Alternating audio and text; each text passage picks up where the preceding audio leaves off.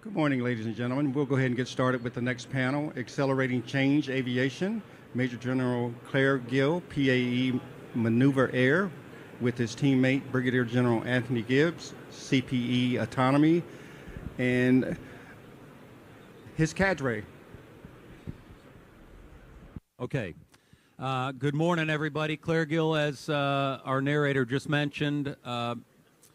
You probably, if you've been paying any attention to the briefs this week, have heard a lot about portfolio acquisition executives, capability portfolio executives. So that lexicon should be coming into, what you're routinely hearing about.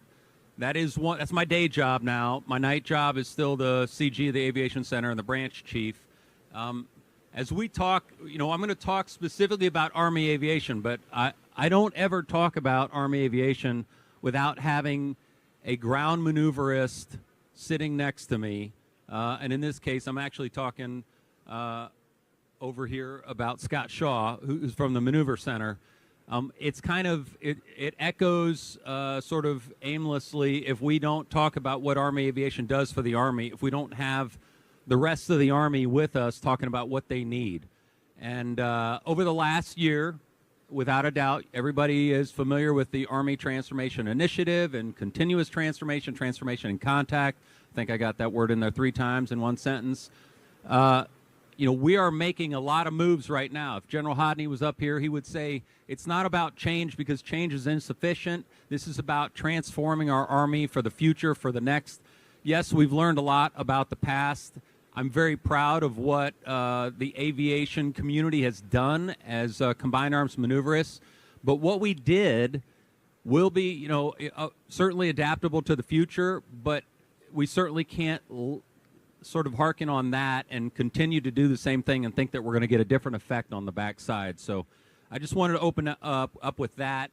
So this is really going to be talking about the enterprise and how we're changing, particularly our acquisition enterprise, right? So the Secretary of War pulled all the acquisition professionals together back in October, and the Army was the first out of the gate in terms of implementing the portfolio acquisitions to ensure that we're agile, adaptive, and moving at the speed of relevance, moving at the speed of where we see the future going. So let me start with just a little bit about what's happening inside the branch and inside the structure of T2COM, right? So T2COM is not just TRADOC and AFC smashed together. It's a different command. Within that, we've been directed to transform our structures. And so what you used to remember and probably work with the CDIDs, the Capability Integration Directorates, now are the TIDs, the Transformation Integration Directors. And further, we have also teamed up with our Future Capability Directorates. That's under General McCurry's Future Concepts Command. So we're still working inside of those things, but that's changed a little bit. So inside the center, in the TID, and over here I got Colonel James Brandt. He's going to be our future lesson learned manager. Inside the TID is our .D, so our doctrinal organization, our OPFD, so that's our personnel and force development folks, and then our lesson learned managers. Hopefully you've heard a lot this week about how we're taking input from the force and bringing that into the centers, taking a .mil PF perspective across things, and then delivering that back to the Army. And we're going to do that through something called Project Victor, which is going to be an AI-enabled database that's taken in things that are happening out in the field, but also queryable by the field, right? So we want this sort of rapid adaptation where we can change our programs of instruction, we can change our doctrine at the speed of what's happening out there, as technology is moving. And I think everybody here understands that there is a very up and right chart in terms of how tech is changing almost weekly, and we're seeing it throughout the world, and frankly now we're doing it with epic fury. So we think that this PAE structure is going to allow us to do that. If you're not familiar with it, 3 of the PAEs, the portfolio acquisition executives, are center commanders, and 3 of them are acquisition experts, all underpin the other way if you flip it. So if the leader is an acquisition expert, it's going to have a center. I will say, for those of us that are not acquisition experts, have not had a career of doing this. We lean very heavily, rightly as you would expect, on those that have. And, of course, they have the acquisition authorities. That has not been transferred to operator folks. Okay, so you're going to hear a lot about, a little bit of success about what's happening in the world right now, and that's informing what we're bringing back into our formations. Real quickly, some of the big rocks that are happening in aviation. I think everybody's tracking the MV-75 is moving very quickly. Our secretary has accelerated. That's one of the, if you went to the UNDRS discussion yesterday, one of the Army's top 5, big 5, if you will. The unmanned space, also on a meteoric rise right now. If you have a chance, I would encourage you, over my right shoulder to your left front is a demonstration right behind this wall of the UAS marketplace. We're very excited about the rollout of that. Think Amazon-like. It's actually being powered by Amazon Web Services, where you can go in, whether you're a soldier in the field or whether you're industry, and look at either what is available and buy it, or you can go in and put your offering on there. You got to go into sam.gov, you got to get an account and all that stuff. But once you're up and running, you can put your capability there. Then soldiers can go in, they can buy it. They can look at it, they can write reviews on it, they can see what's having success, they can see what the most popular new whatever UASX is. And as they operate it, you can see who's buying it. You can see the rating. So the same way that you would rate a towel rack on Amazon and give it 4 or 5 stars, folks can do that. And you can see what else is being offered, right? And so the greatness of that is it's going to drive competition. It's going to drive the best of breed. It's going to drive pricing the way we want it to go. So we're very excited about what's happening. Another thing that's happening, one of the things that folks get frustrated in our community with is how long it takes to get something not only into production, but then once we talk about through that sort of R&D phase, getting airworthiness. And so we've been working really hard with our teammates over in Army Material Command, the AMCOM, and SRD to accelerate how we're doing airworthiness releases. And so we're pretty excited about that. Okay, that's enough for me. I'll jump in if there's something relevant, but you really want to hear from the experts. So this morning I'm joined by Brigadier General Tony Gibbs. He's the Capability Portfolio Executive for Mission Autonomy out of Fort Belvoir. Mr. Rodney Davis, also a Capability Portfolio Executive for Aviation, so he's right here in Huntsville, Alabama. Colonel Scott Shaw, as I mentioned, repping the maneuver on the ground formations. He's the TID the TID director over at the Maneuver Center, and then Colonel James Brandt at the Aviation TID. He's going to be our lesson learned manager. So with that, I want to leave opening comments for all of you. Tony, I'm going to let you kick it off.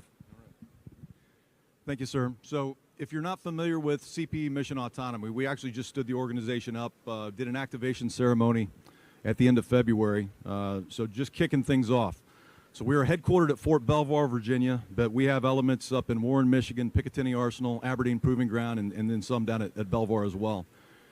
Pulled in pieces from PO's ground combat systems, CS and CSS, and Soldier, and also a pretty sizable team from the Rapid Capabilities and Critical Technologies Office.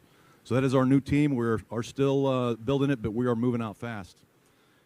So our requirements are driven really by a new document. It's a characteristics of need statement, still in development. It's in staffing right now, called the Autonomous Unmanned System Characteristics of Need Statement, or AutonomyCon is what we call it.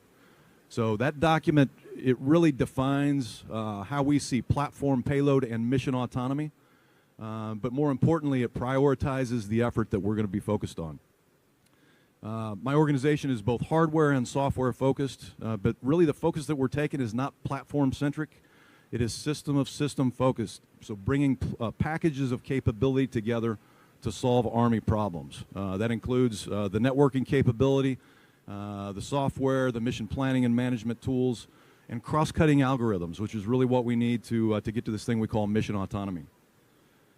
So back to the AutonomyCon and the LOEs that the Army has prioritized us on. It's really 5 big things. First of all, it's launched effects.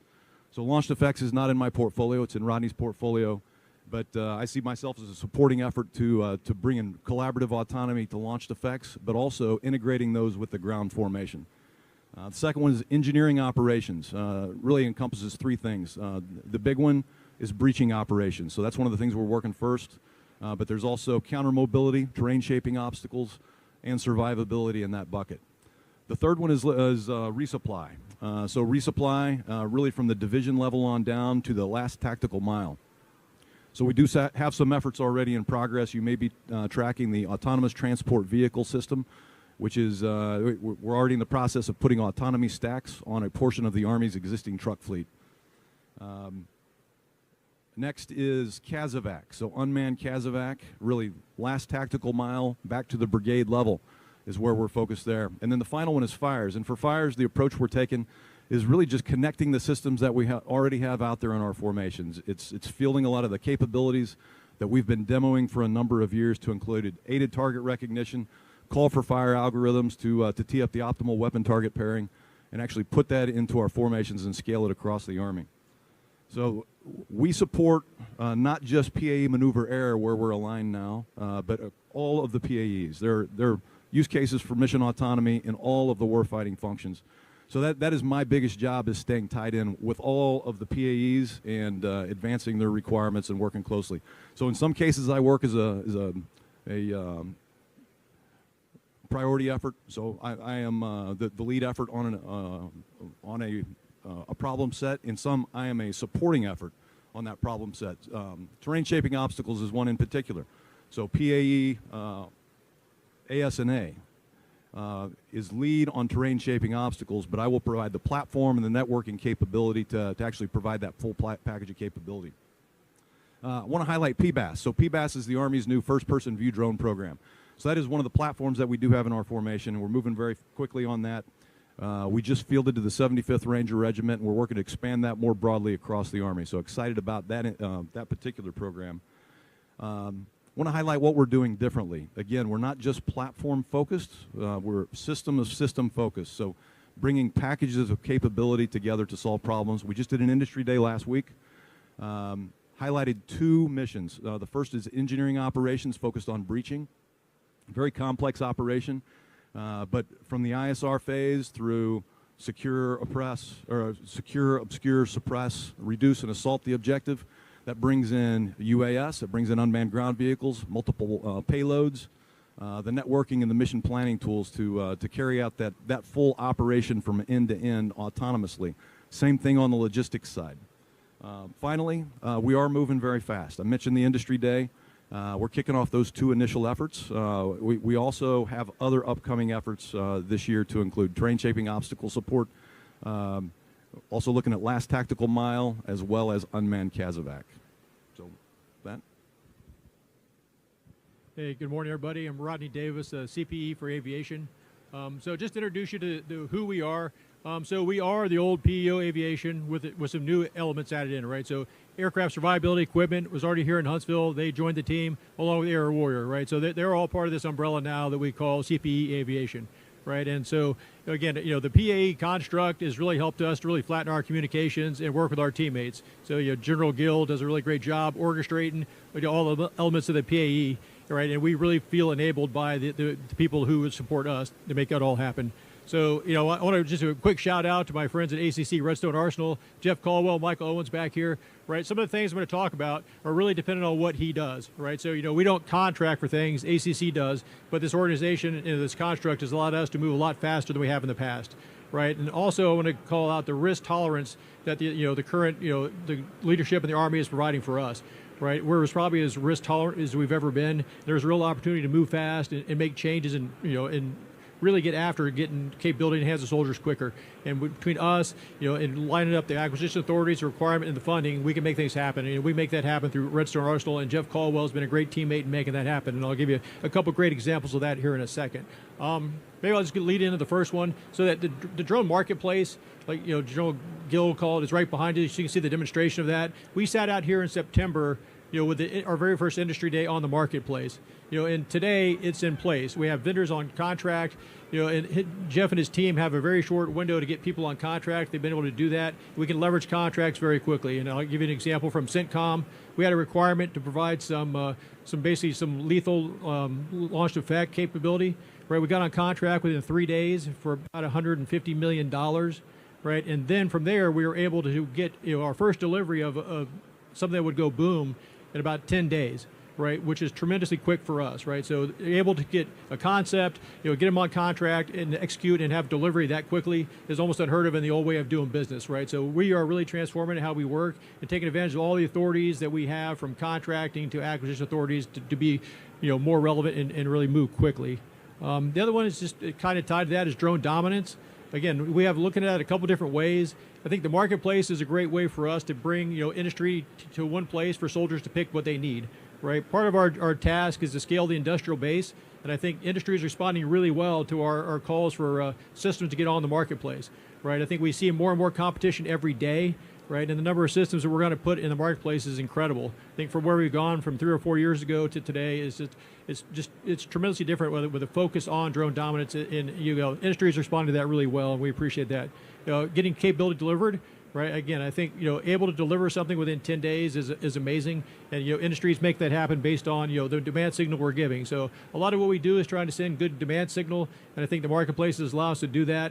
And it's also changed our mindset of how we do acquisition. Right. In the old days, we would have down selected to 1 or 2 systems. We would have tried to field the Army with the same system that would have been obsolete within 2 or 3 years. Right. And we're not doing that today. Right. We're really going back for continuous competition. You're not waiting for us to come out and say, hey, here's the next tranche. Right. Go ahead and put your equipment in the marketplace, and soldiers can pick from that today. Right. They're making best value determinations for what best meets their needs and their mission sets, and not looking at the acquisition world to just give them one size fits all. Right. Which is pretty amazing. We want commanders to have options, and that marketplace concept is really allowing us to do that.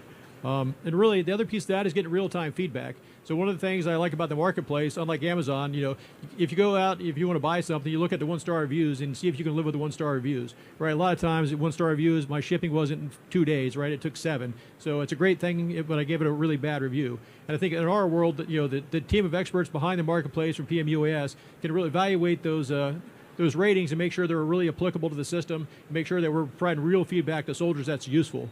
Right, because again, the feedback helps industry make a better product. It also helps soldiers make better choices. So we're here to do that. And the final thing I say about MV-75, right? It is a huge priority in the Army today.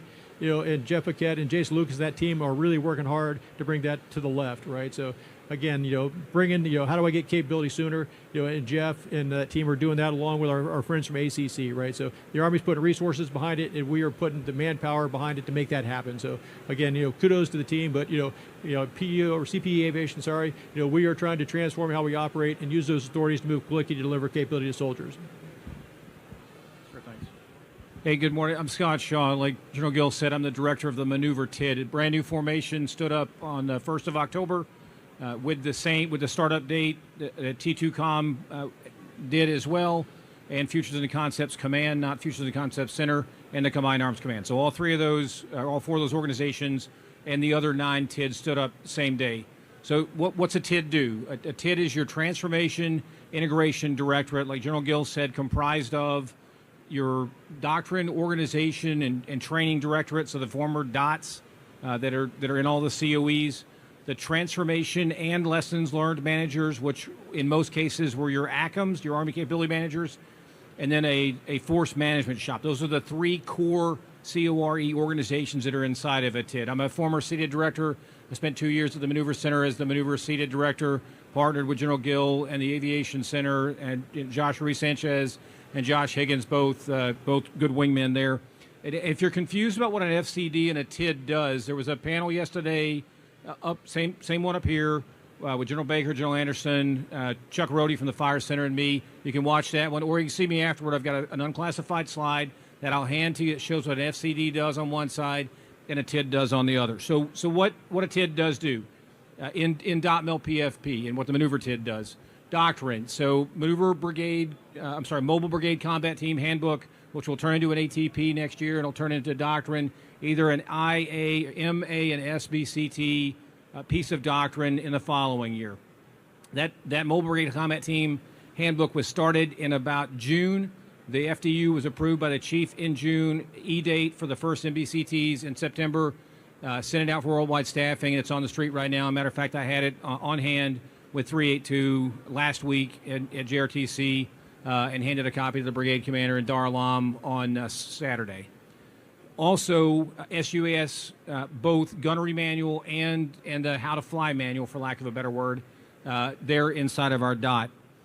Organization-wise, what we do with the Aviation Center is how do we organize ourselves for combat. Inside of DOT Mill PFP, organization is the fastest thing, right? That fast I task organize either for purpose or move some stuff around. And that's what we do with the Mobile Brigade Combat Team. So your TIDs are doing organization, both advice to commanders and press and send on the FDU to CAC, which goes to the department for approval.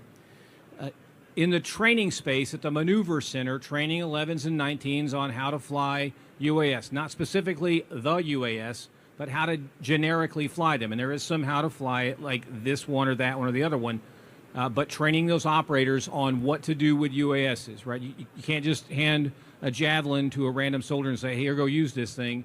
Same thing, there's some principles about UASs where you should and shouldn't fly them, how you can or can't fly them, what they can and can't do, and you just can't give it to somebody and say, here, go knock yourself out. That's really not very productive.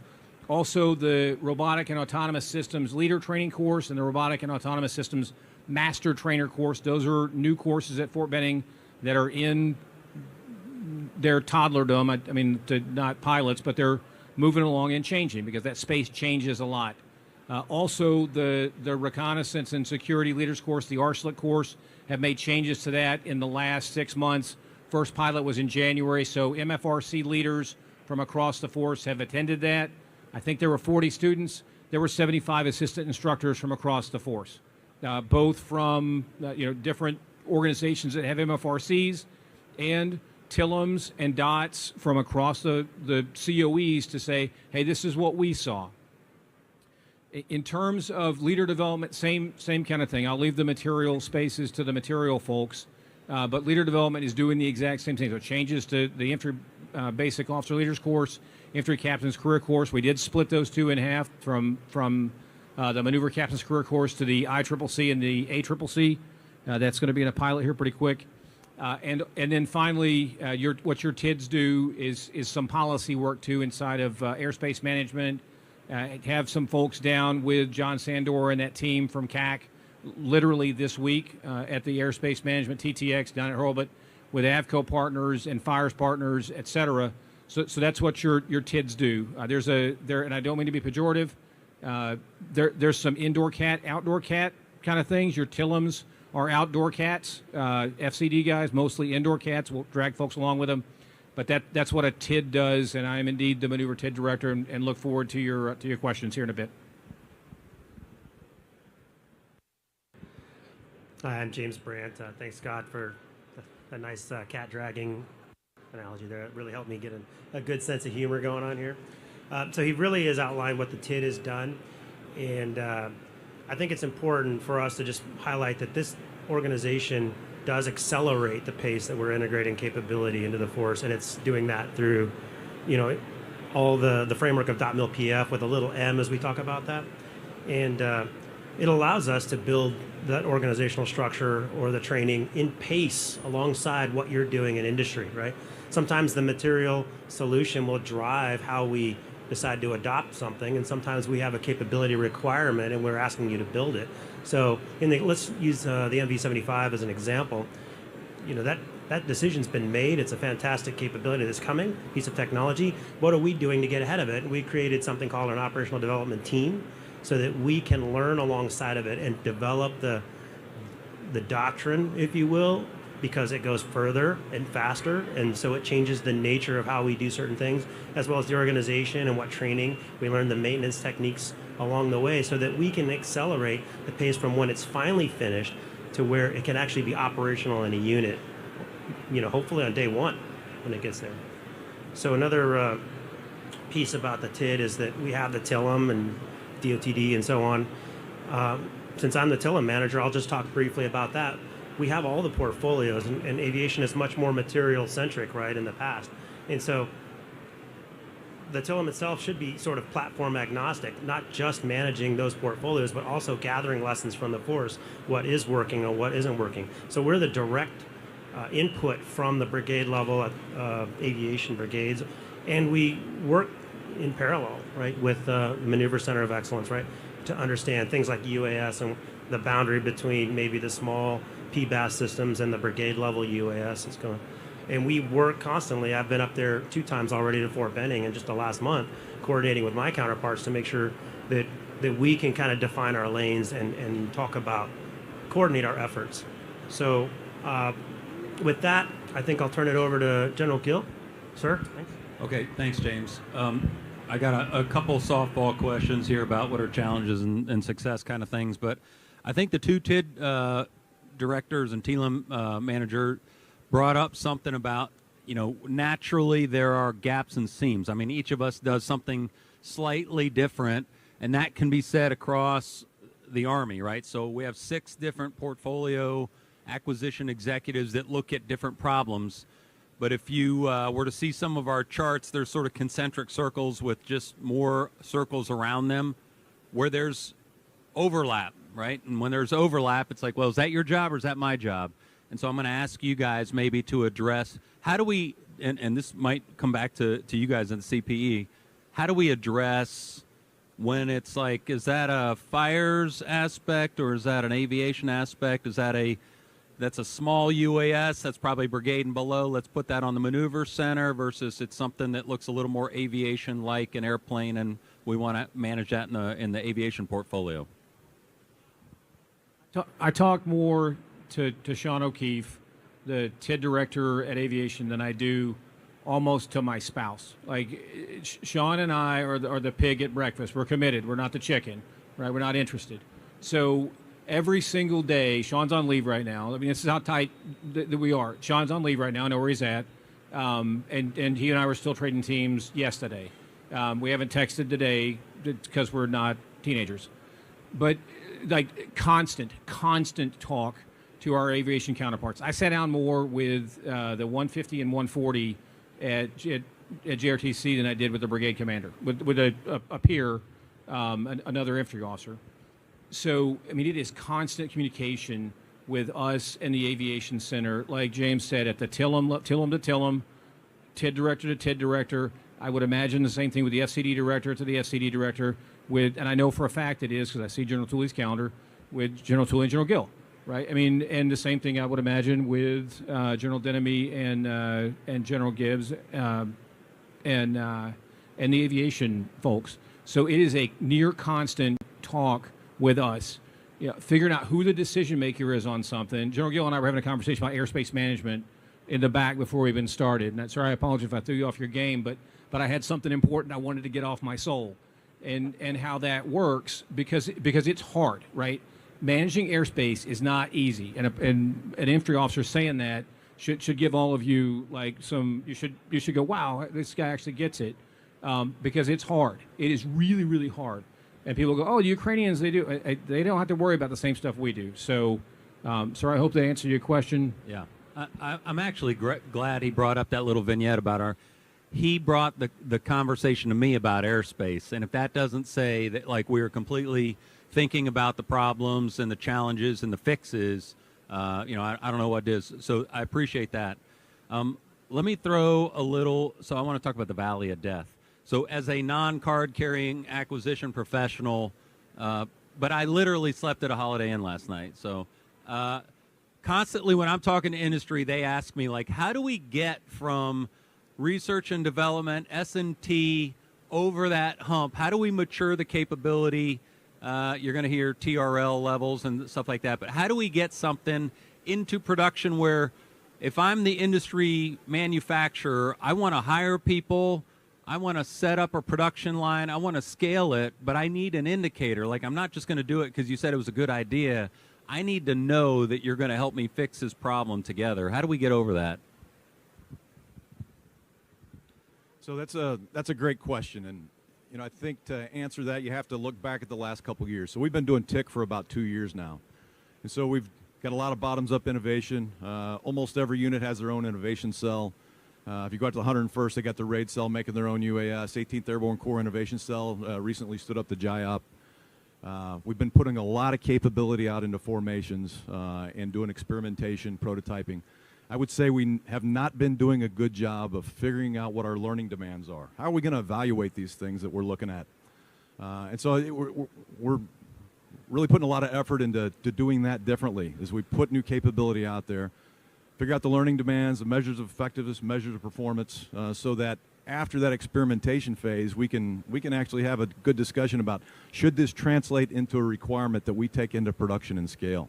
So I think that's that is a big change that you'll see really across the acquisition enterprise, and not just on the acquisition side, but working very closely with the user community as well.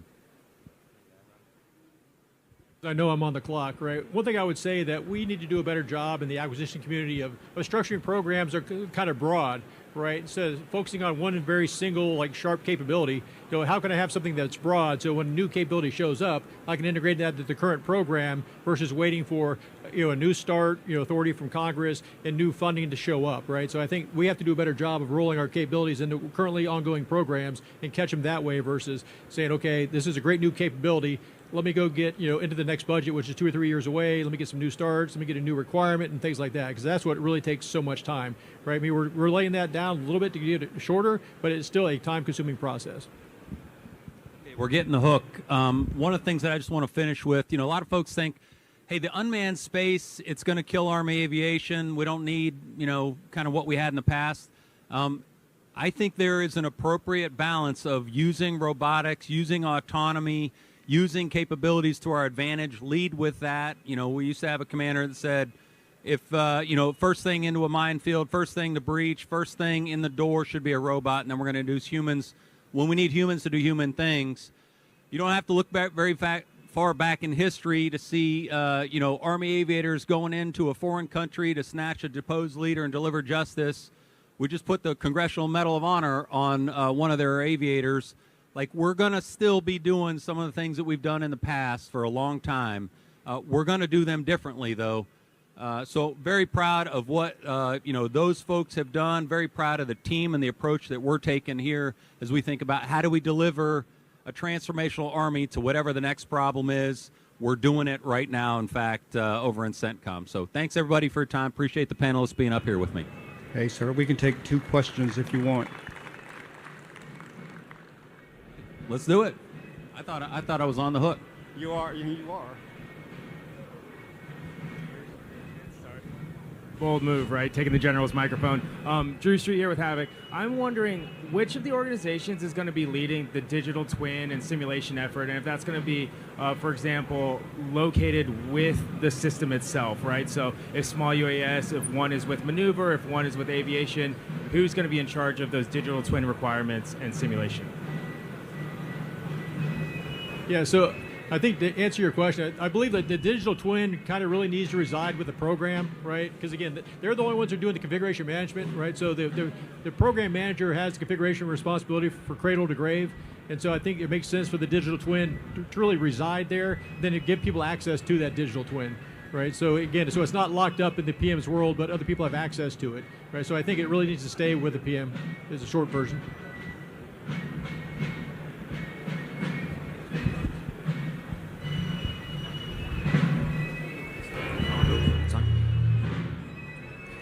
Hi. I'll step back.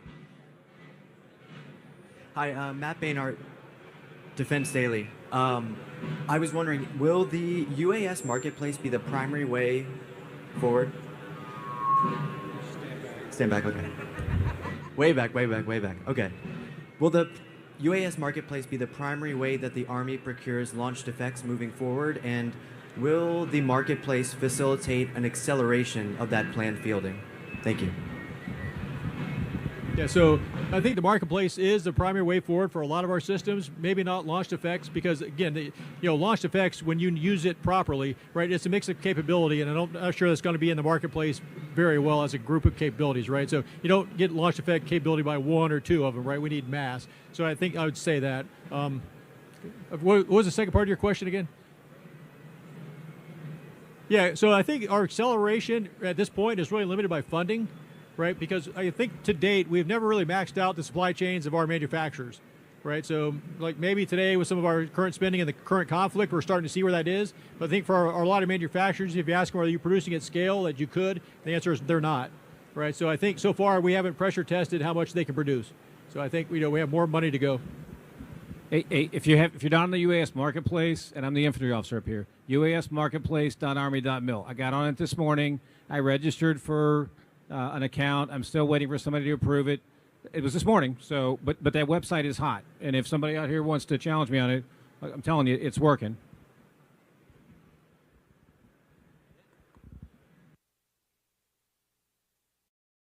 All right. I think the music was that was like the end of the Oscars, like you're done talking. So thanks, everybody, for your time and attention. Appreciate what you all do here.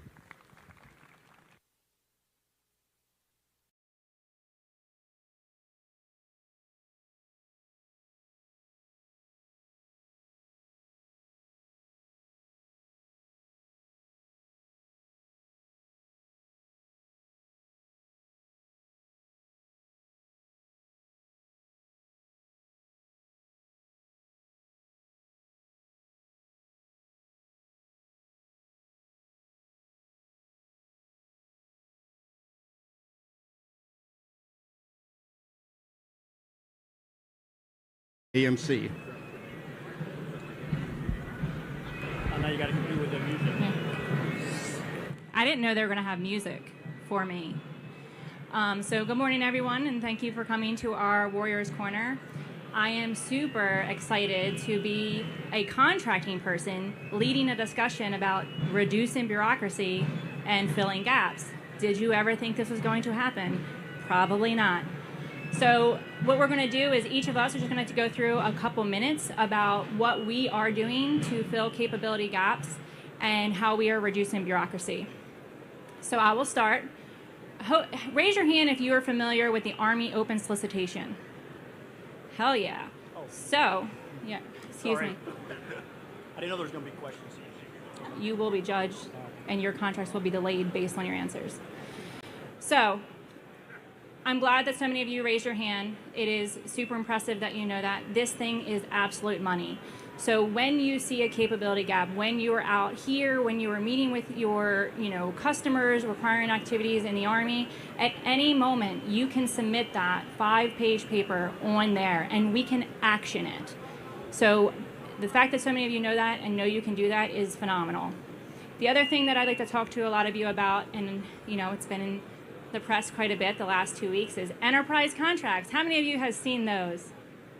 Yeah, okay. Those are also awesome. Yay. So enterprise contracts, they're phenomenal. So here's what they are. These contracts are established to basically flatten communications between the government and industry in the commercial products and services that you sell. So historically what has happened is if you sell a commercial product or software, you may have hundreds of contracts, whether a prime contract or a subcontract with the Army or somewhere in the Department of War, and you are negotiating different terms, conditions, data rights, pricing across all of them. These enterprise contracts are made to be able to streamline those negotiations because those contracting officers and your teams already have predetermined rates and agreements and data rights. What I will tell you is a lot of you didn't raise your hand. So there is currently an active RFI on SAM.gov that says if you are now or intending to sell a product or service, including software, more than once to the federal government, please send that in to us because we are working these enterprise contracts in order. We have about 60 of them in the queue. We so far have done about 16 of them. Those 16 have collapsed.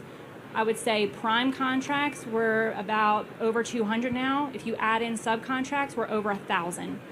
Those 1,000 subcontracts on an average have a pass-through or a indirect fee on top of them, which is saving billions of dollars because on average that is 30%. So we are working these. We're working them as fast as possible. Those are things that if you have not done, I highly recommend you do and take a look at that RFI. If you have already submitted and you want to know where you are in the queue, please reach out to the POC on there. Another thing that we are doing to fill gaps and help my friends out on this panel is all of our contracts within ACC APG, which I am thankful that these are my customers, have to be awarded within 100 days. So if you currently have a contract for one of these people and it has not been awarded in under 100 days, please reach out to us. So that is how we are moving fast and we are reducing bureaucracy. We do that a lot with using things like commercial solutions openings, using existing contracts, using just the Army open solicitation, lots of ways to do that. The other thing that I would like to talk to you all about, because I think if I'm sitting in this audience, what is she telling me how I can do business better so that I can win with the government? If I were you, what I'm seeing right now across all the contracts we have in ACC APG that I think is harming some of you is when you go to compete on something, and that is a system that will have multiple other vendors as part of it, or it will be a system of systems. Two things I would do if I were you. One, be very careful if you do exclusivity deals. If you do exclusivity deals on your business-to-business teams, you may hurt yourself long-term because the government can write and have access to privative contracts with your subcontracts. There might be something better out there, and the way you write your exclusivity deals can hurt you long-term. So be very mindful and be open when you're writing exclusivity deals, when you're proposing with your subs. The other thing that I would probably look at is if you are proposing something, a new system, a new capability, and in any way you can leverage something somewhere else in the Army, even if it is not your contract, if it is somewhere else, please propose that as part of it. If you struggle with reaching out to who, I'm going to propose a widget. In that widget is an antenna or a screen or a cable or whatever, and I'm going to propose the whole thing myself, even if the government already has contracts for those widgets. This is just an example. If you can leverage what we already have or what we're already using, that is phenomenal because it reduces time and it reduces money. Now, a lot of times what I hear is that you guys struggle because of those exclusivity deals, because those companies don't want to part with you because they partner with somebody else and they proposed on those teams, or when they won, they're part of that. If you struggle with that and that is going to increase costs to the government or delay how the government does things, I highly suggest you call me so that we can help you break that deal or work to GFE things to you. I think my 4 minutes is up. Sure. And I'm going to pass it on over. Okay. All right. Thanks, Danielle. So I was asked to talk a little bit about, from a Next-Gen C2 perspective, as a pathfinder for things that we've been talking about with acquisition reform, how does that impact on what we're doing from a contracting perspective? So really, for those that aren't familiar, where we're at with Next-Gen C2, we've got two prototype divisions that we're working through this year. As we move into FY27 and we go into post-prototyping, the contracting approach that we take to that as we feel to the rest of the Army becomes extremely important, right? We want conditions set to enable the speed that we're talking about. So a couple of the things on the Next-Gen C2 side where we've been kind of a pathfinder for the acquisition reform is a lot of the work that we've been doing with Danielle's team as far as the new approaches from a contracting perspective. So as Danielle said, things like CSOs, OTAs, have been kind of critical vehicles to enable really what is our number one priority with a lot of this, which is speed. So I appreciate the 100-day comment, right? So for those of you that have lived in the land of 240-day pulse, if you were lucky, we're not seeing anything like that as far as some of the new efforts. So I applaud that. That takes all of us. It takes industry. It takes the government to have a lot of those kind of ongoing, iterative, real-time discussions to get us to that point. A couple of the things that I would like to highlight that have been very effective as part of this is the business-to-business relationships. Those are critical to enabling some of the speed that we're talking about. And then as far as maintaining pace, that's just a huge enabler. So what I would ask you to do is, as you start thinking about those relationships, we're really interested in what you're really good at, what is your core competency, and then partnering with other folks that complement that, right? One of the other things that's going to be unique about this is there's not a one size, or there's not going to be a winner-take-all approach as we move forward. So Next-Gen C2 is, you're not going to hear us use milestones. It is an iterative process. It's a continuous process. There will be opportunities to compete throughout as we move on into FY27 and beyond. So please, continue to keep an eye open for those opportunities, because as we go from unit to unit, what you're going to see is there's going to be a core amount of capabilities that we're going to carry forward, but there's going to be trades within each of those formations based off of that unit's mission set, based off their unit medals, and we'll work with those commanders to identify what opportunities are going to exist within the solution space. And so I think there's going to be opportunities as we move forward and iterate from unit to unit. So I think I'm getting played off. But so with that, I'll turn it over to my battle buddy here from CPE. ES2. ES2. There you go. All right.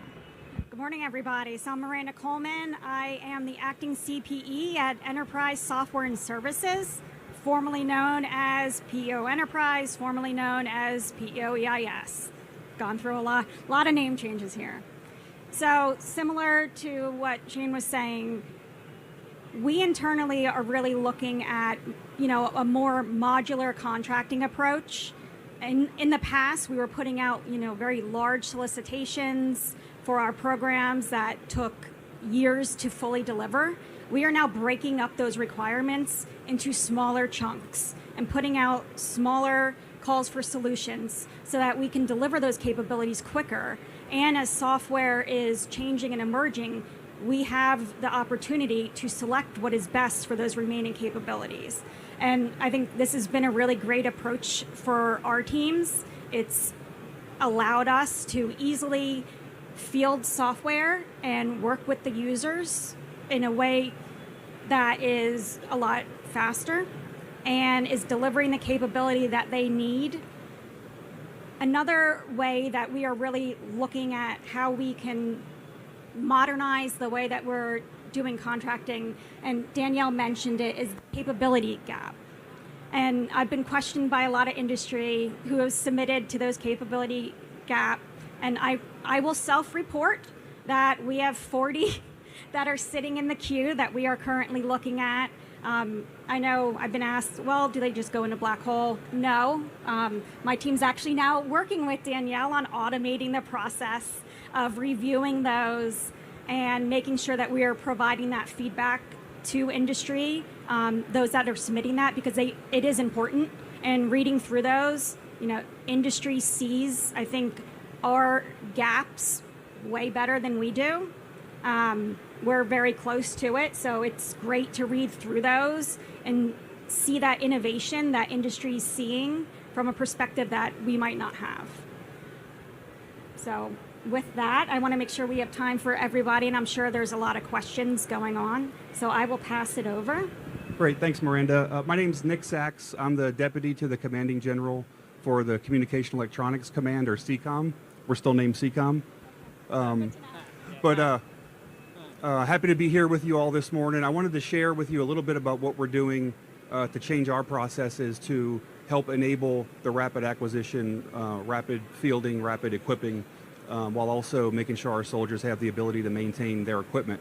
And I'm going to touch on 4 initiatives we have going on right now. One is our rapid cataloging process. So we're piloting an effort now with rapid cataloging where when General Taylor has a requirement to field something, we don't want to do the prolonged provisioning conferences of having to get all the data exactly right before we can get an NSN and get it into LMP. So what we're doing is we're streamlining and taking, I think there's like 60 data elements, and we're looking at the 24 critical data elements that we need to assign an NSN, and then we can work on the delta later as that piece lives on. And what we've seen so far is we've been able to take the normal process from need to having the item in LMP is about 40 or so days, and we've been able to do that in 7 days. So we're able to get NSNs faster, so General Taylor can field kit with an NSN, and then that commander who receives the kit can carry it on their property book like they would any other item that's NSN'd.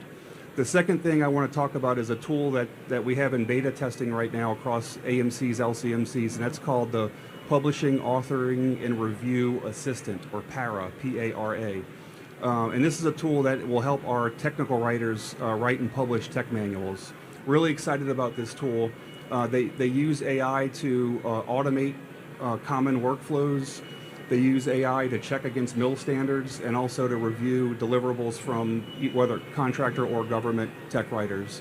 What's really exciting about this is you don't have to, as you know, our tech manuals are all going toward XML. You don't have to be an expert in XML to do this. You can do like block diagrams of work packages. Step 1, do this. Step 2, do that. You hit a button and it turns it into XML. And then then you can run that XML using AI against mill standard library, and it tells you if it's right or not. An example recently of this, while it's in beta testing, our partners at TACOM had a manual they needed to convert to XML so it could be viewed in IADS.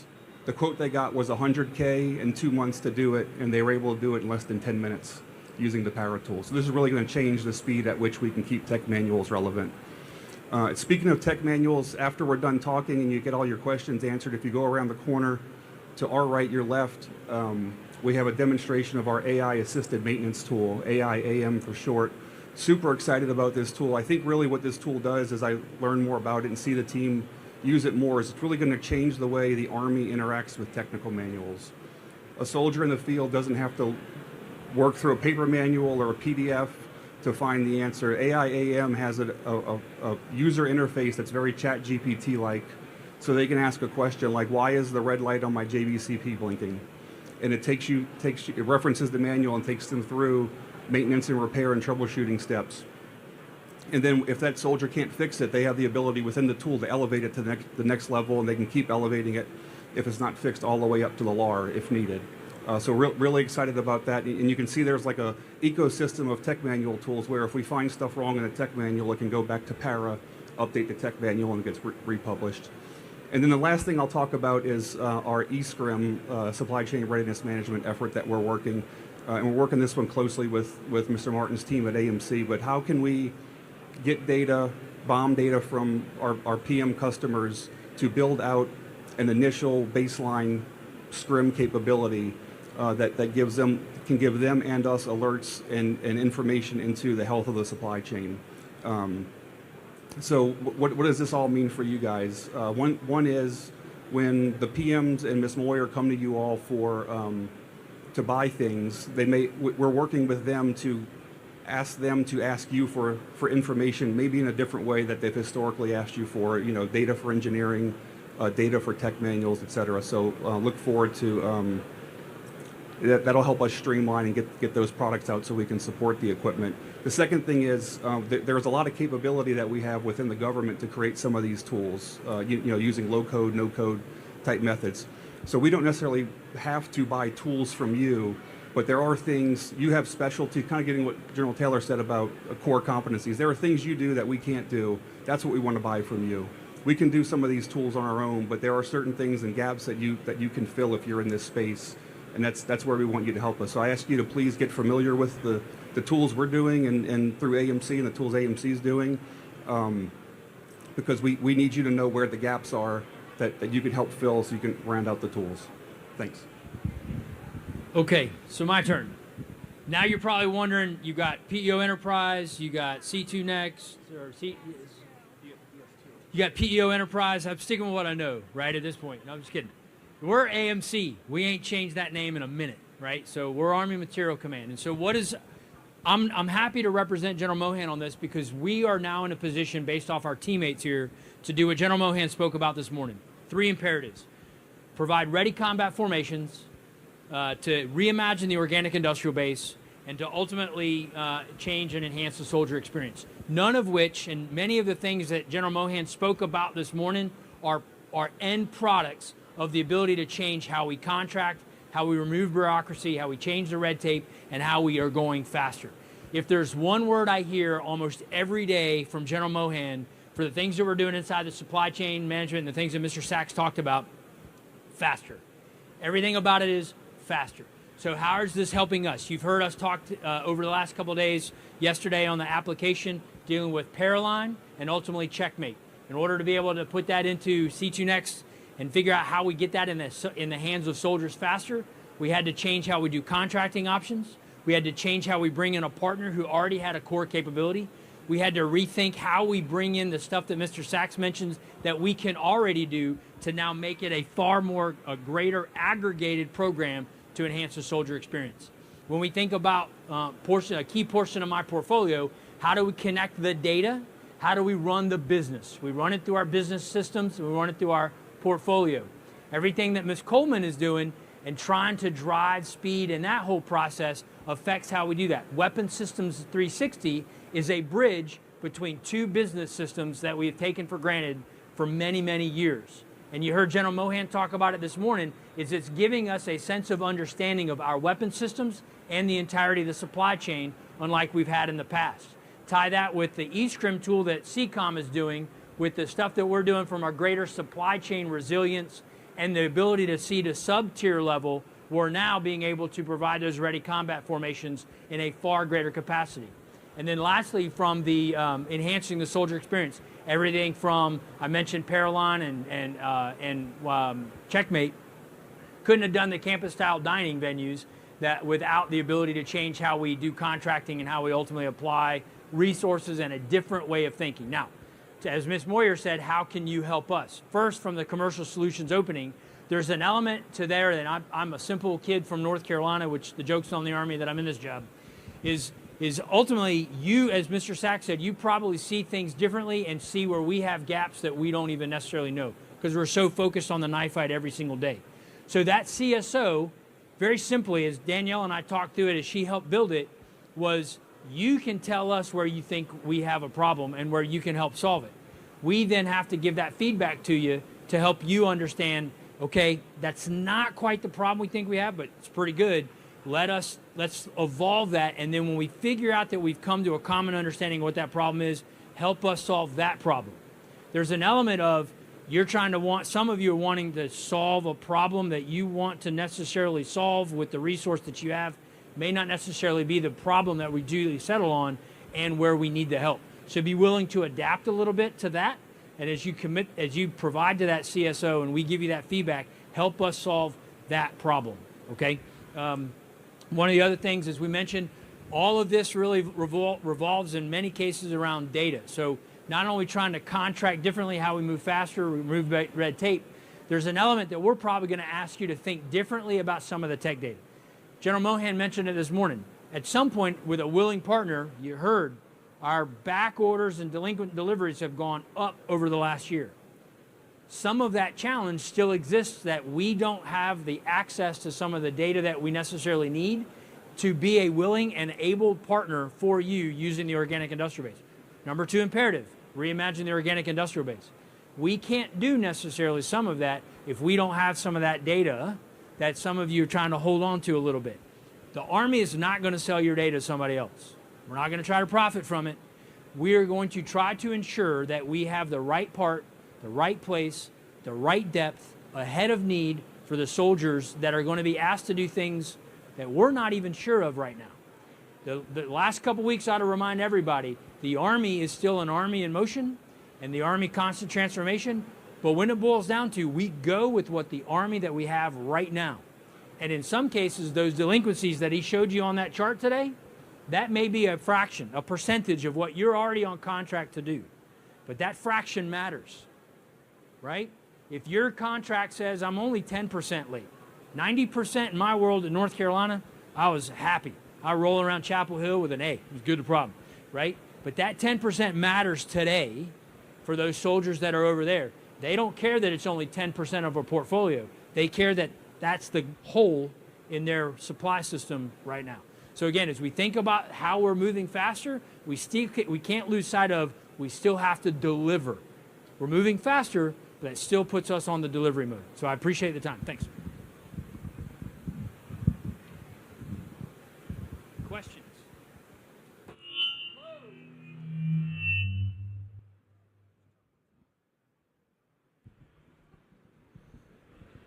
Hello. Todd Marshall from Carson Solutions. We've done a lot of work with GSA and FAA with Agile and Cloud, and we'd be a new entrant into the Army enterprise space. What are you prioritizing this year to get new entrants, non-traditional defense contractors in? So that Army open solicitation absolutely does that. But what I'll tell you is if you have existing contracts that we can leverage, provided it doesn't cost me a lot of money to use it, we would absolutely leverage that. So I welcome you to submit that offering and what you've already, because one of the great things, if you've already pre-negotiated something and went through all that time, we can absolutely leverage what already exists.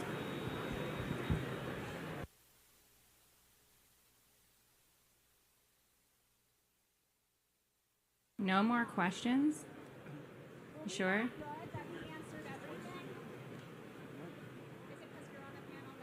Yeah, I guess not. Yep.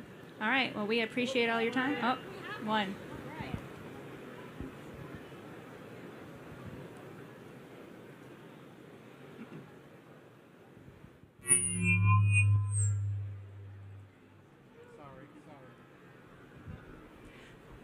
This morning you talked about the military just building their own parts when they have no other options.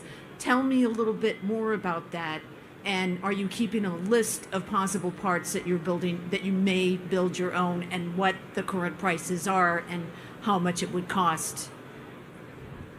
So I think one of the first things that we have to figure out in some cases is what capabilities do we have. So yes, the idea is that we want to expand the capabilities in some cases, right? I think to your point, we can't afford iron mountains of parts that we may have done in Desert Shield, Desert Storm, or even OIF-1 or even OEF, the original OEF, right? So in some cases, there are parts that we believe that with the right tech access, you know, the Army has an immense amount of production capacity. Rock Island Arsenal does good old-fashioned forging and casting as well as advanced manufacturing. We also have some capability in our depots. We have Rock Island or Waterville Arsenal as well. Not everything can be 3D printed, right? There are some things, and I would argue a big chunk of those things that can be 3D printed are actually managed by our partners over at DLA. In many cases, if we had access to it or we could reverse engineer it, we could make it. You also heard General Mohan talk this morning about the qualification process. The LIMFAC right now is actually how do we speed up that qualification process, because many of the tech files that were built for the original parts are in some cases 30 and 40 years old. So the original criteria says it has to last a certain many miles, it has to be a certain tensile strength, has a certain density, etc. Well, the materials that we could actually use to print or subtractively manufacture today may be very different. So how do we change that qualification process to meet different specs? Some of that is a reverse engineering. Are we keeping a list? Yes. We are keeping a list. We're also looking, again, from Weapon Systems 360, we can see many of the parts that we don't have. We can tell what vendors are late. And so we're trying to change the narrative of that conversation of the vendors that says, how can I help you get better at that? In some cases, it may be that sub-NIN, to Mr. Sack's point about cataloging differently, maybe it's that sub-NIN that you have a vendor that went out of business. Many of those larger assemblies have sub-tiers, whereas a small business, mom and pop shops that may have left the market for whatever reason because we haven't been great customers and good demand signals. So I'd like to figure out how to make that. I don't need the whole assembly. Maybe I make that and I provide it to a company as GFM, right? Or I'm a source of supply and you pay me for it. There's a ton of opportunities there. So yeah, I hope that answers your question. But yes, we're absolutely doing that. And I want to just add a couple things to that I didn't talk about earlier. One, it is not always a us and a you. We have public-private partnerships. And back to your about new entrants, just so you know, everybody out there knows, we can do public-private partnerships where the government is a sub to you, where we do like work shares for both all types of hardware, software. We have software depots. We have, we have enough organic that we can help you deliver our things well. Also, if you're a new entrant and you have some new capability that you want to get in the hands of soldiers to see how they like it, you do not have to wait for a solicitation or for the Army to tell you what to do. We also have options of what's called bailments agreements. We can do bailments where you give us your thing. Now it's your risk because we might break it and screw that shiz up. But it will give you feedback. But also you can't cry when we give you real feedback about your product. You need to take it and do better. But I highly encourage you that when you want to get your stuff out in the field and you want to get it tested, you absolutely can do that. And you can use the Army Open Solicitation to say, hey, look, here's 5 pages about what we got, and we'll give it to you for free. And then we'll work with some unit in the Army to say, hey, can you try this out? Super easy. And I'll just add to not just the 3D stuff. I think Mr. Martin was touching a little bit. At Toby Hanna, we have a pretty advanced microelectronics production capability, so they can print multi-layer circuit cards there at Toby. So we're open to partnering with industry if it's on new cards or if it's on printing old cards where we have obsolescence issues and there's no one else who's going to do the card, but you need it for whatever you're doing. Toby can do that, and Army Software Engineering Center can also do a public-private partnership where you can then develop in the environment, in the enterprise DevSecOps platform environment, so where what the thing you're doing is inheriting all the security that's already within that. So that's another way we can go faster.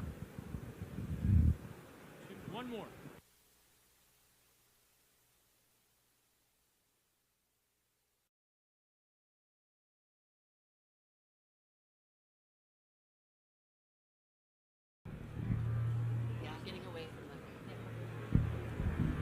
So my question is twofold, one for Mr. Sachs and one for Ms. Coleman. Really interested in better understanding how we as industry get more familiar with the capabilities that you guys have. Is there a process that we can, I noticed on LinkedIn that you guys were doing a kind of a show of the software. I've seen a lot of PowerPoints about what you guys are looking for, but I've actually never seen the software myself. So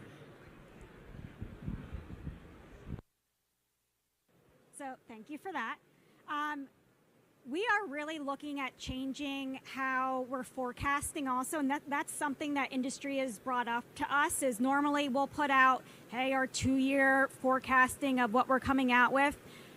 Well, I've challenged the team to rethink that, and a lot of that's going to be, hey, let's bring in industry. We'll show you what our current capabilities are with those capability demos we're doing, and we're doing that kind of across the Army so that folks can see software is, not as cool as, the stuff that maybe ground and other groups are building. So it's important for us to show the capabilities that we are delivering to soldiers. And I think that's something we're going to start doing with industry as well, so that you can see maybe where, again, we have gaps that we might not see.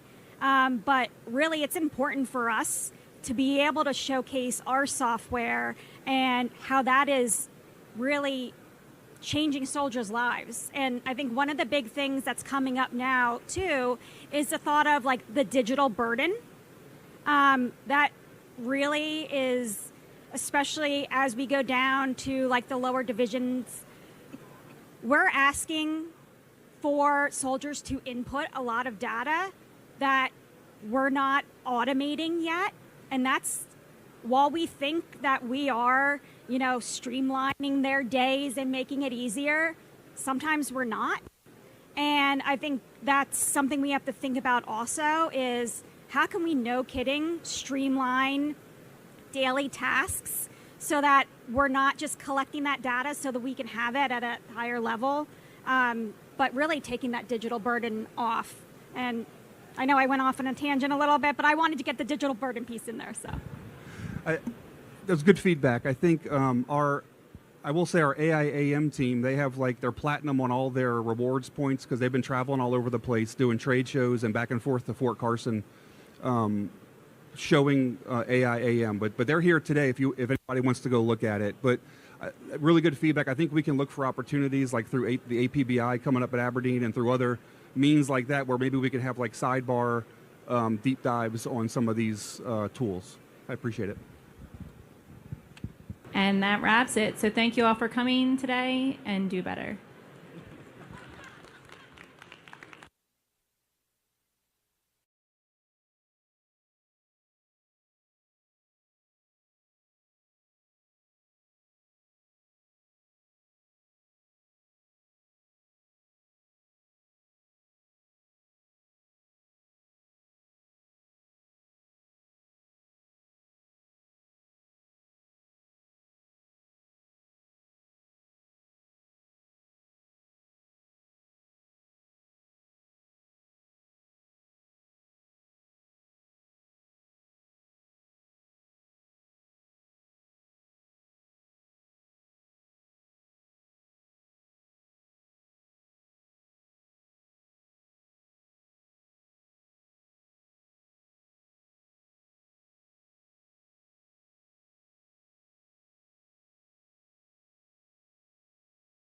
Matt Gaydon, Commander of ATEC, Colonel Joseph Alexander, Redstone Test Center Commander, and Colonel Brian Sampson, Dugway Proving Ground Commander. All right. Sir? Good morning, everyone. Hopefully you can hear me. I'm going to talk loud. I was in the back on the last one, and I know it was a little difficult to hear, but Pat Gaydon here. It's great to be at AUSA Global Force here in Huntsville, and I really appreciate the large crowd that we have that's going to hear Army Test and Evaluation Command talk. And our topic today is drone dominance and how we can help make that move more rapidly through test and evaluation. And we're going to talk that through the lens of two of ATEC's test centers, through Redstone Test Center, and I've got Colonel Joe Alexander here from Redstone Test Center, he's the commander, and Dugway Proving Grounds and West Desert Test Center. You know, Redstone's local. We brought Brian Sansom, the commander of Dugway, in from Utah. And what I'd like to say is when it comes to drones, all of our test centers have capability to test and evaluate different aspects, and we bring different things.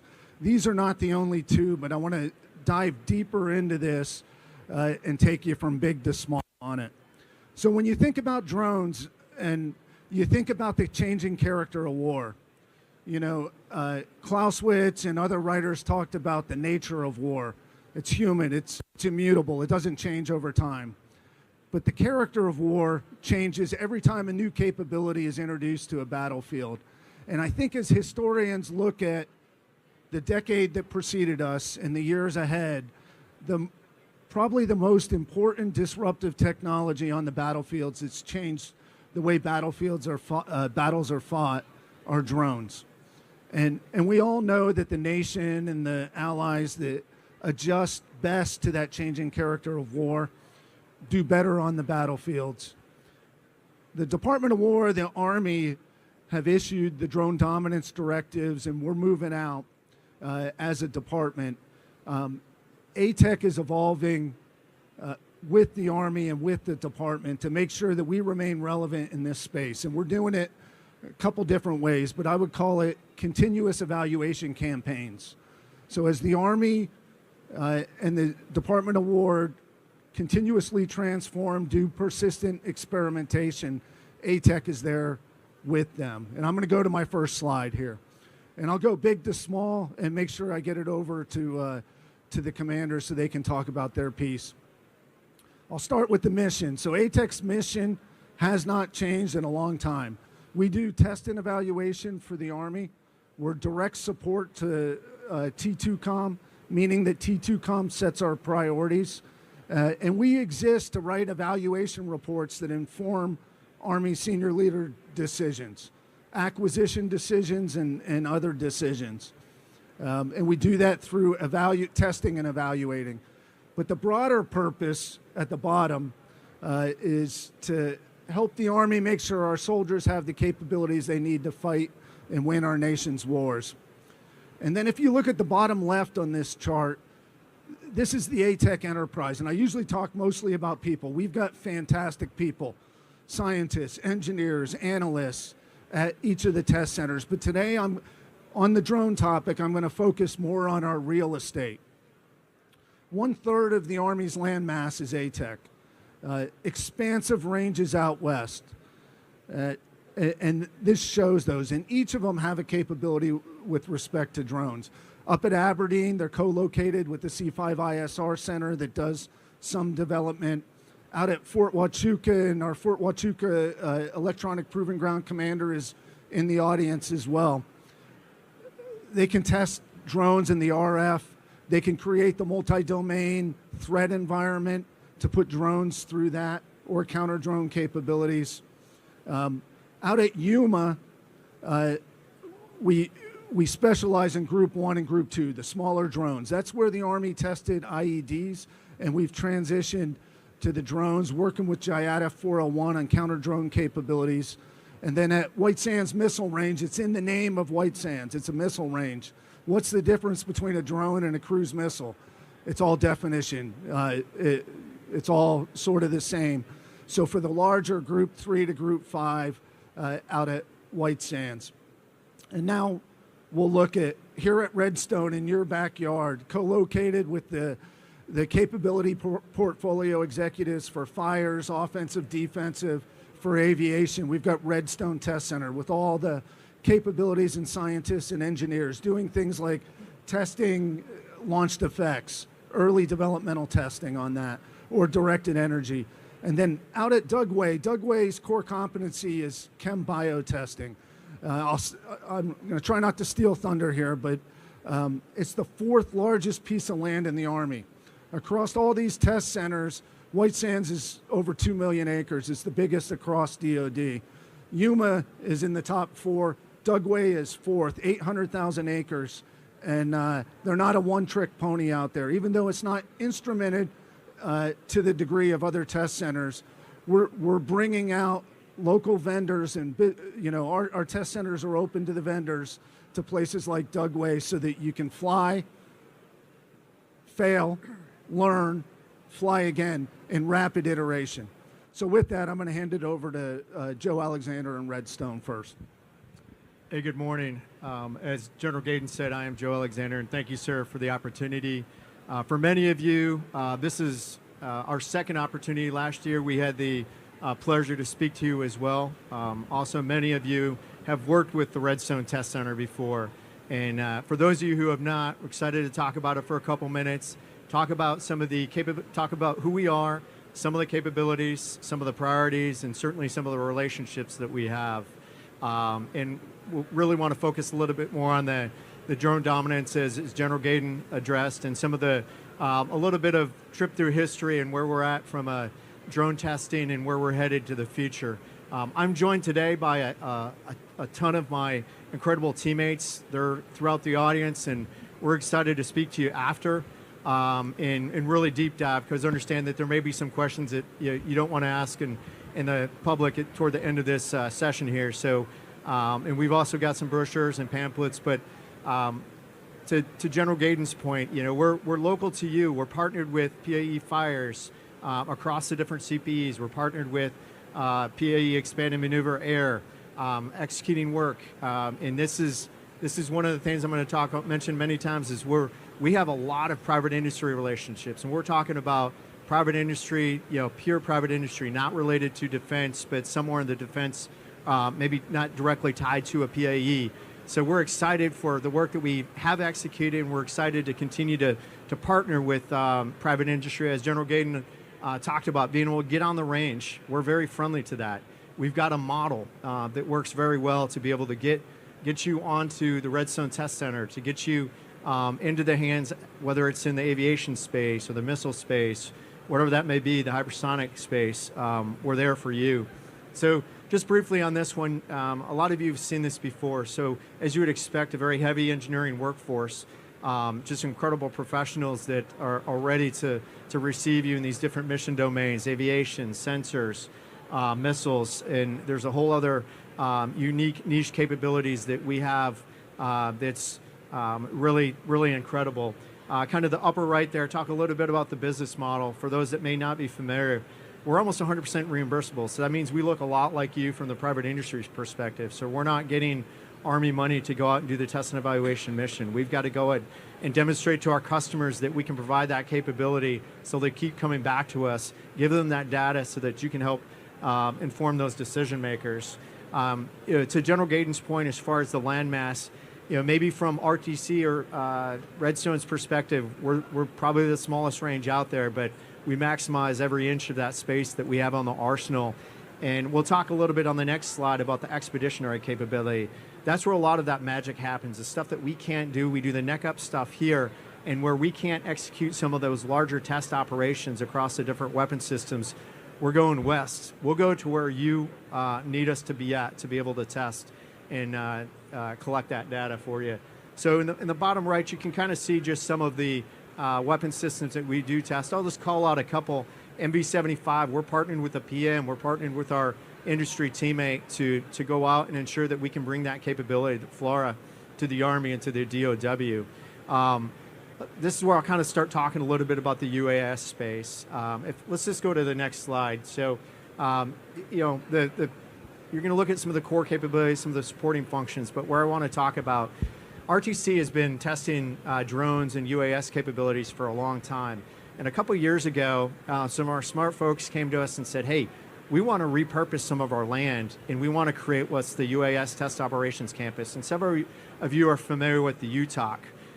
Within the last couple months, we said, those same individuals came to us and said, hey, we've got more space. We need to go faster because that's that accelerated testing to be able to deliver capability. Let's go ahead and develop a UAS test range. It's smaller, more centric, the ability for you to come onto our range very quickly, very cheaply. Within 48 hours, we can get you hopefully on our range. You can be executing some of those smaller, maybe very time-sensitive missions on the UTR, the UAS test range. We still have the UTOC capability for more deliberate type of events, but that test range capability is for that time-sensitive testing. Talk a little bit about some of the tests that we've participated. We've got UAS tests going on right now. I'm heading out to the range tomorrow morning for some demos that some unique capabilities. We were in Fort Benning last week working the Maneuver Center of Excellence, capturing some high-speed photography and direct support of some very special customers that needed support out there.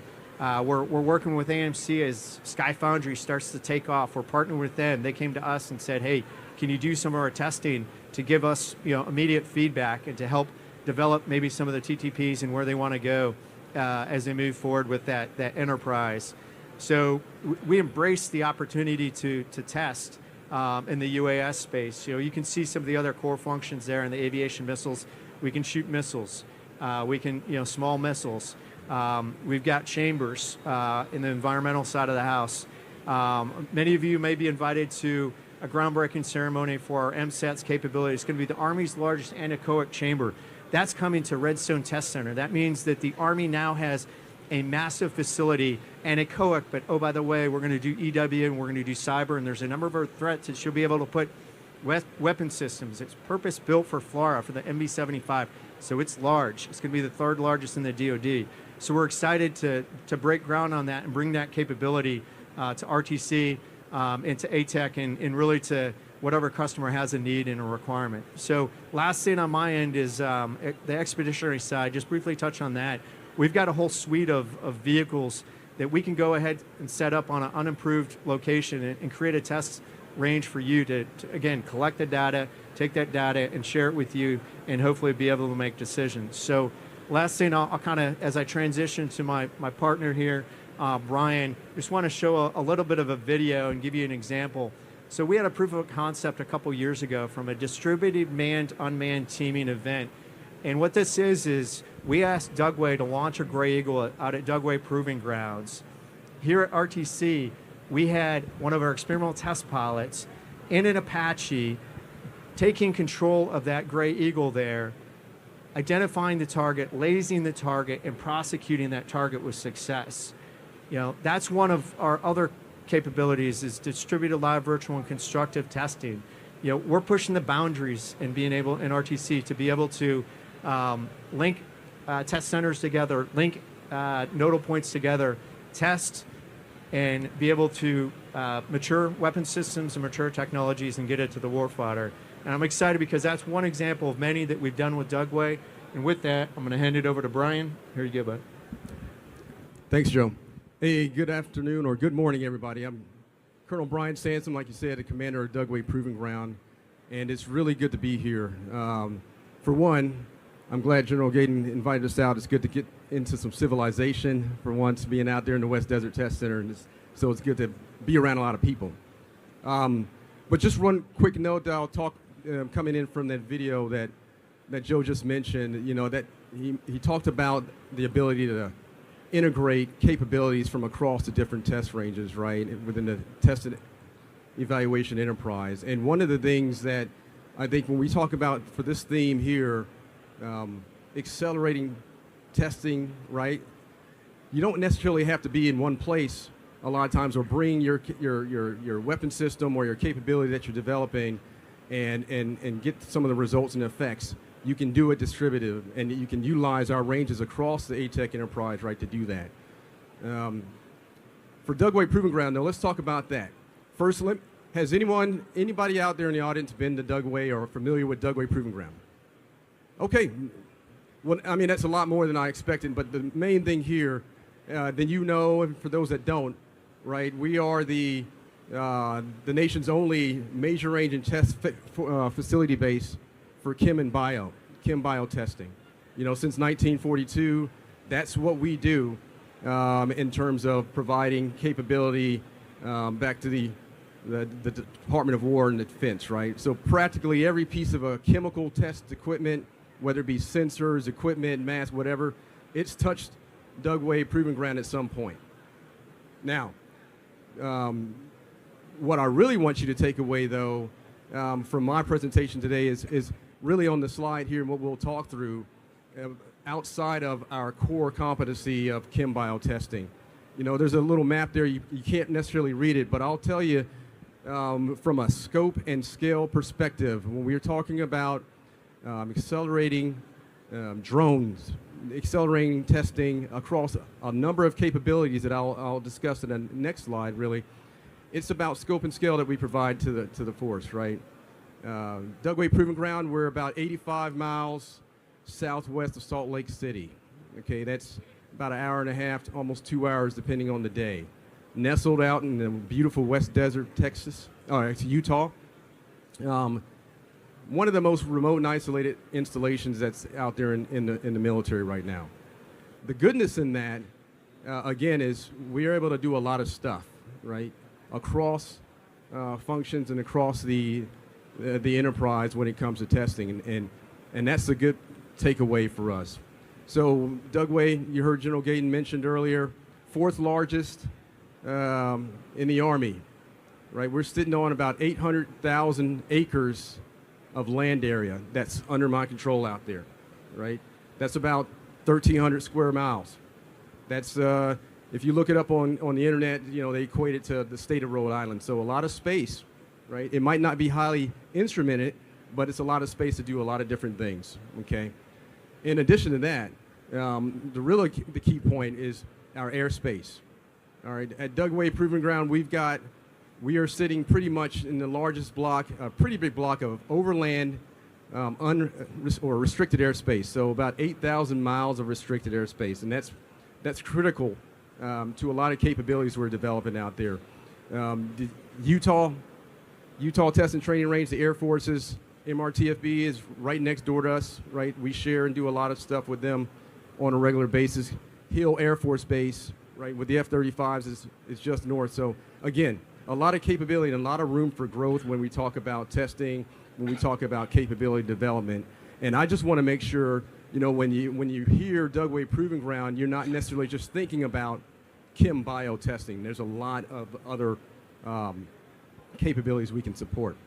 Okay, so that's all I'll say on this slide. We can go to the next one, really to get after a couple of the key things under the theme here of drone dominance. But again, we've got some capabilities out there, primarily when it comes to UAS and counter-UAS. We've been doing stuff out for years, okay?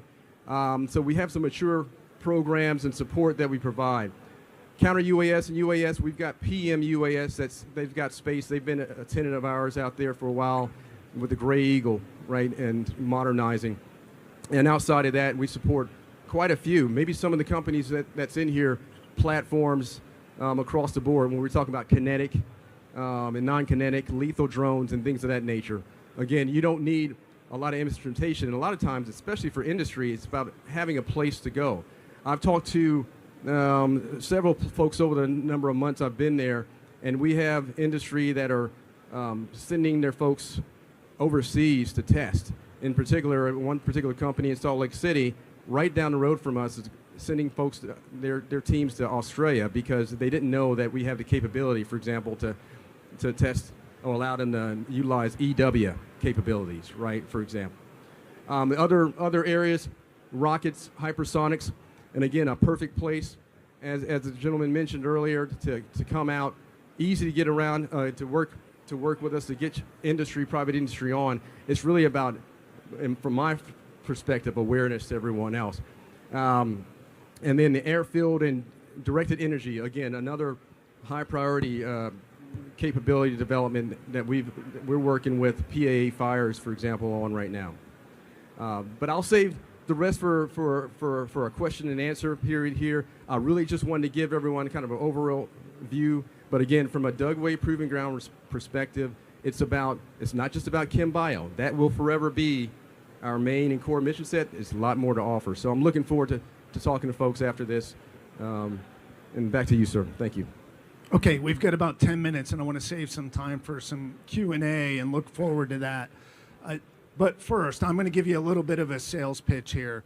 I know we're passing out a flyer card on here, really aimed at program offices, industry, Army labs, on how to get access to ATEC ranges. We want you on our ranges.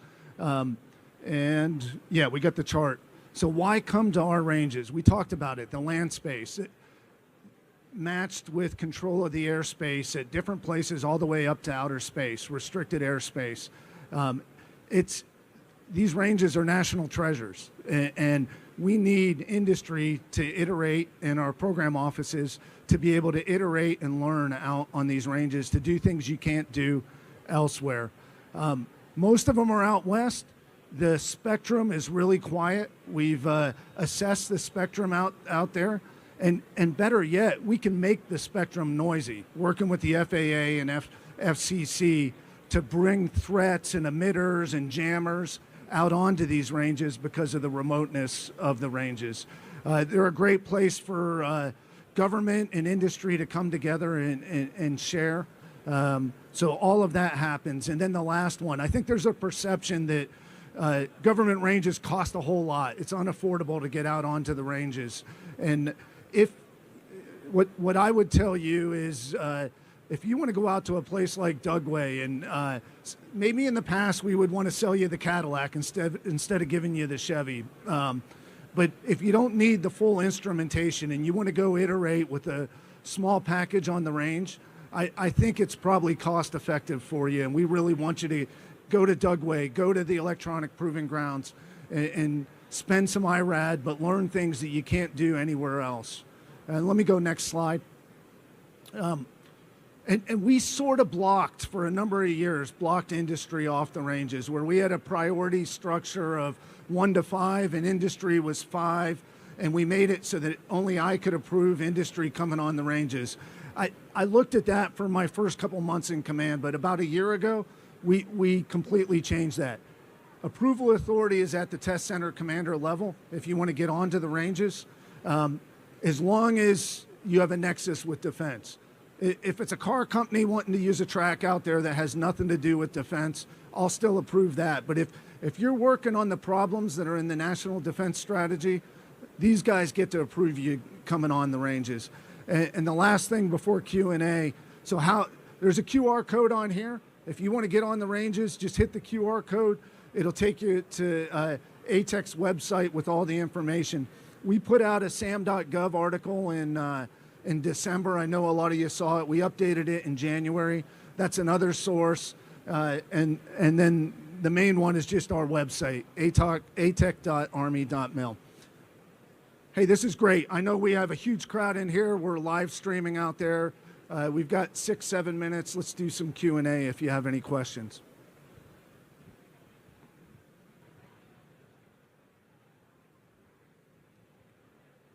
All right, Christy, you got the microphone. We got a question right here. Up second row.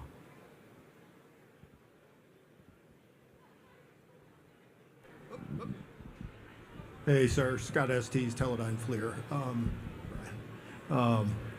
So coming back to the openness of ranges and trying to open this up and looking at the larger DOW initiative to streamline testing overall, is there any thought given to perhaps structuring tests that are paid for by industry with their IRAD such that the pedigree for that testing is rapidly transitioned over to the program of record owner? Hey, great question, Scott. And if I had all the time in the world, I would have probably got to that one. I call it big E for evaluation, little t for test. And that's the mantra of ATEC. Is what we offer the Army is the evaluations that inform acquisition decisions. And the team that writes the evaluations will take all available data.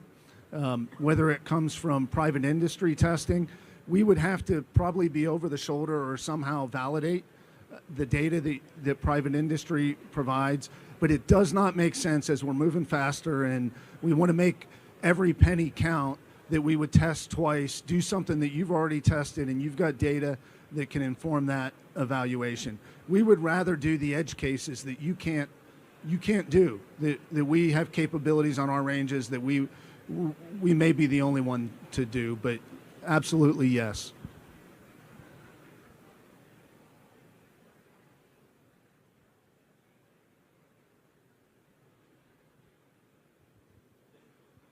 All right, any other questions? I know there's got to be some. We got one right here, Christy. Oh.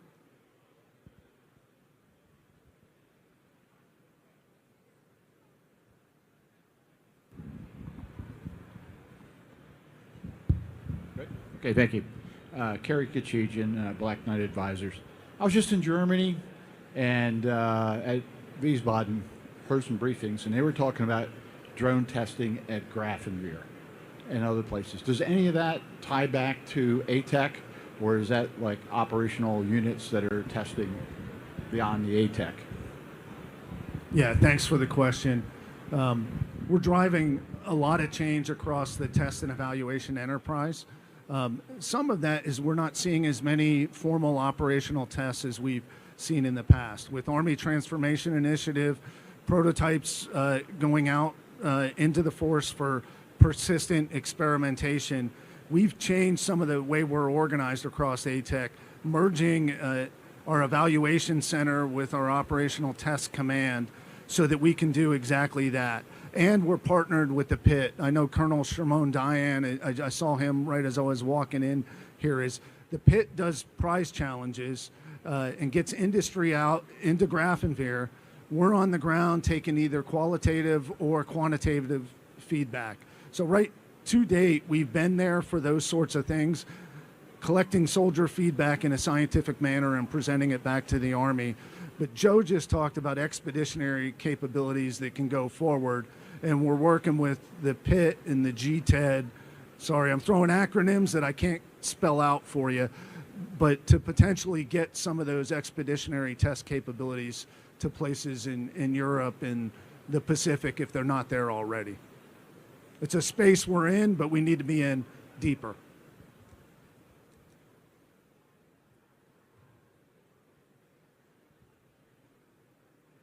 Okay, we've got maybe 2 minutes left. 2 minutes. Any other burning questions? And it's okay if you don't. Okay, we got a hand right here.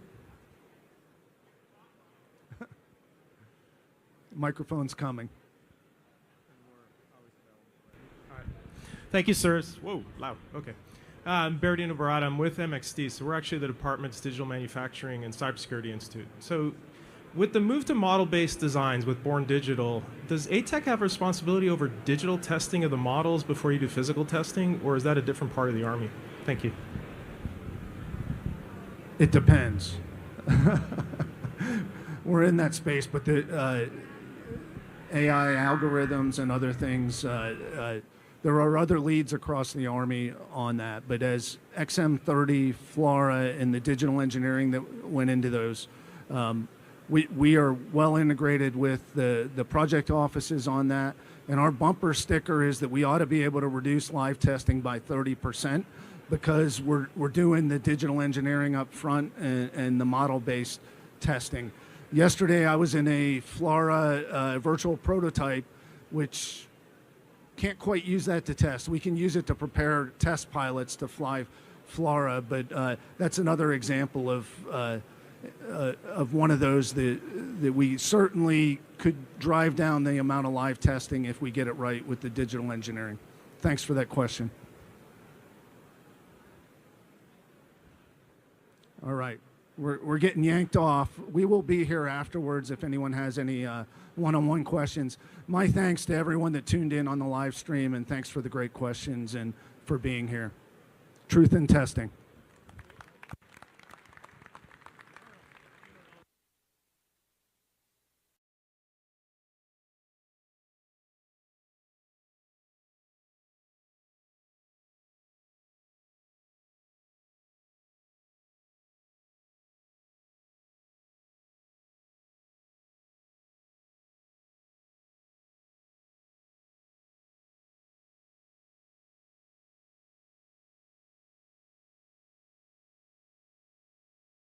and Major Taylor Raynon, G3 Aviation Director, 4th ID.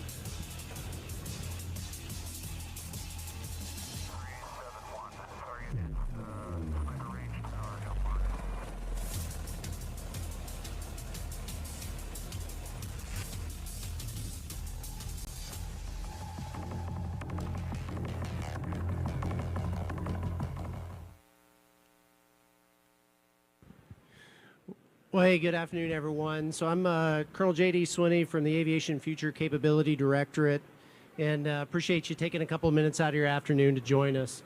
So look, we're going to talk about maneuver air this afternoon, but we're going to flip the script a bit. So what we're not going to do is talk about helicopters, launched effects, or a new UAS. What we're going to talk about is, all of those tactical enablers that makes the system work.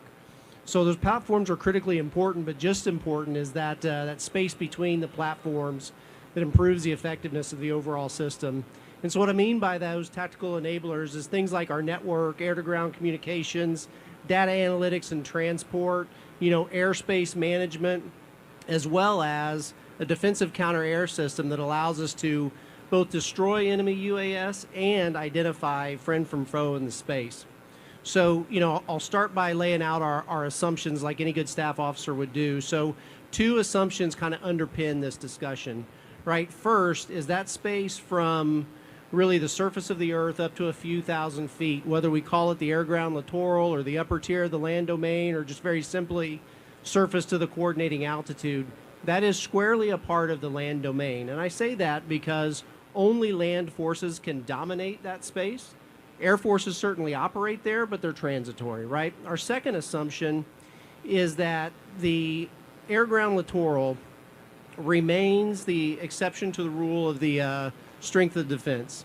It's easier to attack through the air-ground littoral or the upper tier of the land domain than it is to defend against it, right? So certainly over the last generation, we've enjoyed unfettered access to this space because of our systems, our platforms, our ability to operate at night, right? That's changing a little bit, right? It's not only the proliferation of UAS, but it's also kind of the democratization of EW assets that deny portions of the electromagnetic spectrum to us, right?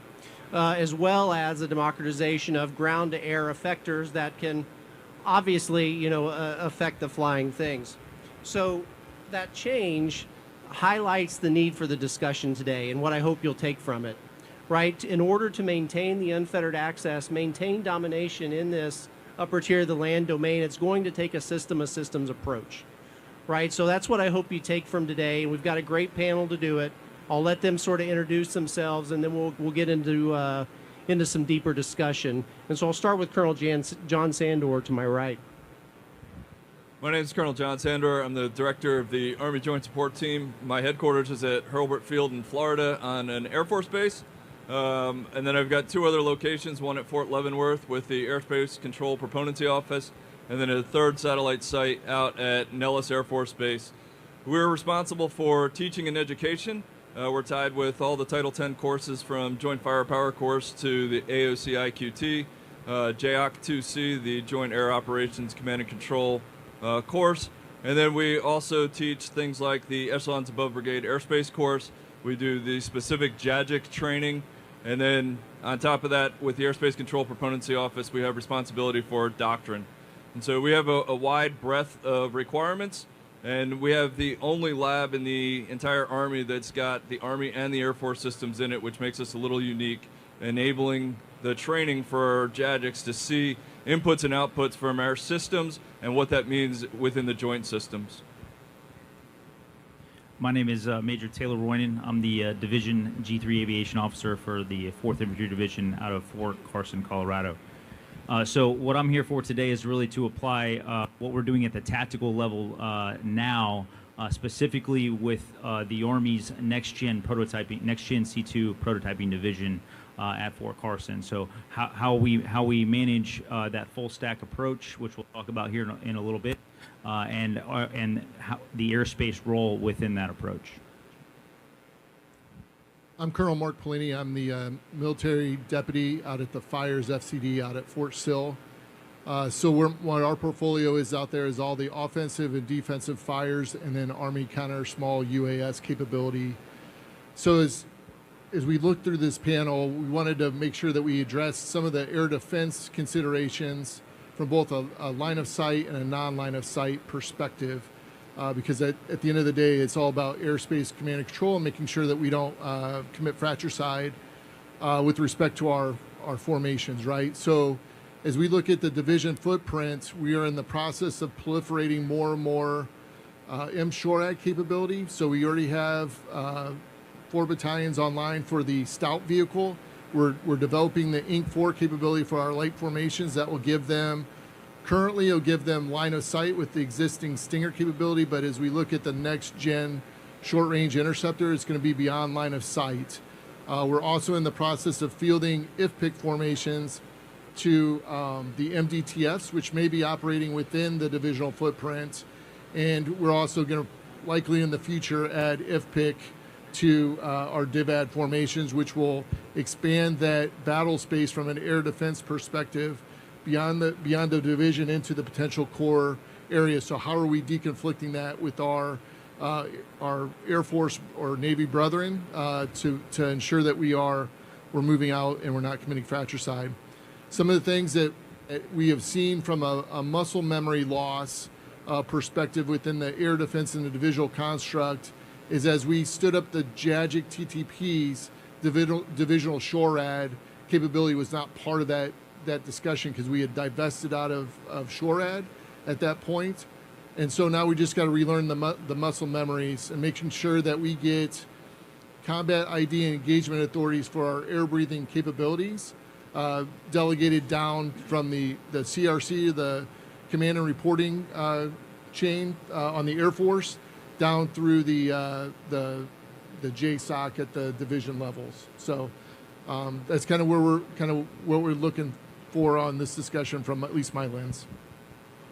All right, so thanks for that, guys. I'm going to go first back to you, John, right? So we talked about the proliferation of just airspace users, not just UAS, offensive, defensive fires, aviation, what have you, right? And we're applying that into a joint system that was not designed for that density of users. So can you speak a little bit to, what are the changes needed to our joint processes, to the TAX-AG system to enable this sort of system-assistant approach and enable this density of users, please? Yeah, so as we go back and look with all the new predominance of UAS, if you go back to pre-2003, when 5th Corps rolled across the berm, they had 3 UAS within the entire Corps. And today, we have more than that in squads. And so not only do we have to account for what that looks like, but we have to account for how we're going to execute that from a joint perspective. The Air Force is the lead agency for the air domain, and as such, how do we all fit into that? The other services, through tax, align how they're executing those functions. The Army and the Air Force in tax AGs have developed what our liaisons and relationships look like. We started with things like inside the JAGIC having ASOC capability. We've got a JTEC with enhanced TAC-P capability at the core, and then you've got the BCD that plugs in at the AOC. And really that helped us initially, but from an Army perspective, we allowed the Air Force to do a lot of our airspace planning through COIN. So the Army is relearning this as well. But from a TAX-AG's perspective, we have to realign where those relationships are. What is the right echelon that needs liaisons? What are the right systems and capabilities that tie those requirements back together? And what are these joint service requirements that we currently have as everybody is changing? And then you look at both services, particularly from an Army and Air Force perspective, are changing the concept of how we operate. And in doing so, it changes how we apply those enablers to our formations. Well, as we change how we apply those enablers, we also have to change the process in which we use. So as we look at procedural control, we look at future digital systems being able to help. We look at ways that we can better understand the air domain and make airspace smaller rather than larger. So most people will remember as we built out airspace in the past, we built, if you were throwing up a Raven Roz in 2005, you put a 1K or a 2K bubble out there and nothing else could come in it. Well, in the next fight, that doesn't exist. We have to be able to put multiple things at the same time in the air domain. And so we have to integrate procedurally how all those things are going to operate and how we tie them back together to be able to bring those parts and pieces back into the same fight without them colliding into one another or causing other issues that we don't, unintended issues that we don't want to happen. And so first we have to redo TACSAGs. And so the Army and the Air Force has sat down and we've gone through a series of discussions with Headquarters Air Force and with HQDA G357, looking at really 3 major topics over 6 OPTs. 1 being TACSAGs, 2 being the service level MOAs, and then the third is what is the future for experimentation and testing to validate what we come up with in the plan's opportunity. In that space, it's really allowed us to look at what is the right echelon, what is the right capability, and what are the future requirements that we need to link so that we can get all those pieces in place and then reestablish a generic TACSAGs that affords us the opportunity, it doesn't matter what theater you go to, what is the baseline that everything else works off of.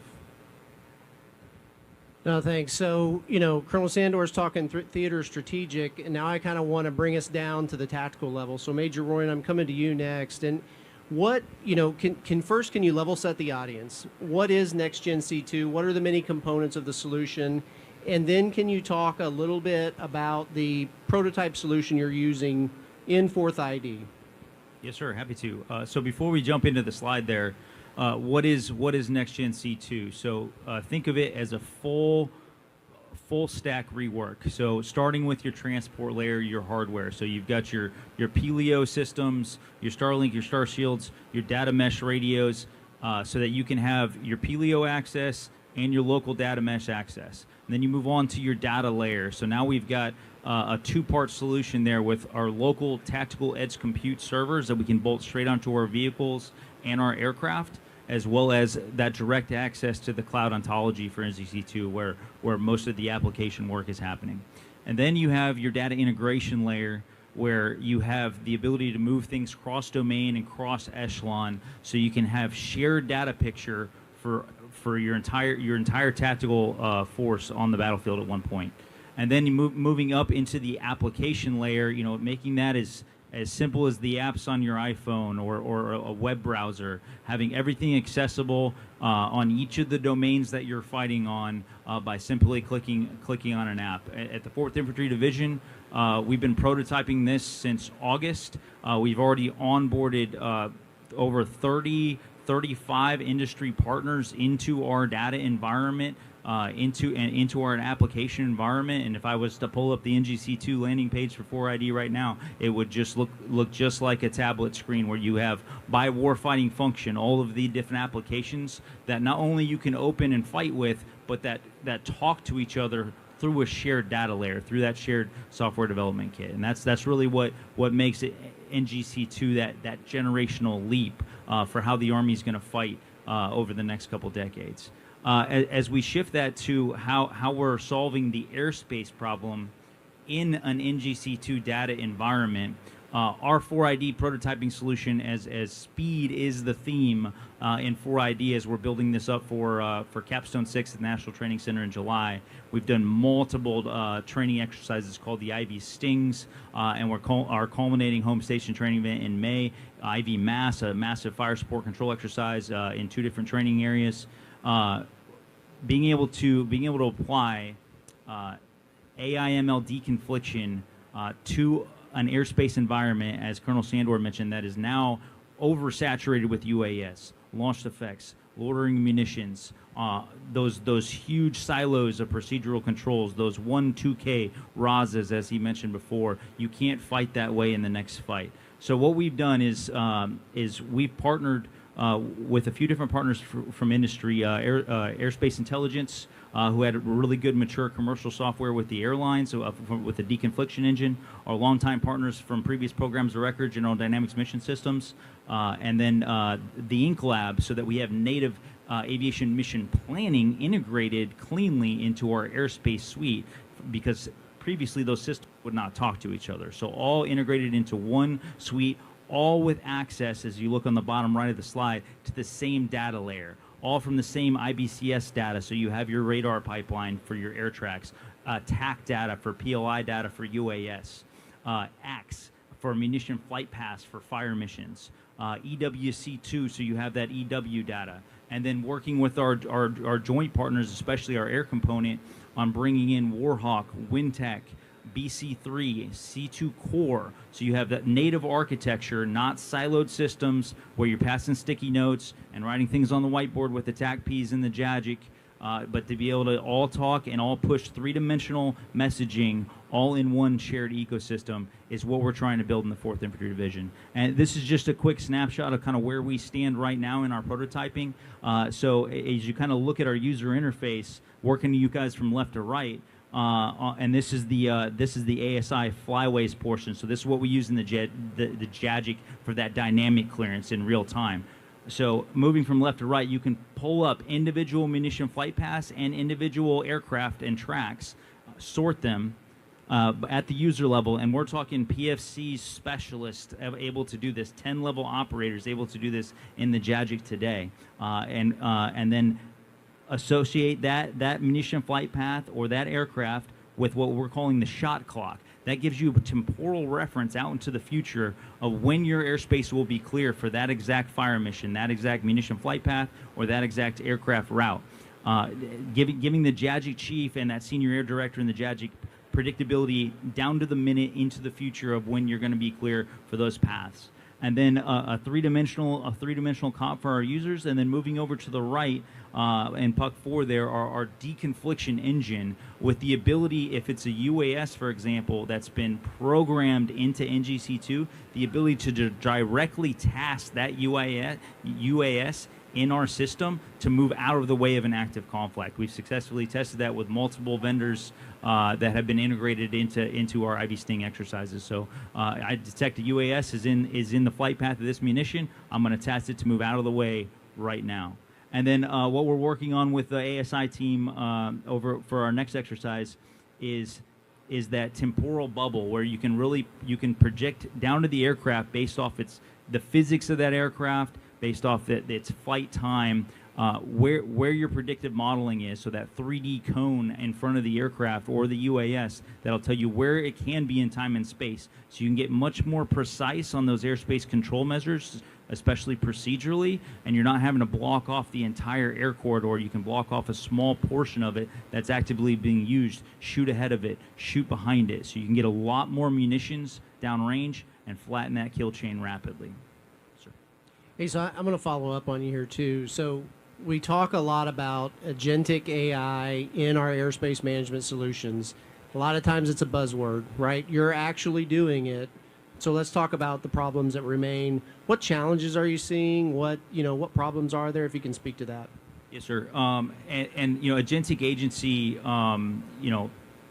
just framing the audience quickly on that. The example our commanding general likes to use is, you can tell ChatGPT, hey, I want to plan a trip to Paris, and it'll say, hey, here's some great options, I think, on how you should go to Paris. Agentic agency says, I want to plan a trip to Paris. Here's my credit card. Book the hotel for me. Book the flights for me. Execute all these tasks for me.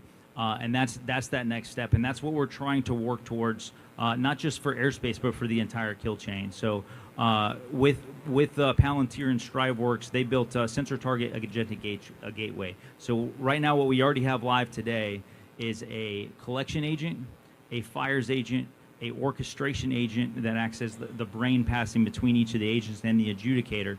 And what we're building out over the next few weeks is an airspace agent that'll have that direct correlation with the fires agent. So if you think sensor to shooter all the way through the kill chain, having agency with human on the loop at where we need it, with risk mitigators where we need it, and with a commander's war room for the leaders at echelon to provide those inputs and those prompts to pass that all the way through the kill chain. So I have received all my sensor aggregation, and now I can execute on that target with an agentic agent working that target along the way. Something that it would take 8 to 9 different individuals with physical conversations, physical sticky notes, physical chat messages along the way. Something that would take hours to pet a target to execute that target, the agentic agency is doing in seconds.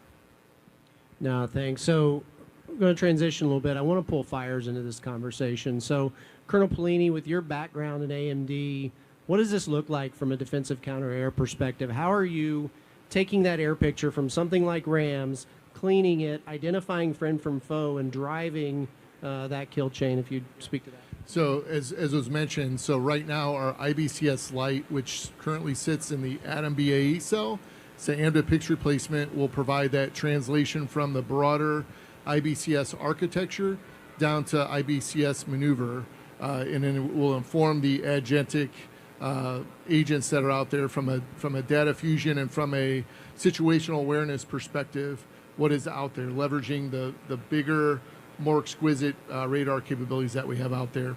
It'll also enable us to promulgate ACOs that are resident on IBCS proper, digitally down to the actual shooter.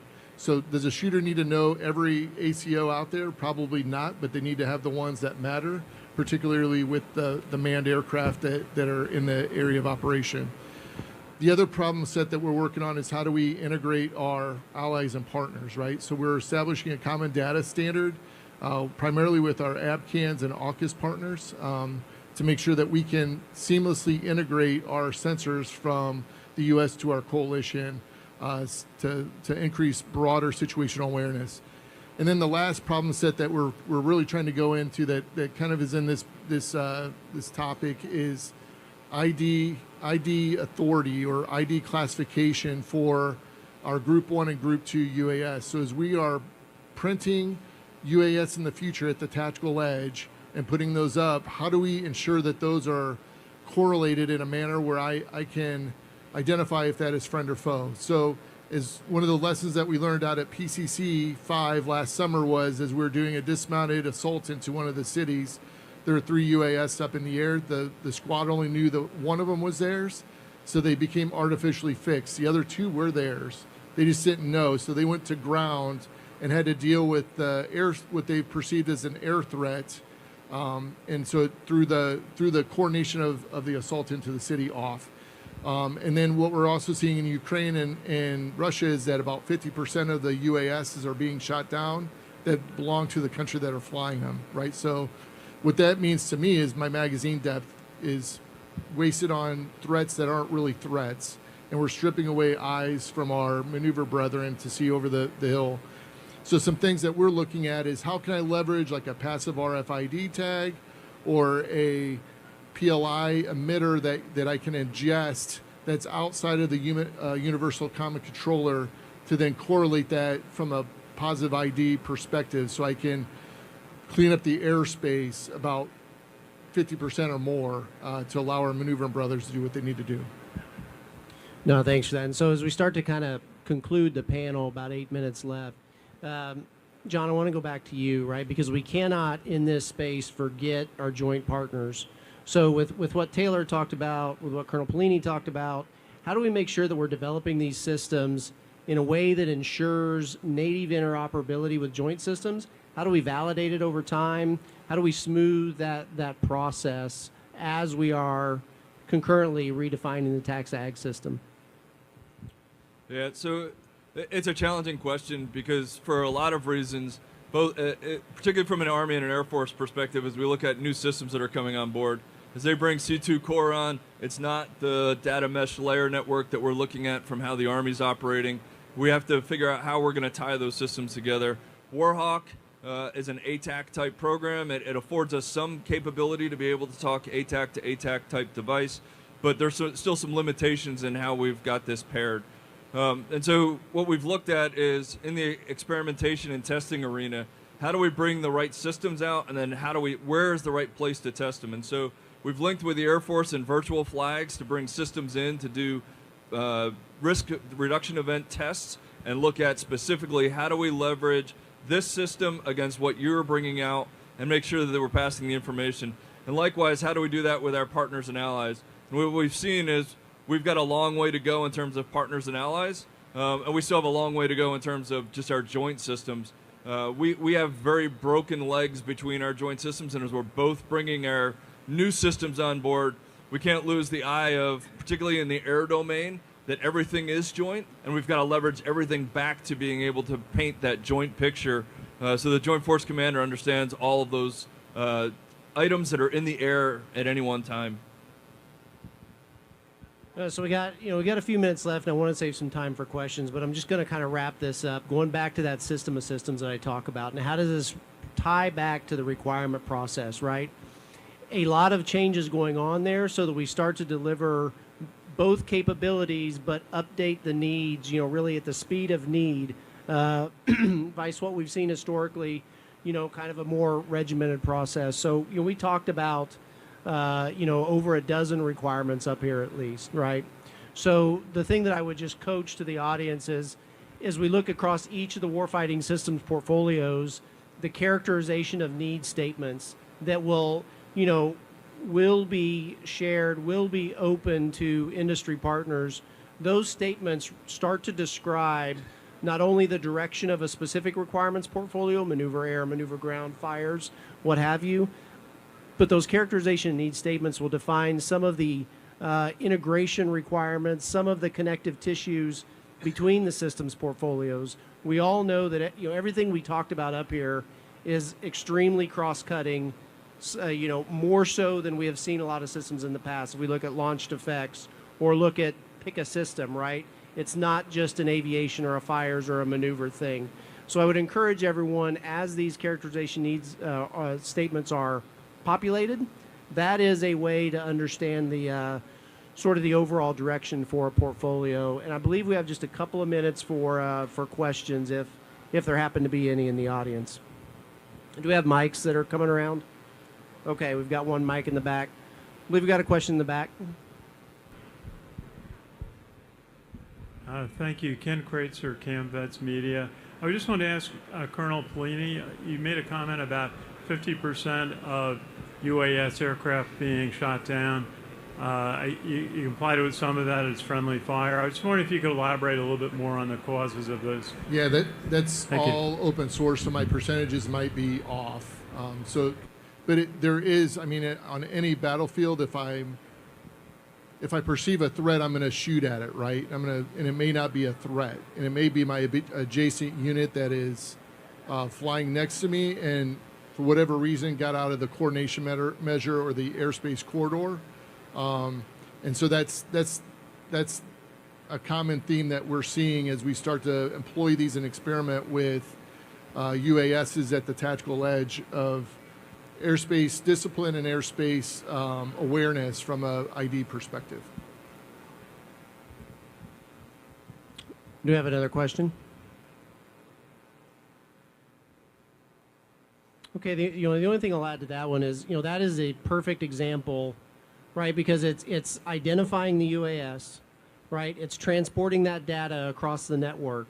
It's putting it into, the cab of pick a ground system or the cockpit of pick an aircraft, right? So the complexity, and it gets back to the cross-cutting nature and the interrelationships across these problems just in that one instance. So. Okay, I think we are out of time. So if there's no further questions, I appreciate your attention today and look forward to solving these problems together. Thank you.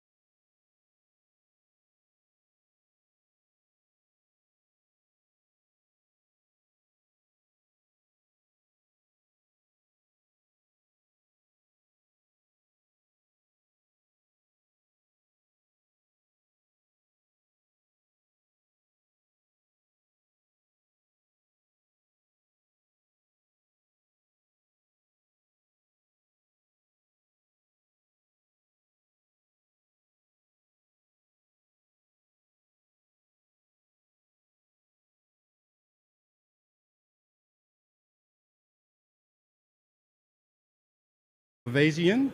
He is the director for our OIB Ops Center at Headquarters A.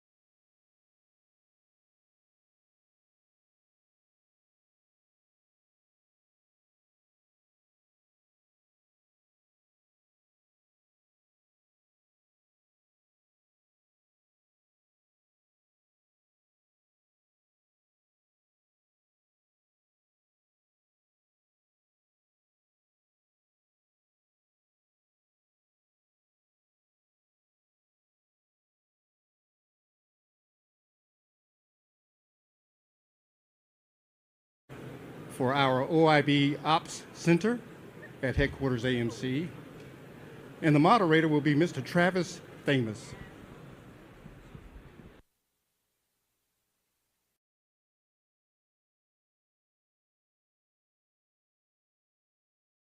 Testing. All right, good afternoon, everybody. See a lot of really familiar faces out here, so I'm excited to get going on this panel. As I was introduced, my name is Travis Themis, and I am the Chief of the OIB Modernization and Strategy Division here at AMC headquarters. Over the last couple days, we've been hearing a lot about a transformation effort that's been ongoing with the OIB. There's a lot of different attributes that we've been hearing that describe this transformation. Some of those are as adapt faster, innovate more, optimize how we deliver capabilities to the warfighters, modernize our infrastructure, adapt to advanced digital tools, and fostering industrial partnerships as we reimagine the industrial base for the future. At the heart of this transformation is the OIB Integration Office and Operations Center, which work both together to synchronize our strategy and execution. Today, that's going to be the main topic of our discussion. The Integration Office serves as the strategic hub, aligning enterprise-wide requirements and priorities, while the Operations Center ensures that these priorities are operationalized across the AMC. Together, they form the backbone of Army's efforts to modernize and optimize the OIB. Okay? So I would like to kick off my first question to Colonel Alexander. Sir, if you could, can you explain the role of the OIB Integration Office and how it is shaping the transformation of the OIB? Yeah. All right, this one works. So Matt Alexander, for the last 4 months, I've been living in D.C., trying to transform how we think about the organic industrial base of the United States Army. But before we go into the transformation of that, I'd kind of want to bring you up to speed about the catalyst that got us here. So when the Army rolled out the Army Transformation Initiative, it had some directed guidance to the industrial base sites. A few months after that, it led Army Materiel Command to do an in-depth study of the workload that goes on at each of those sites. And what we realized was almost each and every one of our industrial base sites is underutilized. And what we were able to capture from that study is a healthy range of depot labor hours per site that we needed to target. That also helped inform us that, candidly, the Army doesn't have enough work programmed for each site to meet that level of healthy depot labor hours. So we had to reimagine how we workload the OIB. And that's where we started by bringing together a team of Army Materiel Command, ASALT, INE, and the DAG4 to understand the workloading process of the OIB and how we transform that. And so that is what led to the creation of the OIB Integration Office and the strategy that we've been writing over the last 4 months that we just received approval on Monday from Army senior leaders. What that strategy tries to do or aims to do is look at increasing visibility of the OIB throughout the acquisition lifecycle. And not to get in too specific terms for you, but get left of milestone C decisions, get decisions out of just Cat 1 levels. And as we understand the work that goes into the OIB, try and define what the minimum rates are by major weapon system by site, so we can define that by each site and understand the minimum required work the Army needs to program at each site, and then where there's potential for external opportunity through some of your industries or private capital investment to get us up to that healthy depot labor hour range. And so that is a very quick summation of what the goal of OIB transformation is. Hey, thank you, sir. Could you elaborate a little bit on how you see the operations cell complement the work of the integration office? Yeah, absolutely. So the construct of the operations office itself, or excuse me, the innovation office, again, some members from Army Materiel Command, some members from ASALT. And as we look at getting left of requirements in the acquisition cycle, we look to our ASALT teammates for the strategic planning and guidance of what we're going to workload inside of the organic industrial base. As the innovation office works with ASALT to approve that future workloading, there's going to be a natural progression to the execution and ownership of those activities at each site. That execution and ownership is going to be conducted by AMC's operations cell. Thank you, sir. And one more. What do you define the fundamental problem we're trying to address? And what does the new paradigm look like once we reach full operational capacity? Yeah, thanks, Travis. So the fundamental problem we saw was just visibility of how we workload the OIB again across that acquisition lifecycle. So we've done a couple things to try and help us with that. The first is the team in the integration office is going to look at what we consider the procedural flaw of workloading the OIB. And so things like level of repair analysis or depot source of repair analysis, those decisions we make that bring the OIB into the acquisition lifecycle need to happen a little bit earlier in that cycle. Part of gaining that visibility is, as General Mohan discussed this morning, data analytics that we're working with both ASALT and AMC to improve. So we have created a platform that we call the OIB Analytics and Planning Platform that's going to integrate with ASALT Live and then also integrate with things like Weapons Systems 360 and then eventually OIB 360 at AMC to help us give that end-to-end visibility across the acquisition lifecycle. So as your program managers are planning for the future programs of record and how we sustain them, the OAP, the OAPP, provides us visibility of the amount of depot labor hours by site that are being programmed by major weapon system. And so what that allows us to understand is which sites need priority work from an Army programming perspective and which sites may need a little bit of external opportunity from some of our industry partnerships. With, again, the common goal being to raise the overall depot labor hours at each site.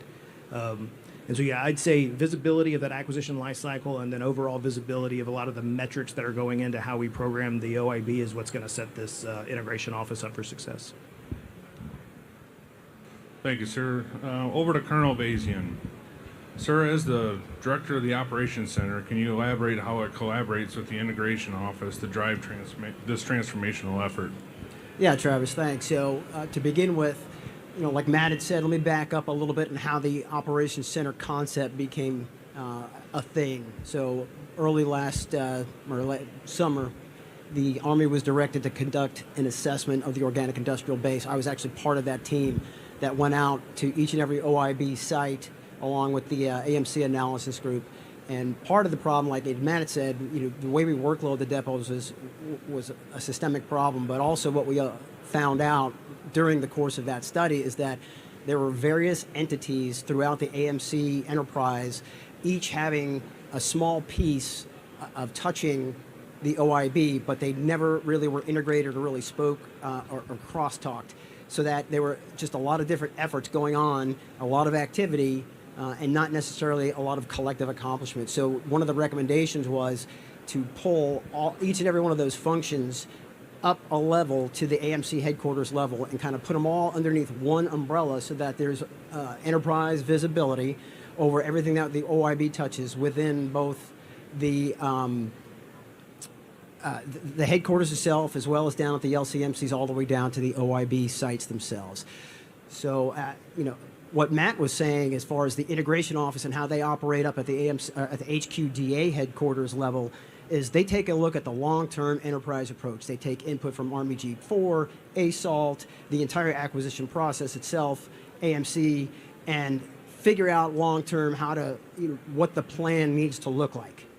And that is the long-term vision. And then as they formulate that strategy, it is then sent down to the AMC OIB Operations Center to figure out how to execute within the OIB itself, how to evenly distribute that workload to make sure that we're monitoring those direct labor hours are distributed evenly, and that each of the sites are workloaded, because part of that is also maintaining the skill sets that we need on hand for surge capability. So that's essentially what the Operations Center does. How we integrate is, obviously we talk daily basis. We have same visibility tools, and we keep regular touch points so that as these decisions are made from higher headquarters, we can execute down and then also provide bottom-up feedback and understand at the headquarters level what the impacts of those decisions are and how we refine that.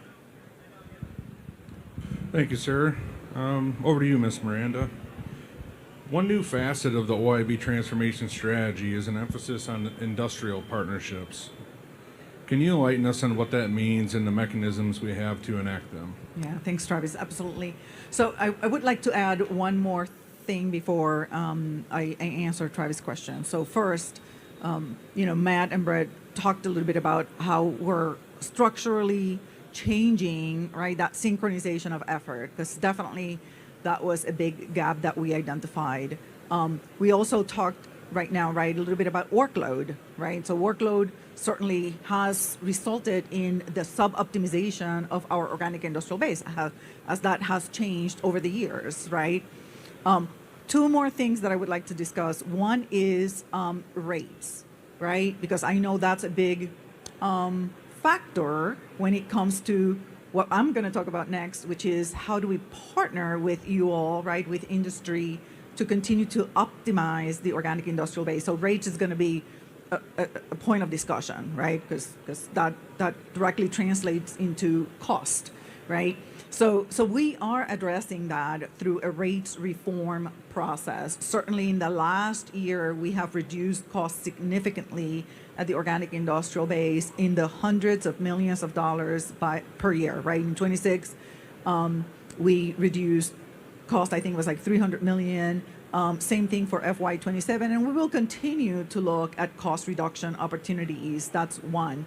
We're also working rate reform, not only internal to the department, but also with Congress. What does that mean? How can we do business differently to make the organic industrial base more, more open for business, right? So that it's enticing to you to come and partner with us to do the things that the nation requires, right? So those are also aspects of things that we're doing through this OIB transformation, because we need to look at it from, a more holistic view from all those gaps, and we're addressing them all. The third thing that it's really critical within the transformation strategy is, has been mentioned before, is that industry partnership, right? And we have, for the past few months, how do I say it? It's not, these are no new strategies or ways to partner. They have been authorities that we've had for years, and we have, to some extent, executed them, but not to the levels that we want to do them now. But at the same time, we know that there are obstacles and challenges, right, to execute those authorities that over the years, it just take us too long to get to a partnership, right, that is a win-win for both, for the organic industrial base and industry. So we know there are challenges that we're working through.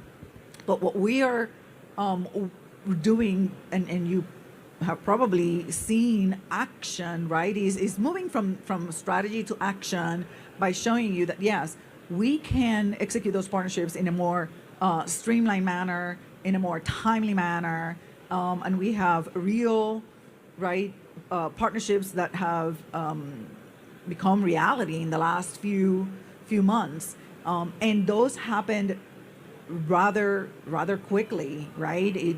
There's a focused effort to really reduce the time that it takes to get into these partnerships. Why, right? Why? And Matt said that, right? The Army cannot fix this problem on its own, right? The Army most definitely needs partnership with industry, and we need you, right, to understand and be informed as to what opportunities exist. So working really hard on one, understanding that we are part of that challenge and we need to fix those processes and also the reasons why in the past we have not fully leveraged those opportunities, right? So we know that we have an urgent need in the United States to increase production capacity. We know that is right in front of us. We see it today, right, in current conflict. We need to expand our capacity. How do we do that? The organic industrial base, has available resources. We talked about underutilized capacity. We have not just land, facilities, but skilled workforce that is ready to partner with you in your space on whatever it is that you need. So how is the Army going or doing this, right? So we have opened primarily a few doors, like I said, authorities that have been in place for some time, but we're really looking at how to streamline and execute those in a more timely manner. So enhanced use leases is one of those big opportunities, and that is really, leasing underutilized land and facilities that can generate revenue for the Army, while giving you the land, the facilities, the skilled workforce, if that's what you need to bring that investment into the organic industrial base. Really a win-win situation here, because we do get to modernize aging facility, and as General Mohan said, and it's been said, right, said it yesterday too, without only relying on government funding, because that's very, very limited, right? So how we can partner to increase that production capacity is what we're looking at. And again, leveraging every available resource that the organic industrial base can provide. We're also exploring what we're calling bundle pilots, right? Where we have multiple things that can be part of that agreement that, again, can meet your need and accelerate that production capacity. We're one example that we're talking about is the Army Logistics Hub that gives us a long-term partnership for bringing that innovation and technology insertion, right? And at the same time, the win-win is we give you predictable demand signal, right? You can leverage already existing workforce. So there are things that we already have that we can offer to you. Public-private partnerships is, again, another tool. This one is probably, to my my understanding, is the most flexible one, right? Because it can be very, very simple and or very complex, right? Depending on what is needed. But certainly, we have the resources, and you have the need, and we just have to figure out what that is. What that value proposition is for both, for the government and you. And then we also have collaboration with government entities. Academia is a big one, right? We have a lot of partnerships that we have put in place in the last few months, really leveraging the knowledge, right? The academia's knowledge, the tools and resources that they have, and bring those into the organic industrial base to accelerate our learning and our capability.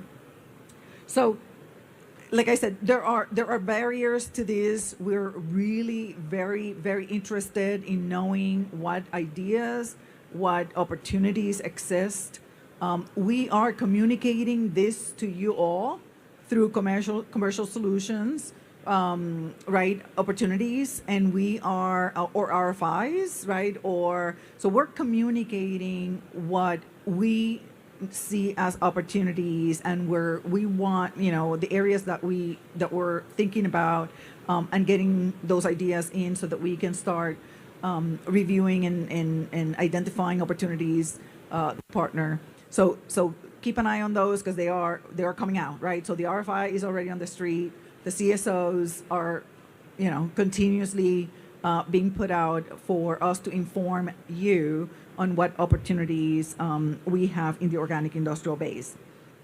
There's a perception of bureaucracy, right? Our processes are long. Our policies are restrictive, right? Cost is a problem, right? All of those things.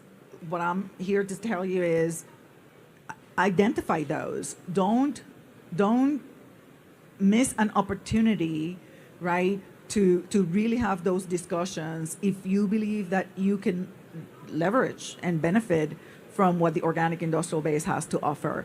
We'll work through those, right, in those conversations, because that's the intent. The intent is to don't think of as it will continue to be bureaucratic process. Now we're breaking those obstacles. We're removing those obstacles so that we can get to a partnership opportunity in a more faster, right? So the potential for collaboration is there. I encourage you to continue to stay informed as to those opportunities, and then continue to let us know what other opportunities you think of that we may not have necessarily an RFI or a commercial request out there for you. Just continue to communicate what you believe are those opportunities. I think that's it. Those are the three things that I really wanted to highlight, and I hope that was good information to you. Thank you, ma'am. Appreciate that. So I'll open up the floor to the panel, see if there's any additional comments on that subject, and then we'll reach out to the crowd and see if there's additional questions. Anything else? The industry days, ma'am? Yeah. Yes, ma'am. So certainly. So as far as that goes, one of the things we started at the AMC headquarters, aligned with headquarters of the Army, is opening up industry days at our organic industrial base. So as an example, last week, in conjunction with the Munitions Executive Summit in New Jersey, Army Contracting Command, Rock Island, put on and hosted an industry day immediately following that, with the intent and the goal of informing industry what capacity is available at our OIB sites, potentially getting into public-private partnerships and or co-production agreements. So it started out, there were over 500 industry partners there. We'd given an overview of all the capability and capacity at our munitions sites, and then we spent a series of one-on-one engagements with the industry partners afterwards, hoping to create further opportunities. So we also have additional ones scheduled for our TACOM as well as CCOM coming up in the next couple of months. So those are some of the efforts that we've gone, and we're pushing forward with as far as industry days and developing industry partnerships for our OIB. Thank you, ma'am.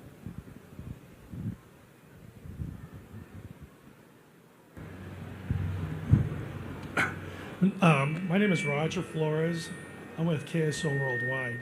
Right now we were tasked to rebuild Bradley tanks. We have 21 and another 50 ready to go. The last parts we need are hatches. And TACOM, they said they'll work with us, but they never call us back.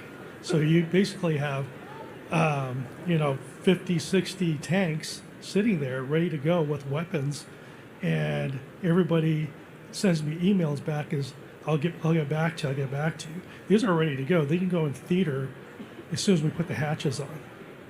Is there a way that we can get around that or somebody help us get the hatches? It's a government contract.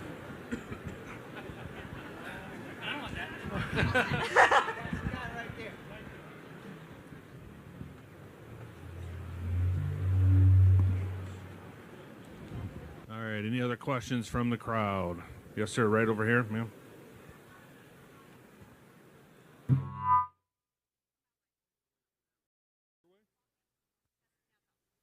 Okay. Ted Cummings with Armis. On the cybersecurity front, is there an intent to look at cybersecurity beyond OIB? OIB is operational technology, but you also have MCOM that has FRCS use cases that are OT.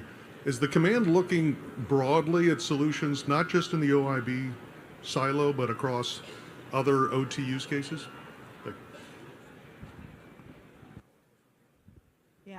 Yeah, most definitely. So we're working really closely with the CIO, right, and addressing any critical cybersecurity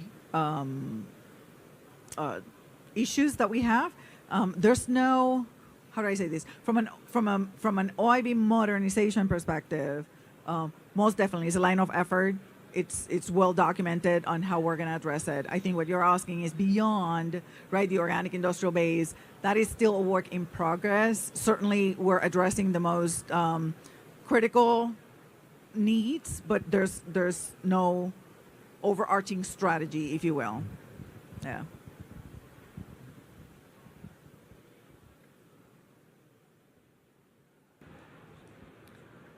Hi, I'm Amy Hawkins. I run the Technical Center for Odyssey Systems.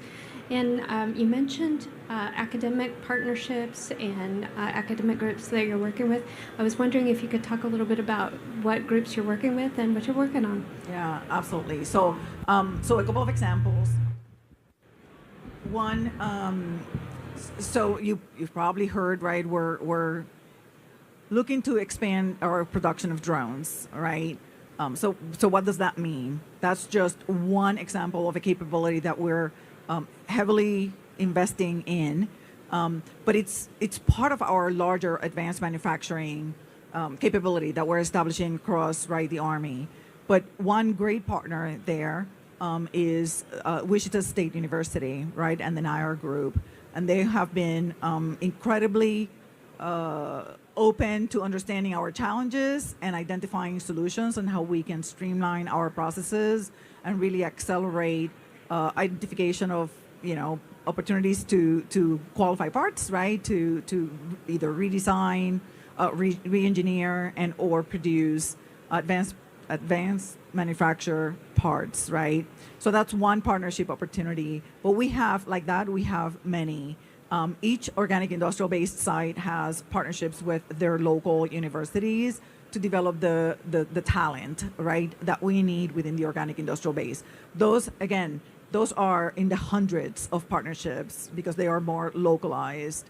But there are also other, more strategic partnerships that we have and that we will continue to work on. When I said the drone production, academia is part of that ecosystem that we're trying to build, right? So it's not just government, but it's also industry partnerships and academia to continue to evolve that technology and implement those best practices and into our production capabilities, right? So those are just a few examples of how we're leveraging academia for evolving and transforming the organic industrial base. Thank you, ma'am. I think we have a couple more minutes if there's any additional questions.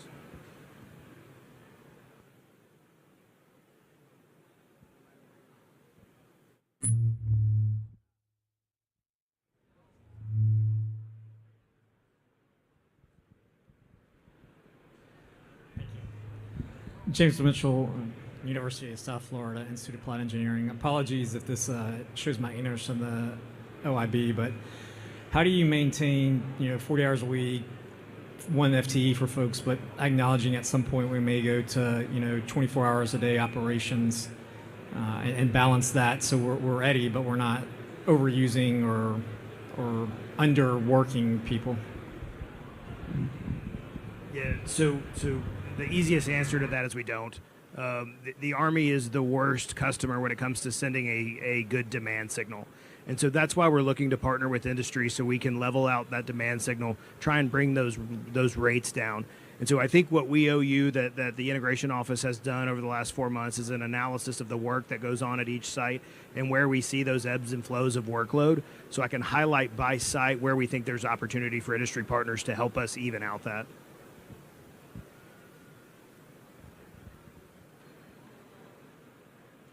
All right, I think we're up against time, so I personally want to thank all the panel members today for their time and expertise on this subject. I'm sure we'll be hanging around the area a little bit. If there's any additional questions, feel free to come up and chat. Thank you.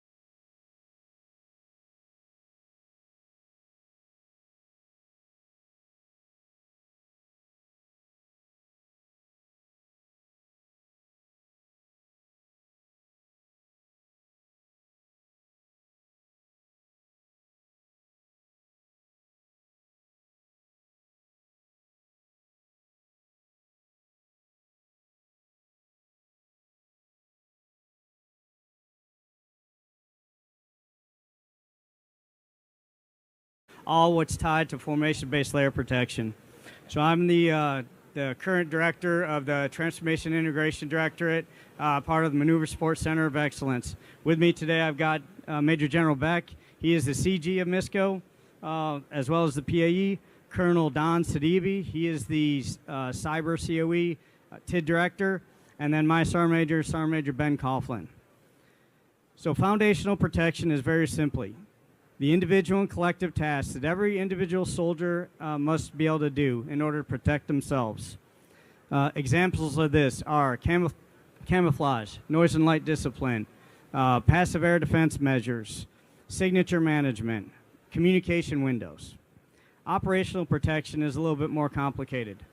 It is the synchronization of kinetic and non-kinetic capabilities across the entire depth and breadth of the battlefield in order to protect the commander's scheme of maneuver in order to allow him to accomplish the objectives, him or her.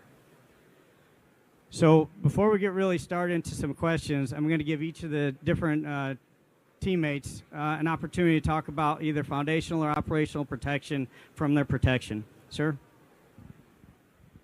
Thanks, Joe, and to the team. Thanks for being on the panel. Don, I appreciate it. Sergeant Major, you work for me, so you kind of really didn't have a choice. Hey, so I want to build on some of the things that Joe talked about. And you know, yeah, I am very passionate about protection based on both my COE role and my PAE role. But the reality is, and I say this non-parochially, if we don't think about protection, maneuver, fires, sustainment, those are all mildly amusing because we will only do them one time. And so protection has got to be part of our thought process from the beginning to the end. And the biggest thing that I would challenge y'all to think about, and please ask about, because these two gentlemen will talk very much in depth about operational and foundational protection. But really the difference that we're talking about as we look at layered protection, formation-based layered protection, is two aspects I would challenge. Number one, the effects of protection are cumulative by echelon. So what we do at the ground level, and that's why foundational is so important, if we don't start with that, we're never going to be successful. You're not going to get some magical device at the higher echelons going to take care of you. But they will have cumulative effects, hence the layering. So each echelon is very important to the layer below it as well. We are creating protection effects for that soldier on the ground with things we do at the theater level. And frankly, there probably aren't a lot of other warfighting functions that say that. So it is important that we work this by echelon. But probably the biggest change that I'd ask you all to think about is a mindset shift. We have got to get proactive with protection. So what do I mean by that? And as you walk through, and probably a lot of you represent things that are counter-UAS technologies, all very, very important. But at the end of the day, if we only focus on shooting down the UAS and not targeting deep or taking out the launch system or the formation or the C2 that goes with it, then we're always reactive. We are ceding the initiative to the enemy. We can't do that. So we have got to think about not only how do we shoot down the UAS that we can see and is about to engage us, but how are we fighting that fight deep? In our doctrine, we talk preserve, enable, deny. That's deny. We've got to deny the enemy's freedom of maneuver. And to do that, we have to leverage things. And this is why we say all the time, nobody owns protection. That argument works until something's screwed up, and then the chief reminds me that I own protection. But the reality is it's the synchronization of our assets. That's why we have one of our cyber partners here. Because at the end of the day, it's about synchronizing all of the assets. Same thing with fires. I get asked all the time, well, is air defense artillery part of the protection portfolio? The answer is sure, but it's also part of defensive fires. So if an air defender shoots down something, they've asked me, well, are you going to take credit for that BDA? No, you should, because you shot it down. But I'm going to take credit for that because what you just did is you protected something, because that was coming in to engage something. So we've got to get much more comfortable with looking deep and thinking about protection on the deep end of the fight, because that will enable our maneuver. That will allow us to have the initiative. And frankly, and again, I'm saying this probably amongst sharks, because we can shoot down 100 small UASs today. The enemy will go home tomorrow and they'll print 100 more. So while we need to have the technology to do that every single day, and that is critically important, if we don't start by what's going to take us out deep, whether that's kinetic or non-kinetic effects, then we are going to be in the reaction mode for the entire fight, and we will seize the initiative to the enemy, and we cannot do that. So I'll answer any questions we go through, but Joe, thanks, and I'll pass it over to the team. Good afternoon, ladies and gentlemen. Colonel Don Sedovey and General Beck, thank you for inviting me to this. Very excited and passionate about this. I get to be a bit of the odd duck that's talking about the EW cyber stuff, sorcery there. But what I like to remind people is all of the logic that you would use for your typical protection, for digging a foxhole and everything, the same logic applies for the EW in cyberspace. It's just the technical implementation is a little bit. But when we talk light and noise discipline, turns out light is electromagnetic radiation. So when you do it in that frame, then okay, what are all the things? If I'm emitting something, I am now have to be conscious of what the adversary can observe, and if we're taking lessons learned from Ukraine and other conflicts going on in an era of persistent observation, anytime you push a button and you're emitting, what needs to be ingrained in your thought and in our doctrine and our technology is how much time do I have before something's coming to me? How do I need to disperse? What am I moving to the next thing? So what we over in the Cyber Center of Excellence, in partnership with the other COEs as a transformation integration director, I think the most important word in my title is that integration aspect. It is less so about what we do as an individual or a COE, but what are we doing to collaborate and work with the collective, not just my FCD partners, which my FCD partners out in the crowd. If I need help, I'll tag a friend, but also with the PAE, the acquisition community. So as we're looking at that, what are we doing? So taking and for anybody that listened to Colonel Scott Schaefer this morning from the Maneuver Center of Excellence of what the TID does, going down the letters of the .mil-PF. So if I'm going to take that approach in the doctrine and training, a lot of what we're doing is operation and inculcating the lessons learned in the Ukrainian conflict, particularly with EW, Counter-UAS, how we need to operate and fight. We've been churning updates to some technical circulars, how we're adjusting our doctrine, and then informing what material capability that we need, right? So if we're taking the framework of if I'm concerned with protection, how do I keep from being seen? How do I not be understood if I'm seen? How do I not be hit if I'm understood? And then how do I survive? Really those first three of the emissions control, how do we bake into our material solutions, the ability to rapidly change frequencies, software-defined radio type things.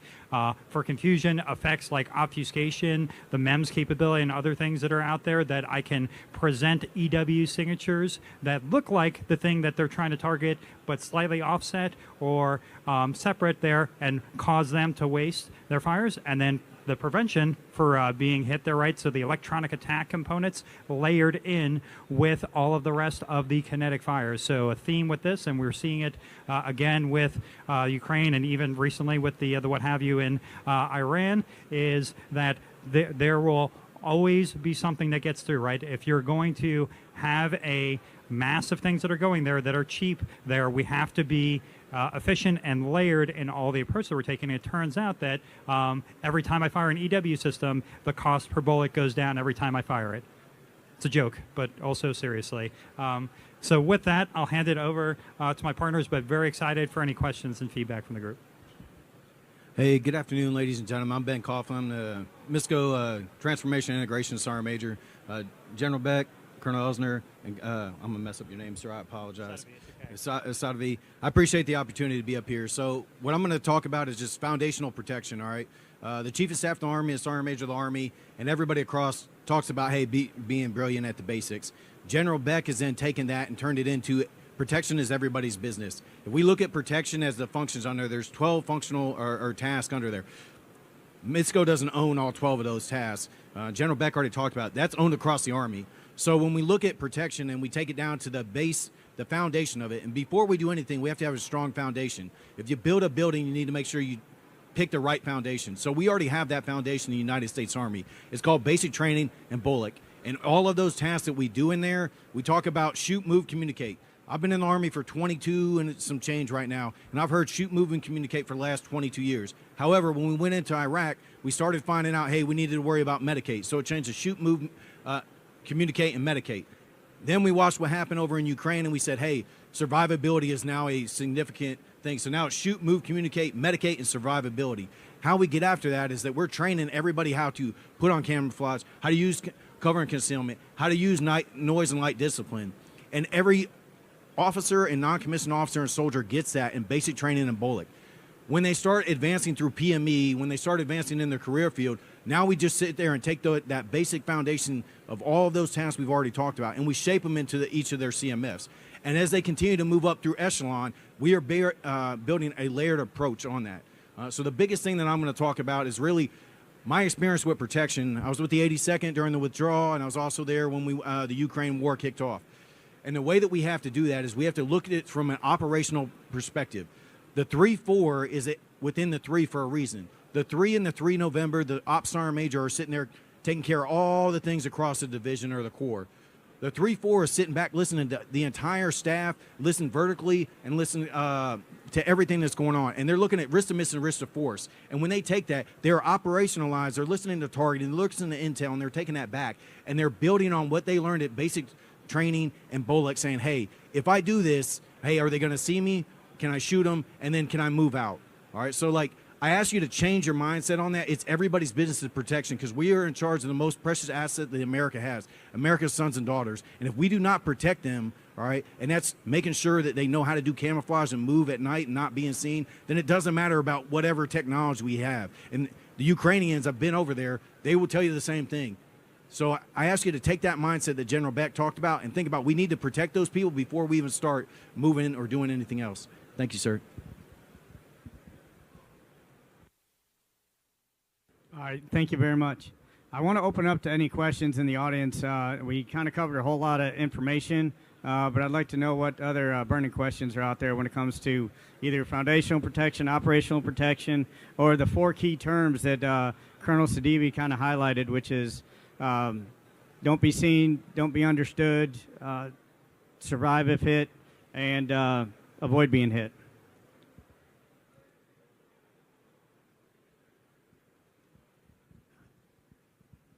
Hey, thanks. Appreciate the panel and for being here.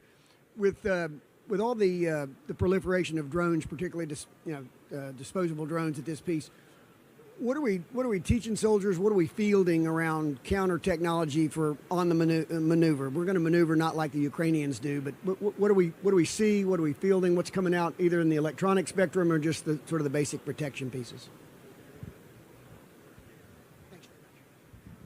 So yeah, excellent, sir. So from the what we're fielding primarily to the EW soldiers, so TLS Manpack is the capability that's out there, and recently did a update of the 17 Echo. Those are the EW soldiers, their curriculum for employing those capabilities and getting it there. Also at the division level, we're starting to see early prototypes for the TLS EW out at 4th ID, 25th ID, and some other capabilities out at 82nd. So I would say is we're on the leading edge of getting those material capabilities out there where our soldiers and formations can start from the EW perspective, really refining and integrating into the rest of the maneuver plan. I would emphasize that as we're doing it, back to the theme of layering of nobody's got the silver bullet, nobody's got a, hey, I've got my manpack, I'm good to go, is, okay, hey, if that gets you 15 to 20% attrition on drones and other things that people are throwing at me, how am I incorporating that in the maneuver plan? How am I looking at the rest of the terrain? Am I making sure that my RF fields of fire, for lack of a better term, are clear? And then what are the other ranges? So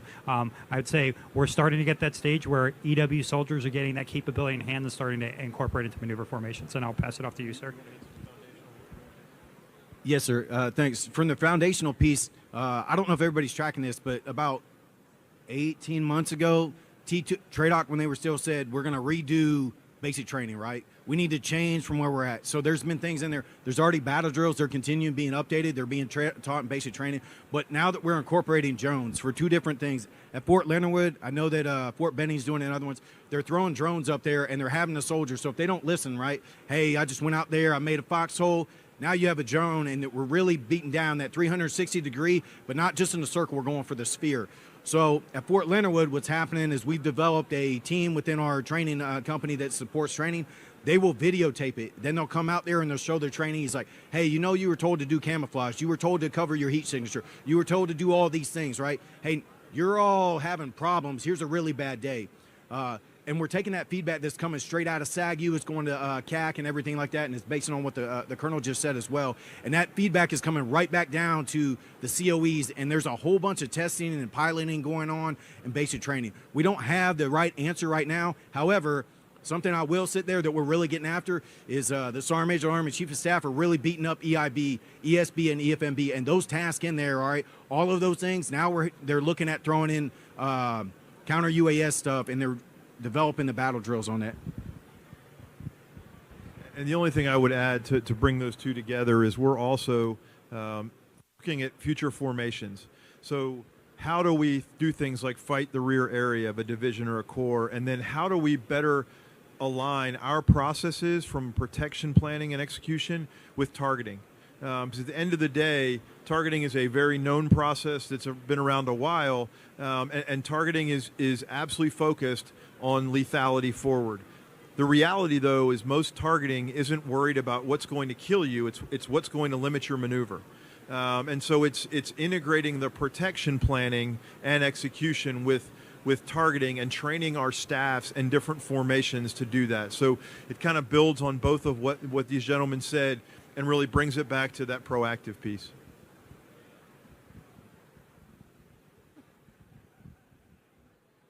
What other questions do you have? Hi there, Lindsay Linsky from the University of North Georgia. Hopefully we don't get feedback. So I'm excited to hear that basic training has starting to adapt. One thing that hasn't adapted much is the mandated ROTC curriculum in colleges, where, of course there's pockets of different things doing great work as we are at UNG, but I'm curious to know what your thoughts are in terms of what you think is most important for, officers to learn prior to commissioning. Okay, so I'm going to get probably a little bit out in front of my skis, but I think I would answer that in two ways. I think first, we've got to remember what we're looking for those graduates to be ready to do, and it's more about a thought process. So I think if they understand, and I'll go back to what the Sergeant Major said, and this, so I have the opportunity to talk to every new lieutenant that comes through Fort Leonard Wood once a month, and I always tell them, if you're not sure about why you joined the Army, if you're not sure what it means to be a leader, I want you to go to a basic training graduation before you graduate from whatever school you're in. Because you get to see not only those young men and women that volunteered to raise their right hand, but you get to see their parents. You get to see what it means, the responsibility of what you're doing. So I say that because I think when you think about things like protection, that's not something that's widely understood. Everybody knows it's important, but it's kind of one of those things that just happens. And I think the thought process of how to integrate all of the warfighting functions is something that all the ROTC programs do. And I think if the graduates that leave from North Georgia or wherever can have that initial understanding, then I think our job is through BOLIC to teach them you teach them to be an officer, we teach them to be a platoon leader. Or a lieutenant. And so I think, I don't know if that answers your question, but that would be my answer. And I am not the Cadet Command Commander for a reason. Hey, okay. Hey, ma'am, so obviously I have nothing to do with developing officers, but I would say this to, regardless whether you're an officer, I would say this to non-commissioned officers, my officer counterparts and everything. The one thing I think that we need to do is change the mindset, and we need to start saying whether you're a private, whether you're an officer, you need to be a student of warfare. You also need to be a student of history, right? So, like, what do I mean by that? I mean that, hey, looking at these battles, right? Europe's been around for a very long time. We fought over there for a very long time. We might have new technologies, but that's not going to change the way. If we actually look back, autonomous capabilities were used during World War II. Now, they weren't effective. Well, they are somewhat effective, but they're not as effective as how it is. So I would say for officers in there, regardless, anybody that wants to be a member of the United States Armed Forces needs to be a student of warfare and understand what history is, and then learn the basics of it. Like, if you can understand the basics, officers should have a good non-commissioned officer that's paired up with them that's going to say, hey, sir, ma'am, this is what I've seen through my time and experience, right? But if they understand what is the why behind it, Simon Sinek, I don't get paid for that at all, but I read a lot. He has great information. Understand why you're there. Understand that General Beck talked about what is such a great responsibility to be a leader and be in charge of America's sons or daughters. So, like, if you understand history, right, you will understand, hey, they did this thing and that ended up in this. I don't need to make that. We learn so much from history, so much from the blunders that we make, and we learn it through our job at protection, right? Hey, they didn't do this, and that's why that didn't happen. So I would say student of warfare and being a student of history, and then taking that and making sure you're invested every day and being engaged and having a willingness to learn and be humble enough to listen to everybody around you, and you'll be great. Because it's not about, I didn't make Sergeant Major on my own. My wife made it. She was senior to me, right? And all the people that I surrounded myself with, that's what made me successful. Somehow General Beck thought I was good enough to sit up here. It's probably because Colonel Elsner feels sorry for me. But that's my biggest thing. Be a student of warfare and be a student of history. Absolutely. No, thanks so much. And the only thing I would add to that, right, in that same vein of emphasizing of if the nature of warfare is unchanging, but the character is what changes, right? The fundamental nature is what you're grounding them, and back into that student of history of everything, the mechanics protection is something that has to be considered and can be looked at in different contexts. And then with the more recent character, right, the one thing I would say, if there's a way to weave it into curriculum, again, this is a bit of my cyber bias there, right, but a fundamental understanding of what the EMS is, right? So whether you're an infantry officer, again, spent the first half of my career as an infantry officer, loved it, whatever flavor of officer, EMS is not just for EW cyber guys, right? You need to have a fundamental understanding of how you're operating in that space. The technical details other people will figure out, but you need to understand the basics and be able to visualize how that impacts your operations. And that's what I would add. Sir. Hi, my name is Randy Hill from University of Southern California. I was just curious whether your portfolio covers protection from blast and overpressure and the effects on mild traumatic brain injury. Yeah, I appreciate that question. And I think, so the short answer would be yes, because when you look at the different tasks that go with protection, there's absolutely a medical sense to that. And so we have done a lot of study at Fort Leonard Wood over the years and continue to partner with our medical partners and learn as much as we can. And frankly, we have an organization that deals a lot with the modernization of explosives and demolitions, and that is something that they have worked also with not only the medical community but the special ops community. Yes, 100%.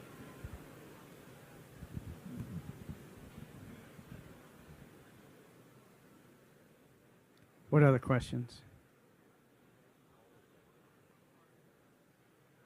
Okay, so I'm going to go a little bit outside of what we planned on talking about, and I'm going to put General Beck on the spot a little bit, as well as Colonel Sadivi. We've got about 5 minutes, so we'll see if we can cover it all. One of the things that we included in our doctrine over the past 2 years is protection-enabling tasks. So some of those tasks are outside of the normal 12 proponents and the 16 legacy tasks, but they absolutely have that protection effect. So when we approach this discussion, simple things, security operations, screen guard cover, area security, all have that protection effect. I'm also reminded from certain commanders that those are maneuver tasks. Fully acknowledge that, but if you could go into some details, sir, and Don, about what protection enabling tasks mean to you. No, I appreciate that. And so I think that's an important distinction because, again, back to we don't own protection. We synchronize protection. We talk all the time. Again, I just left the 5th Corps Warfighter, and as I talk to both 5th Corps and 3ID, I talk to them about what elements are you bringing into the protection discussion. Do you have a targeteer in there so that they understand how to enable what you're trying, or the protection effect you're trying to create? Do you have our cyber partners, our space partners? And frankly, all too often, a lot of those non-kinetic capabilities, we don't think about them universally. To include the professionals that work in that space will often say, well, that's classified at a higher level, particularly as we talk to space. And that's true in many, many cases. But when I was the DCGM for 3 Corps, I used to have this discussion with my non-kinetic space guy all the time. I'd say, can we do this? Well, yes, sir. I've got this system, and it does. Brother, I don't care. I don't have the mental bandwidth for everything that you just said.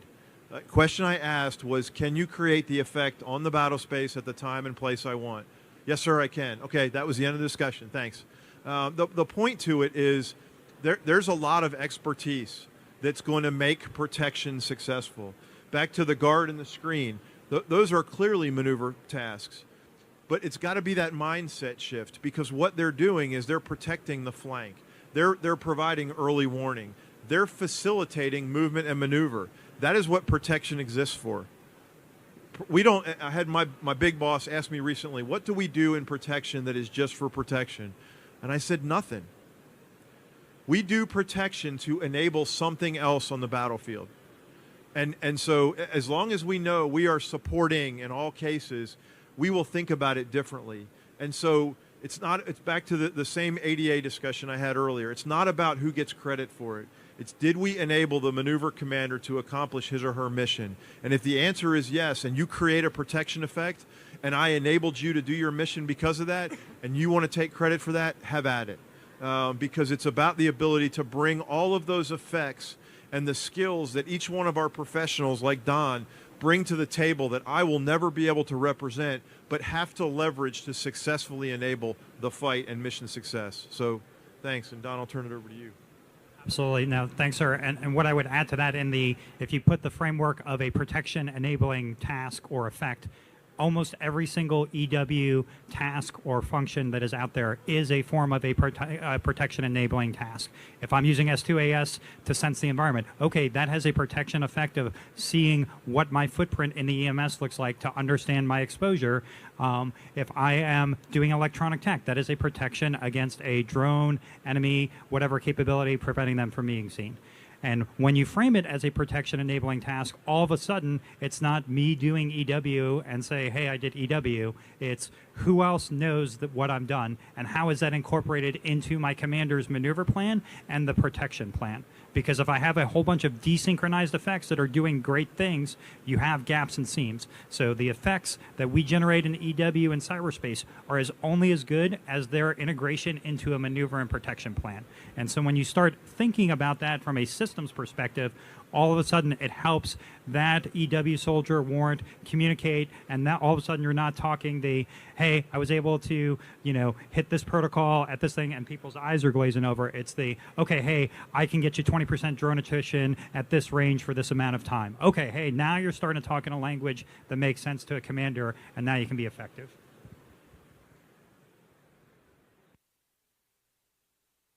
So I think that's about all we have. I want to give General Beck and the rest of the team an opportunity to say some final words. So again, thanks for you all that came out and listened to this. Again, what I would ask, we have got to think about protection proactively, not just reactively. We've got to seize the initiative from, not lose the initiative to the enemy. And several of my fellow panelists have mentioned, we look at it in 4 different bins. First, not being seen. If you're seen, not being understood. If you're understood, not being engaged. And if you're engaged, surviving. We have done a lot of investment, a lot of important investment with all of you as industry partners on the survive aspect. We've got to keep that up. There's no doubt about it. But we've also, and the challenge I would give to all of you is, how do we think in the not being seen space? How do we think about that? How do we bring technology to bear so that we can, I won't say forget, because we'll never be able to forget, but we can potentially downplay some of the survive because our movement and maneuver is enabled because we're not seen.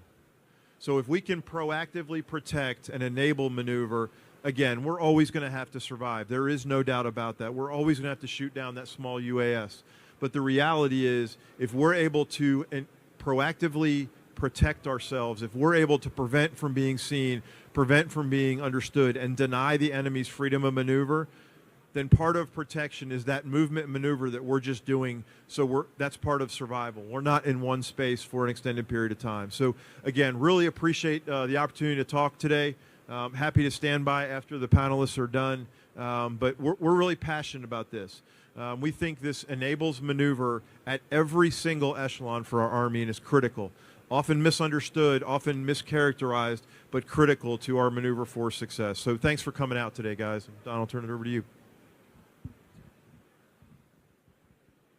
Yeah, so again, thank you so much for inviting me. It's always good to start integrating, and really what I would emphasize is everything that T2COM, the PAE structure, is emphasizing, and what the Army is doing is getting everybody out of their stovepipes and to talk to each other, right? And I think this is a great example of, okay, hey, some people would ask, hey, what does cyber have to do with protection? Well, a lot if you think about it, right? So as we're tackling this problem and being able to fight in the new type of conflicts that we're seeing over in Ukraine, Iran, and other things, the only way that we're going to be able to move forward and to win the conflicts that we need to, which is all of them, it's a joke, is by working together and getting out of our stovepipes and start thinking about things not just in the way that we know in our functions, but integrated across the rest of the enterprise, and what is the holistic effect that we're bringing. Thanks so much for inviting me, sir.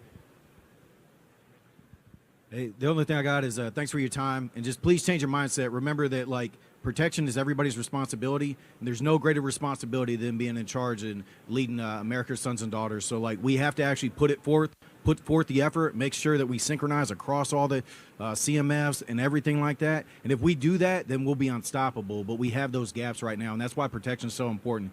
And again, be a student of warfare and a student of history, because we're learning a lot. Iran, this invasion in Israel, or the attack in Israel, Ukraine, there's all these things out there, but if we don't pay attention to it, then we're going to repeat those mistakes if we don't pay attention to it, and that'll end up in the lives, and we can't, we're not ready for that, and nobody wants to sit there and have that American flag taken to somebody's house knowing that we could have taken action to protect them and be more proactive. So again, please remember that it's everybody's responsibility, and we need to be proactive to protect our force. Thank you for your time, ladies and gentlemen. Chris? Thank you.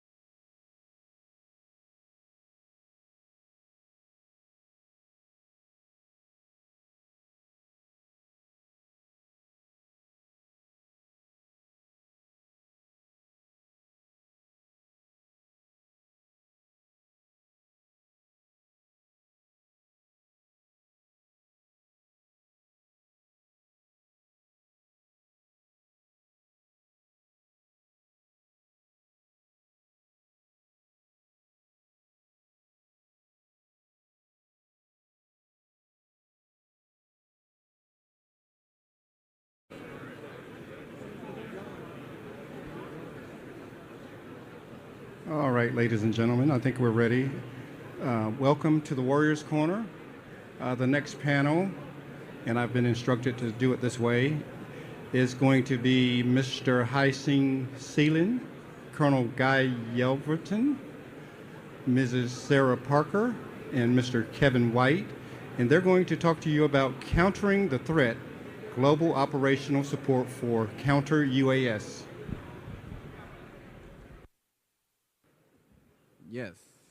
Good afternoon, everybody. I want to start by saying thank you for the host to putting this together, and to DEFCON C5ISR for hosting us. My name is Hai-Sing Seelin, and I'm the test integrator for the Joint Interagency Task Force 401. That's a mouthful.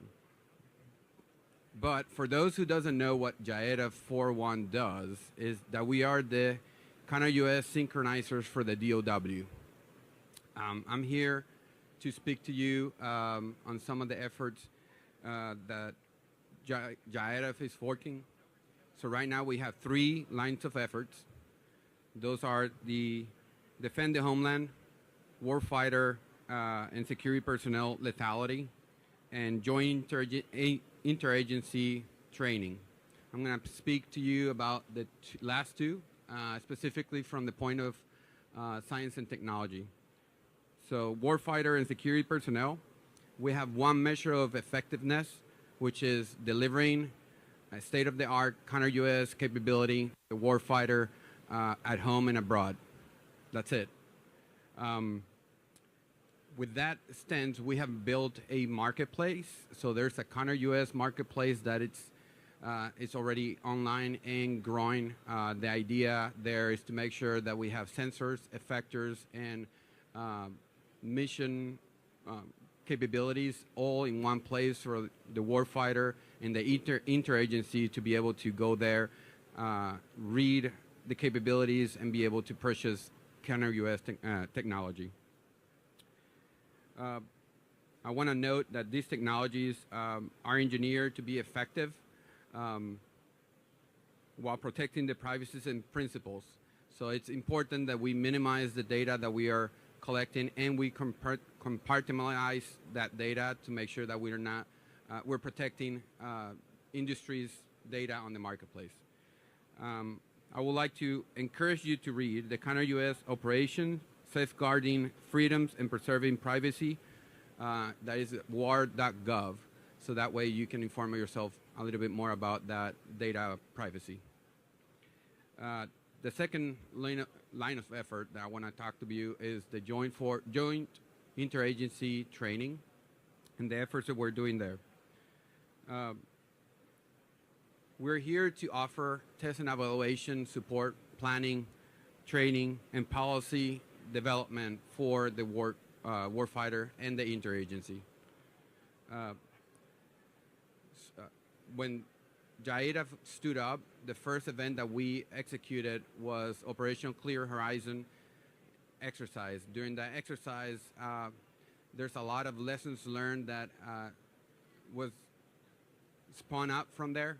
We had all the services, Army, Navy, Air Force, and Marines, counter-UAS technologies that were all in place, and that exercise allows us to understand the state of the counter-UAS and has been a source to inform decisions that the JAEDA is doing afterwards.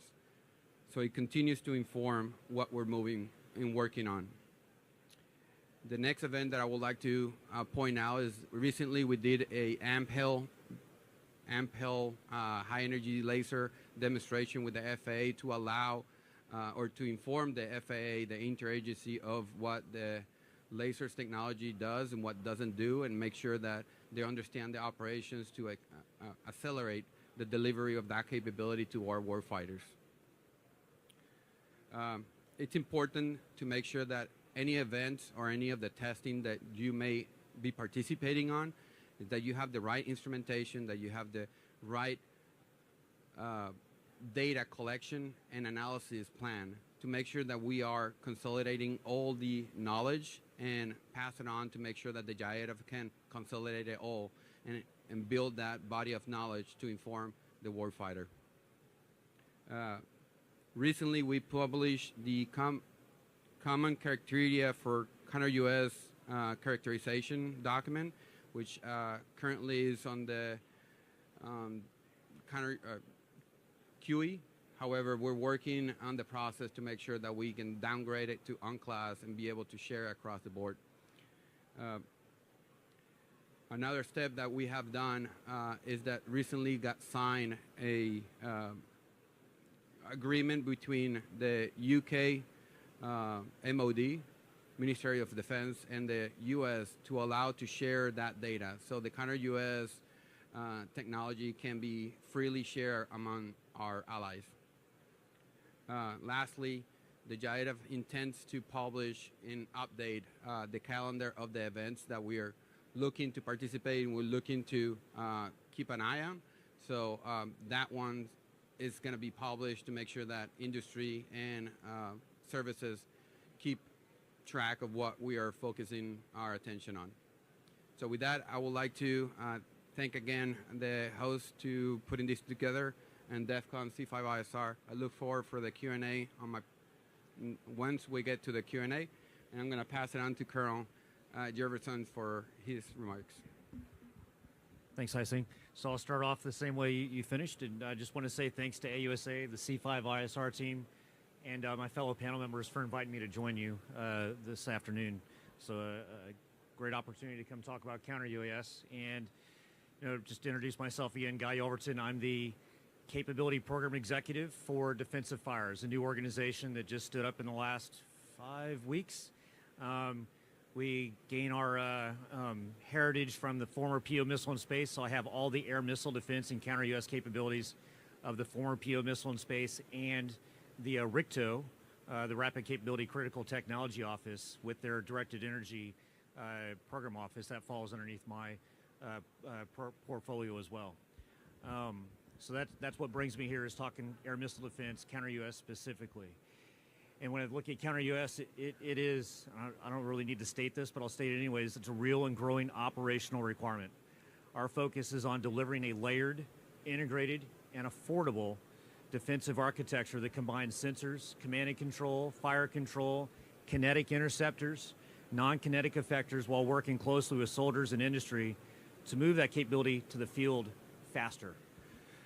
You know, so this PAE realignment that we've gone through, and I should highlight that CP Defensive Fires falls under Portfolio Acquisition Executive Fires.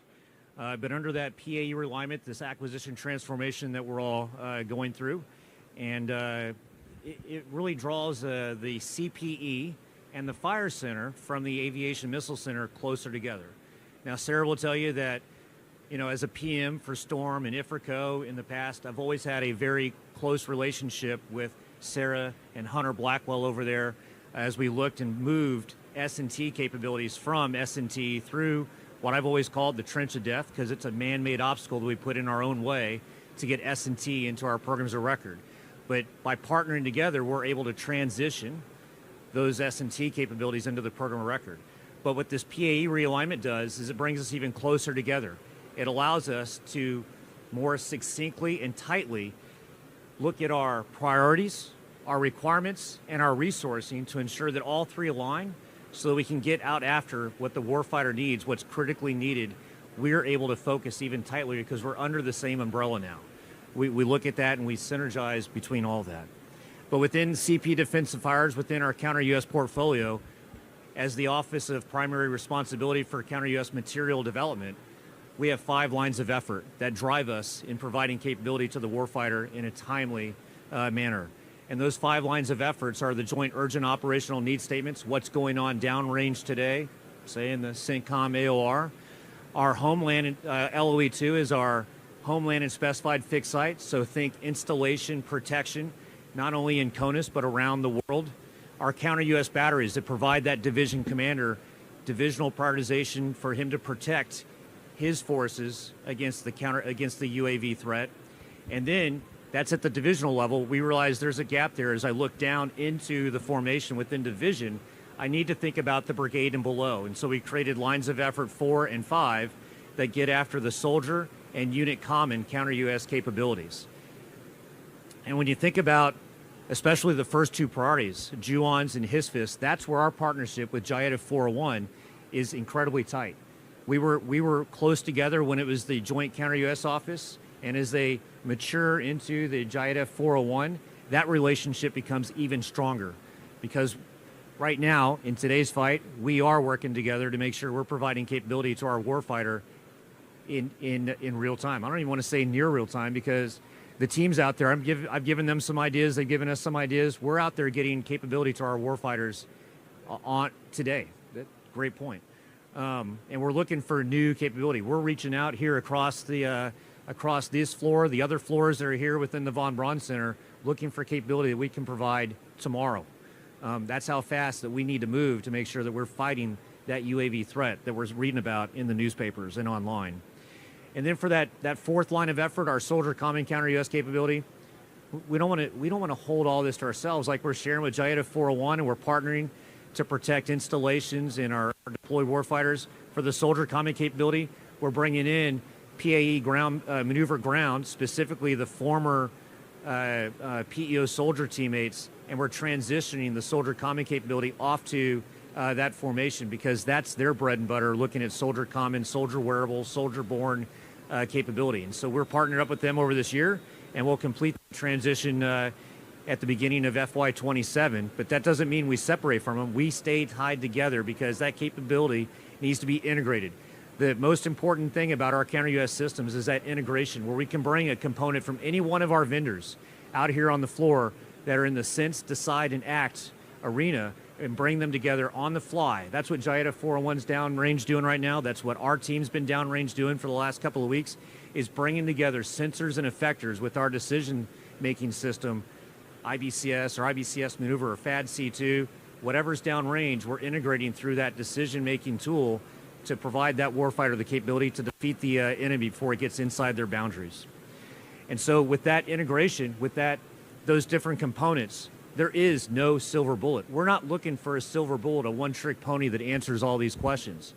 We've had a few competitions in the past year. We've got a few competitions ongoing right now that, as I've stood on the stage at those industry days, what I make sure that all of our industrial partners know is that I'm not looking for one vendor. I'm looking for many vendors to solve many different problems, to fill many different capability gaps, to fill in the cracks and the seams.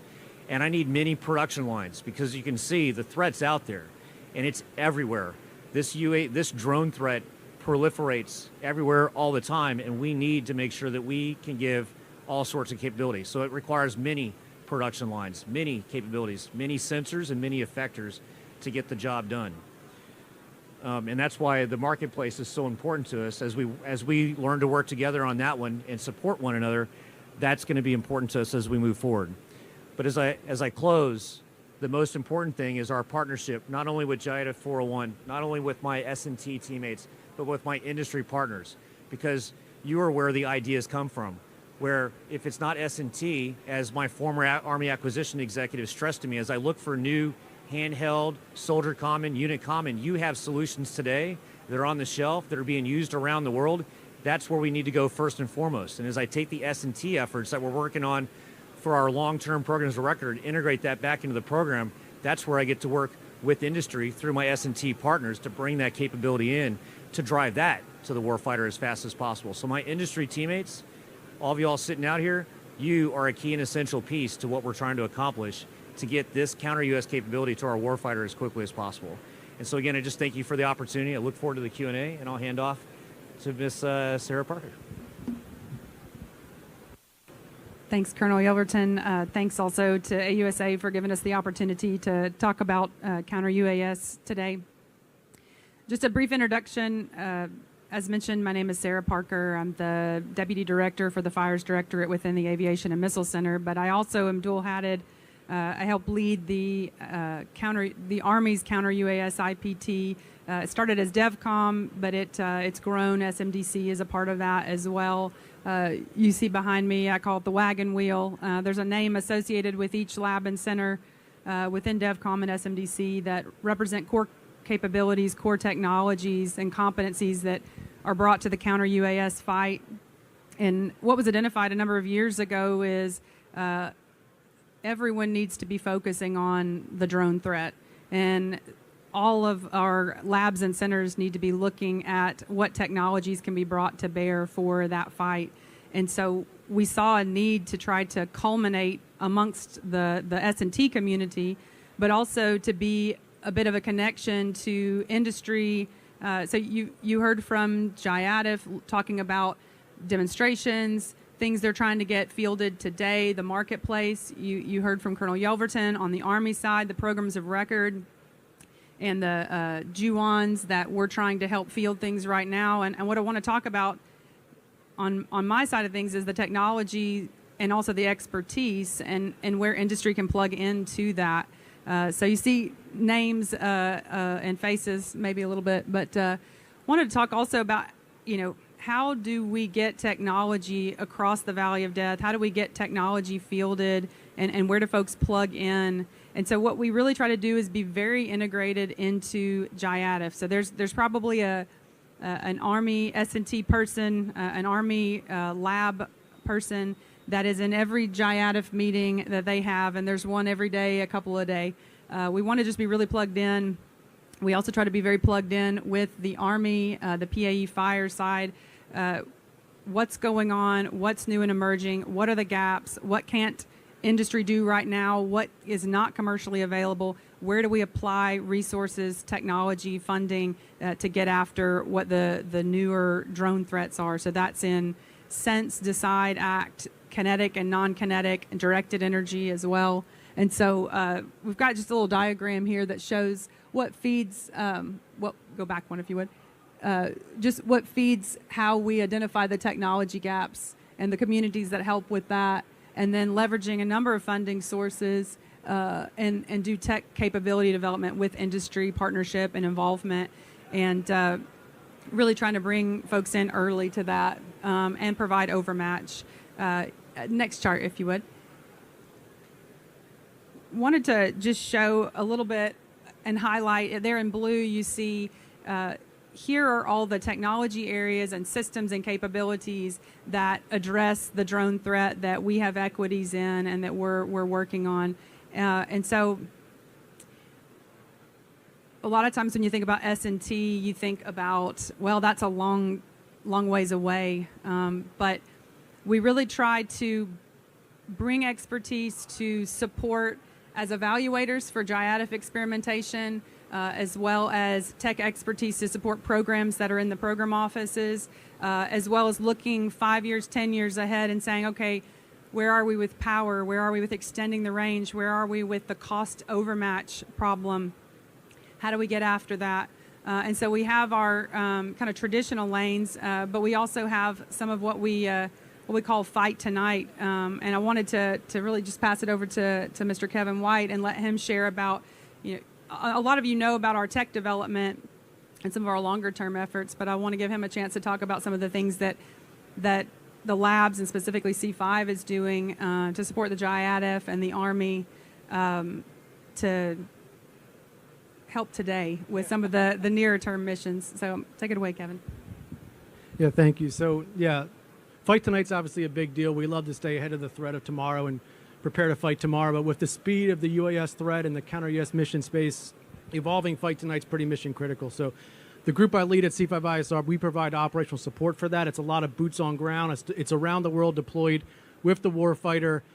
And our job is a few different things. Focused primarily on making sure that we're bringing threat-realistic red teaming and those representative adversary threats into the different missions that might be required for some of what was mentioned to the folks to my right for experimentation or the competitions or a warfighter training event or even a vulnerability assessment. Can Erbil Air Base see all the drones they need to see? And if there's a gap in the layered defense, for example, right now with the real world things going on, let's find that gap and get it filled quickly, working with GIADF and others that have those really rapid acquisition authorities. So on the counter system side for experimentation, can the counter system see what they need to see? Can they defeat what they need to defeat? And then, like was mentioned, there's no silver bullet. Nothing's 100% effective. So let's see what level of success they have and then help the folks to my right identify what else might be needed in that layered defense onion to fill those other gaps. So our group doesn't just bring the threats and fly them arbitrarily, but operating them with the TTPs you might see in a forward deployed environment through real world, higher level classified reporting, or even what's unclassified. There's a lot of stuff out there on social media that gets dropped, right? And we try to replicate that in the events. Also for training and exercises, those are really good because we're working with the warfighters and we're getting their feedback firsthand on how these counter systems are operating and how it might be enabling or impacting or negatively affecting their ability to shoot, move, communicate, and do their other job. At the soldier level, once you get below air defense, you're not going to find so many guys or gals where their full-time job is counter-UAS. They're infantry, they're maneuver support, they're a medic even. So they have a job they have to do full-time, and counter-UAS is supposed to enable that job, not inhibit that job. And we get that real-time feedback and feed it back to 401 and to the S&T group and say, here's what we're hearing from warfighters from what they're saying. And then also let them develop their TTPs and response procedures against the UAS threat, because we might be coming at them with things like the fiber optics and the FPVs, and really gets them the sets and reps they need to build that critical muscle memory. So when the real thing happens, like the last 3 weeks in CENTCOM, to operate at the speed they've needed to operate in that forward deployed environment, that needs to be muscle memory at this point. You can't be doing that the first time. And getting the sets and reps to build that muscle memory is what we bring to the fight. And then the third piece, and then we'll pause for question and answer, is the layered defense, the installation, the vulnerability assessment side. And I'll just mention one in the news because Fort McNair was in the news recently for some potential incursions. It was all over open source. Our job is to go to an installation like that in the homeland or forward deployed and try to find those gaps before the adversary finds them. And when we find those gaps, make a recommendation to GIADF or others what might be needed, whether it's a radar or an effector or something non-technical, better camo, better hardening, better training. They have the equipment they need, but the security forces don't quite know how to use it. Get that feedback and then let them make those really quick iterative improvements to improve their ability to fight tonight. And then if something comes up where they need another piece of technology, feed that right back to JIADF 401, who's been really great leveraging their new authorities that they've been given to get stuff bought, get it fielded, and get in the warfighters' hands really, really quickly. We were going to leave 10 minutes for questions, and we're right on the dot. Look at us.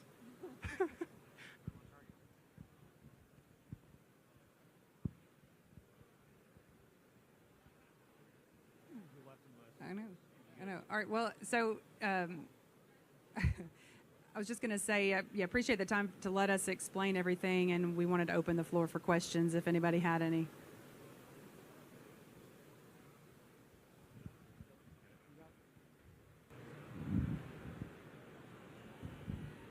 Thank you. I don't know if this is the right way to ask the question, but where is your proving ground? I know you've got all these ideas, and you've said you're all over the world. So is there a proving ground, or should there be a proving ground close by? Yes, so the DOW has a number of ranges and proving grounds that they are established. And the reason why we don't have a single point is if the Counter-UAS technology that we're trying to test and develop is, let's say, a soldier mounted. I don't need a big airspace and ground space that is not being utilized. Or if I'm going to go try to shoot a drone that has some kinetic or explosive, then not all ranges will be able to accommodate everything. So if I'm going to try to do techniques that they're classified in the spectrum, I cannot do it in the same range that I'm going to shoot 360 degrees, 30 mic, for example. So the problem is representing or selecting one range limits the DOW in order to facilitate all the spectrum that the Counter-UAS needs to be evaluated. So to answer your question, there are the DOW's ranges will be primary. We'll go to any other range that the interagency is using, as long as the data is being collected in a manner that is meaningful and will inform the warfighter. So instead of selecting one, there's multiple that they're the primary, but they're not the only one. The JIADF will look at any event anywhere. Could I just follow up on that? So how do you, proving ground may have been a limited way, but you need to have these things proved in the hands of whoever is going to use these capabilities, and that's my question, follow-on question. Thank you. Yeah, so that's great, and that is a good segue to how I was going to pile on Hai-Sing's answer anyway. So part of it is the somewhat controlled environments that Yuma or White Sands Missile Range or what have you, that Hai-Sing's group is really great. And then when there's a certain down select and things have been selected to maybe go forward deployed or even sent to the southern border, now there's another proving ground. I've done thousands of missions for Counter-UAS in the last 10 years of doing this full time. I've never seen a sensor or effector operate the same way in two different places. It just doesn't exist. To take the Army term, MET-TC, right? There's the terrain, there's the RF environment. It's hot, it's cold. Do they operate when it's foggy? Do they not operate when it's foggy? And so you have to then ultimately field them where they might be intended to operate, and then get some good data on, all right, this one's really good in cold terrain, which we just support an event in Alaska through Indo-PACOM on. They want to know in Alaska what works really well when it's negative 20 degrees Fahrenheit, and we support an event there. And then maybe this sensor might work really well in a desert. This one might work well in a mountainous terrain like South Korea, and then get all that data and then further feed that to the marketplace and other things like JIADF. So then when you ultimately go in there, the soldiers, ideally at the end of the day, will be able to see, all right, this one worked pretty well in triple canopy. This one worked well in hot weather. This sensor integrates well with that effector to make a good layered defense from that good feedback that's fed back into the marketplace to help make those decisions. But ultimately, you're spot on. You have to evaluate not just in a controlled environment, but where it's going to be fielded with the soldiers that are going to be operating it, because that's what it's designed to do at the end of the day, right? And I'll add to that. So we're doing all that, and you hit the two ranges that we use the most for proving out, qualifying components and pieces and parts. But the other thing we're doing in the Army is the transformation and contact. So we're buying equipment. Soldier Common is the easiest one I can hit on right off the bat, and we're fielding that equipment to transformation and contact brigades. Let's see what month this is. March. So we've hit about 9 brigades already, providing them kit that they're using at the National Training Center, at the JRTC, or they're deploying with it and actually using it in combat operations. And we're getting all that feedback from the warfighter that's using the actual equipment. Feedback of, do you like this? Do you want more of this? What other TTPs could you use, or what would be better to use? And we take that back into our next competition. So we're actually getting information back from the warfighter using it in their brigades, in training environments or actual combat environments as well. Not just the demonstrations, experimentations, everything we're talking about. We're covering the entire gamut. And I would say, to go to the other end of the spectrum, industry also has their own ranges. And we're going out with them as the material developer, going out to their facilities and observing the equipment firsthand, up front and early, and then allowing that, and then moving that forward faster as well, because we're learning as early as we can with our industry partners. So we're covering the entire spectrum from birth to in the soldier's hands, and getting feedback and making the system, the components, the pieces, the parts better and better and better. Last thing I'll add is Gotcha. JIADF is setting testing standards right now. That's one of the primary goals that they've set this year. Is we're going to have a list of these are the expectations, so that a company doesn't come to a test event and say, I did this, but somebody say, oh, this wasn't a very good test, it wasn't very representative. And C5 has a group, and they partner with AVMIC as well in creating the threat representative drones. And so we're not just going against DJIs that have limited capability. We're trying to really represent what we're seeing out there. Okay, would you comment on how you work with DHS, and also how you're coordinating or working with the National Counter-UAS Training Center here at Redstone? Great question. So right now, the interagency, General Ross has selected folks, and right now there's some folks from the interagency CBP is sitting at our office on a daily basis. There are members within the divisions on the JIADF that they are in meetings with DHS, making sure that we are stepping, knowing what each of us are doing. We are aware, we have the point of contact, and we're in communication with the SNT community within DHS. And that's how we are partnering with the not only DHS, it's also the interagency, FAA. We're in the process of getting agreement to get them into our workspace to make sure that we streamline some of the coordination and facilitate, again, it's to agilize and get speed to deliver that capability tomorrow to the warfighter. And there's all the red tape that needs to be cut, that we are sitting side by side to make sure that we're all tracking how to pass the ball and nobody's dropping that ball. So for the other part of your question, I see your hand, sir. FBI. So we have an MOA here between the FBI, the JIADF, and CP Defensive Fires, PA Fires, for co-use of, there are ranges here on the installation. There are unique capabilities that the FBI has built here that we can utilize to test some of our capabilities, but they also, it's not a one-way street. They're gaining information from us because we're able to do more development, R&D than they can, and so we're learning from each other. And so it's a great partnership that we have here on post as well, to your question, sir. Yeah, hi, Ken Kreitzer, CamVets Media. When you say ready to fight tonight, it sounds like what the leadership in South Korea is always saying, General Brunson, General Lombardo. Is the threat from drones particularly acute with North Korea? They have always talked about artillery from North Korea, but would drones be another key threat that the Army has to consider? You go ahead. Yeah, we have a pretty standard saying at this point that from asymmetric adversaries to peers and near peers, everyone has access to it, and you should safely assume if we're going to be in a combat battle space with anyone for the foreseeable future, unmanned systems from ground to maritime to air will be part of the fight. You want to add, sir, or have a wrap-up comment? All I would just say is that I think that threat could come from anybody. in the homeland, outside the homeland, anybody. So I would be wary of any adversary having the capability of UAV, sir. Yeah. Good afternoon.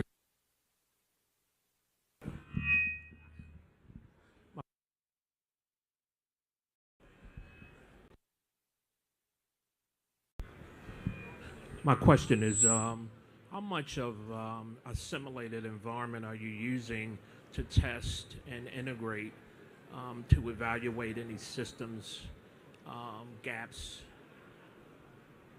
instead of an actual, a virtual environment to test?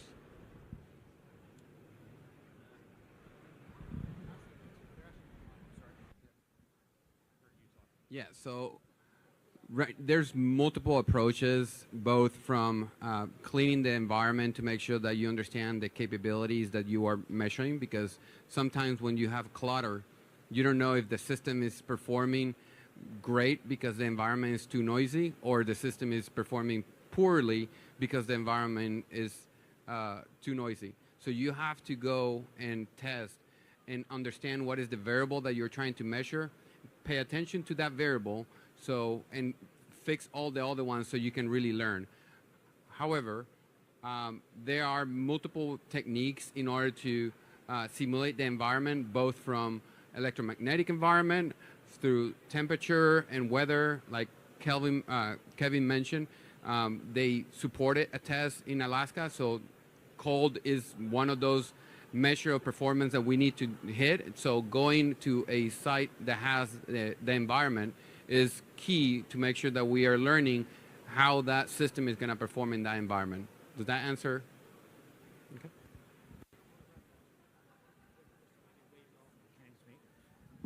All right, I just got nominated to wrap up.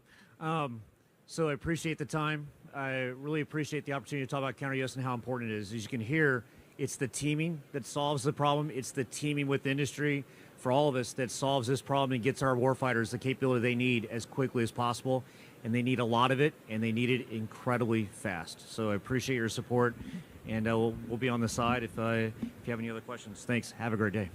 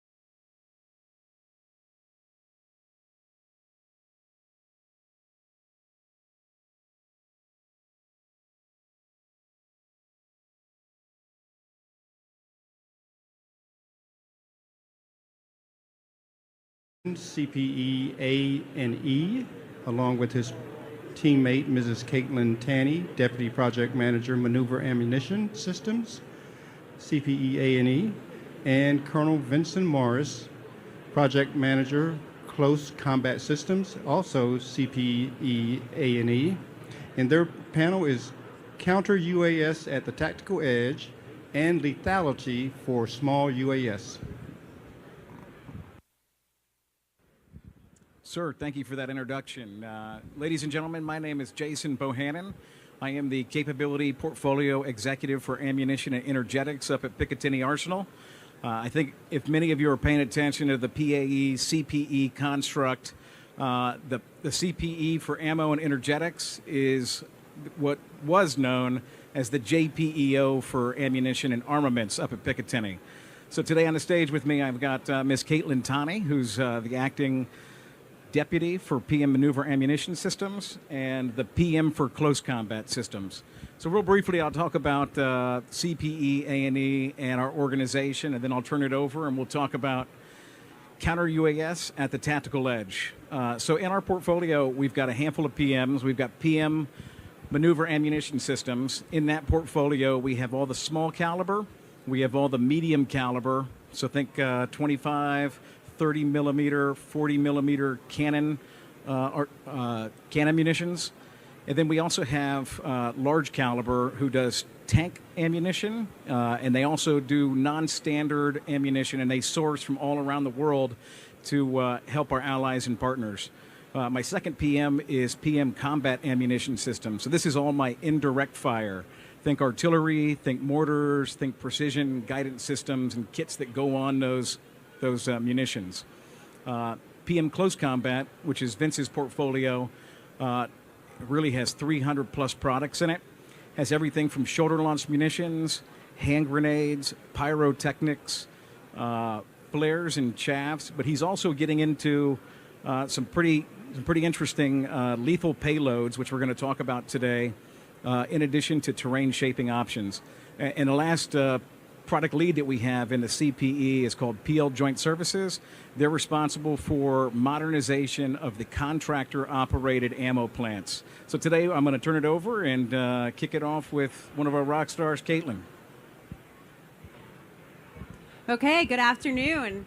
Caitlin Tanney, Deputy for PM Mass at CPA&E. And I know I am between you and probably your next happy hour, so I'll be sure to entertain you and as well as provide you with good information. Go to the next chart. So we are sitting in the center of what is probably Missile Central, and we all know how important missiles are to the fight. We see it in the news, but there's also a point where missiles can't get after every munition, every threat. So we need to supplement that with something that we already have within our formations. Missiles play a critical role in what we're doing against a threat in our current situation and in the future. We also have to recognize that we don't have the capacity, nor should we be using missiles for every threat we see that's from an aerial perspective. There is things to consider, not just cost, but also logistical burden, collateral damage, magazine depth, and also just where are we fighting? Where are we getting those missiles to? How do we get them there? How does our industrial base really handle the capacity that's needed for something like missiles? So this is where we know missiles play an important role, but we also need to supplement that role. Should we be using missiles for a Group 1? Maybe if it is protecting an asset that is way highly valuable, but maybe we shouldn't. Maybe this is just a surveillance mission and that we need to make sure that our formations in the field are protecting that. So this is where ammunition comes in. So ammunition is playing a critical role in counter-UAS. And if we go to the next chart, nothing new with proximity fusing. Proximity fusing has been around since World War II. You can read books about it. It's in missiles. It's in mortars. So that's not the novel part. What's novel is that we are taking this proximity fuse capability and we are miniaturizing it into a very small form factor. We're taking your Bradley fighting vehicle and creating a counter-UAS capable by using the armament that is already on the system. We're taking the infantry soldiers who already have Mark 19s within their squad and providing them with counter-UAS capability. So what is proximity fusing? Proximity fusing is a radar that is within the munition that is going to detect something. So this isn't new. Hand sanitizers have prox radars, but what's different is it's going to withhold the gun force, the environmental standards that are needed in ammunition. So it's going to, the G-force from a weapon system of 30 millimeter is nothing like this hand sanitizer. So what is important about it is that we are looking for vendors and industry partners to help get after this miniaturized proximity fusing. This is the future. There is no, you have to hit the round to kill it. You have to hit the threat to kill it. You just need to get into the vicinity of that. So that is what we're doing here at CPE A&E. We are taking legacy ammunition, testing that we've already accomplished, and really innovating at the round. We can't be fielding new weapons and new platforms into every formation. There is a space for air defense, and it holds, we've seen that in wars in the past, but we also, it's everybody's problem now. So we can't depend on just the air defense mission to protect our airspace. So we go to the next chart. So what have we been doing? So as I said, we've pretty much proliferated our formations with this proximity fuse technology. We are taking systems that have been in the field for decades. Let's take the Bradley. I know we've all been trying to replace the Bradley for about 3 decades now, but it's still in our formation. And what we saw in Ukraine is that it plays a pivotal role in our formation. The Bradley's putting up a good fight, but you know what the biggest threat to the Bradley was? The UAS, and it still is. So in our next war, or in our current war, as you see all over social media, UAS is a threat and it's not going away. So what can we do with the weapon systems and the platforms that we already have? And so this is what we're doing it. So I'm not going to go through all this chart, but it really just describes, we're doing this across medium caliber at the moment. So we're taking missile technology, mortar technology, and we're miniaturizing it in medium cal capability. Medium cal helps ammunition. Medium cal ammunition is in all the joint force, the Air Force, the Marines, the Army, the Navy. All of them are using a medium cal weapon system on their platforms. What started this was what we're called 30 mic, and I know they brought it up in the previous briefing, where this is the first medium cal technology that was put into the field with this prox fusing. It's supporting MLIDs, it's supporting the Marine Corps' MADIS, and it's also supporting our aviation community with the Apache. Because we were able to miniaturize this capability, we're turning our legacy systems into something that can also be in the fight for counter-UAS.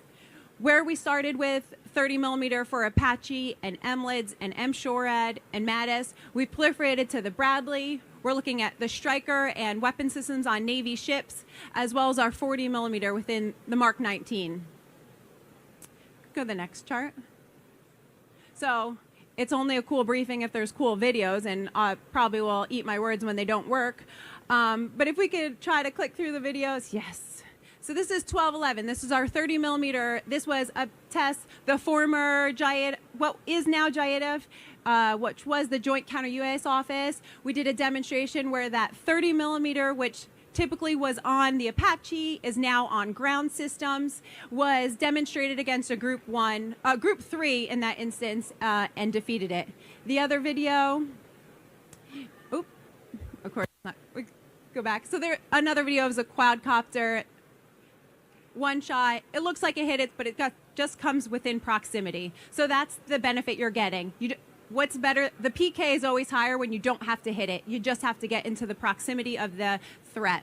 So those are just some cool videos and pictures of that is what it looks like when it's bursting on that UAS right before it comes down, and the fragmentation that is taking down that UAS. Go to the next chart. So our partners at PA Fires just said this. Counter-UAS is everybody's mission. It is not just one PAE. It is not just one center of excellence. It's not just one industry partner. Every single person who's playing within the DOW has the responsibility to have counter-UAS in their formation. So there is different onion levels, different layers. We start at the soldier. They're calling it soldier common. So yes, there is sensors and soldier common things, but there's also every soldier in our formation holds a weapon.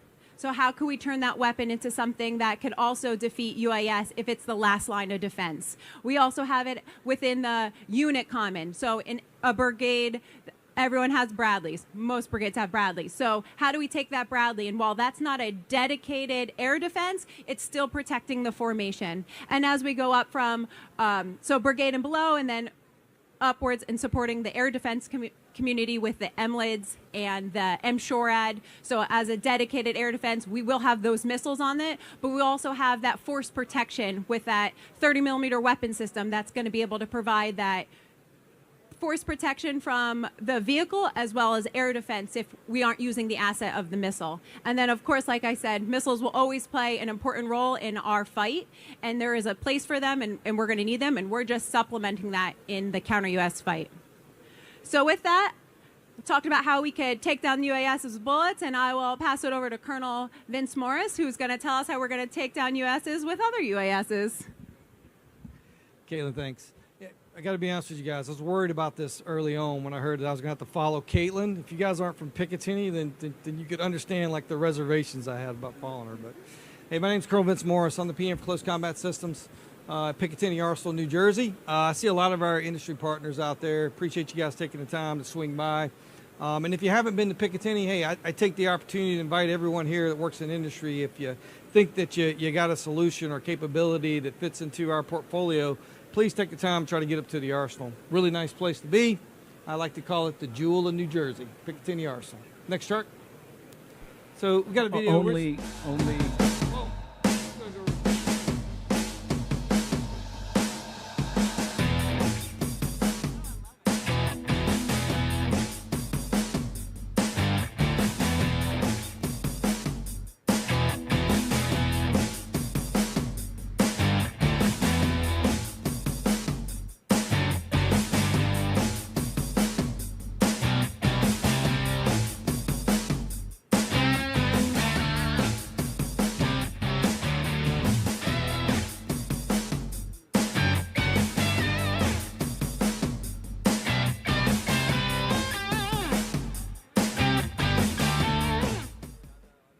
Yeah, I didn't even realize we had music on the video, so that was news to me. There you go. But hey, again, we're here to talk about small U.S. lethal payloads. Really, if you look at the first chart here, I really want to get right into the challenge, right? The challenge for us is really how do we deliver at scale, right? As you can see from the video, those are numerous experimentations that we've done in different places with lethal payloads. But really what it comes down to, again, is delivering at scale. To deliver at scale, to me, the first thing we've got to do is get the architecture right? If we mess up the architecture, it makes it almost impossible for us to deliver at scale.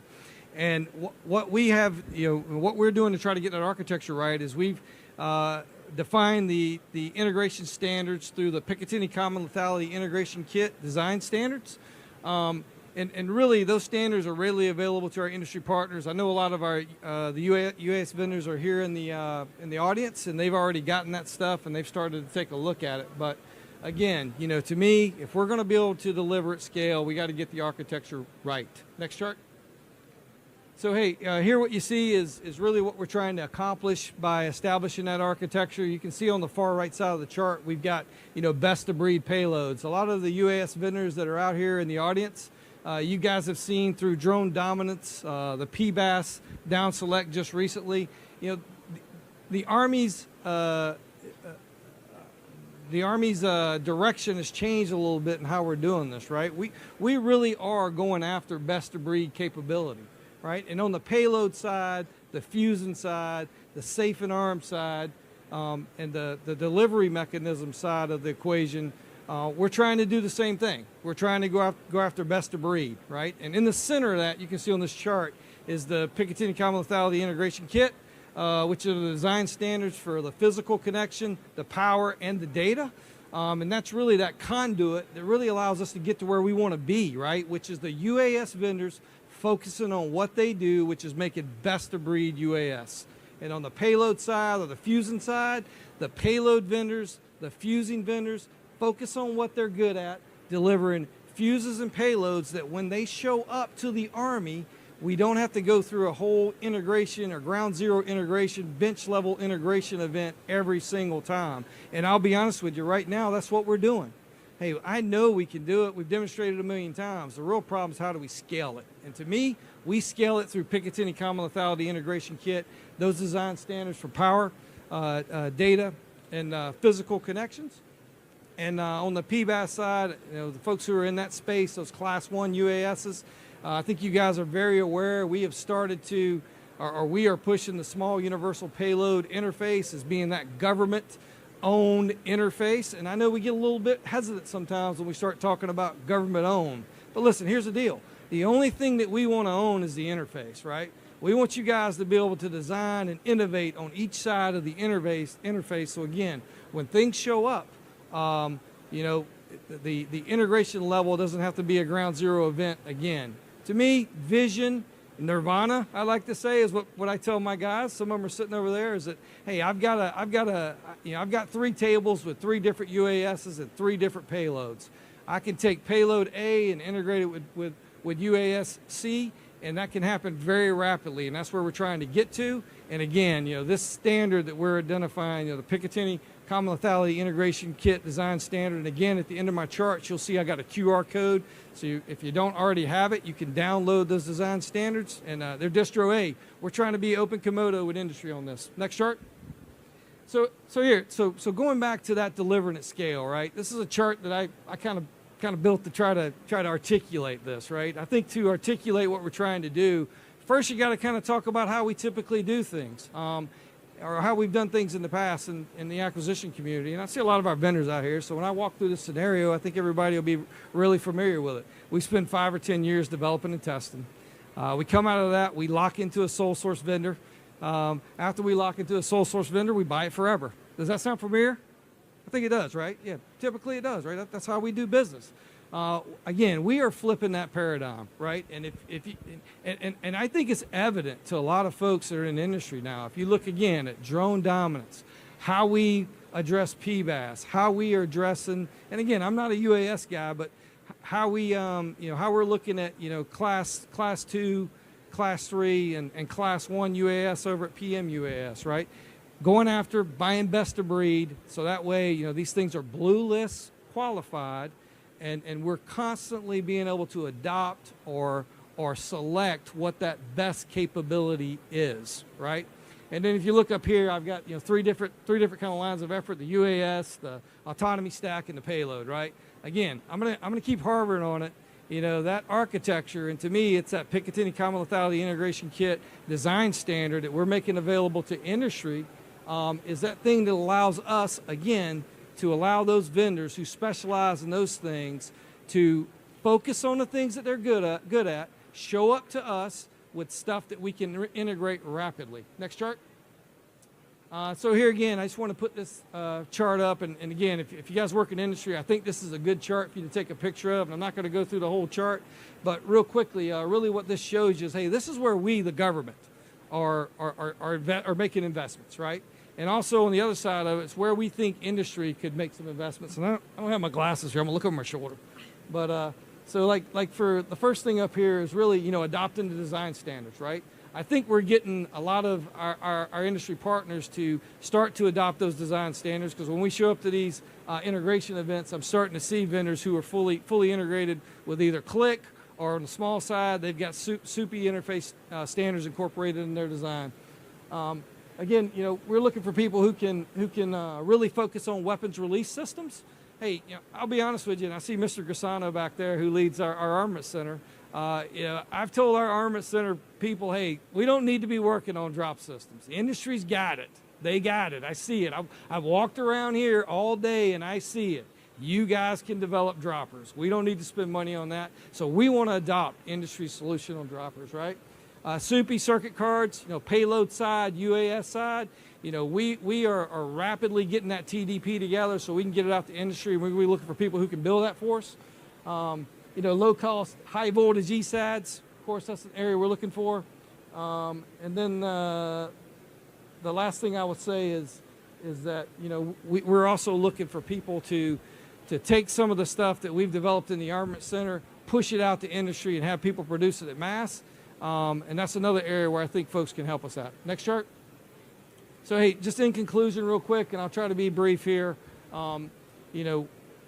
again, our strategy is to create that architecture so our industry partners can focus on the things that they're good at, and we create that environment where when you show up, we're prepared to help you integrate with whatever UAS if you're a payload vendor, or payload if you're a UAS vendor. So the amount of test and qualification that we have to do is minimal. And again, I've got points of contact up here for the folks in my office that lead these efforts. And again, on the far left, you can see Picatinny Click, QR code for that documentation. The SUPI, Small Universal Payload Interface, documentation's in there for PBAS. So please make sure you get a copy of that, and look forward to your questions. Thanks, Caitlin and Vince. So we only have a few minutes. We'd like to open it up to the audience and field as many questions as possible.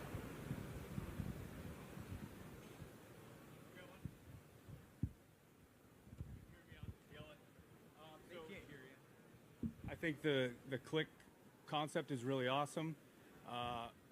Have you considered that each payload, each UAS is designed with an ESC that has certain flight conditions that only pertain to one size payload?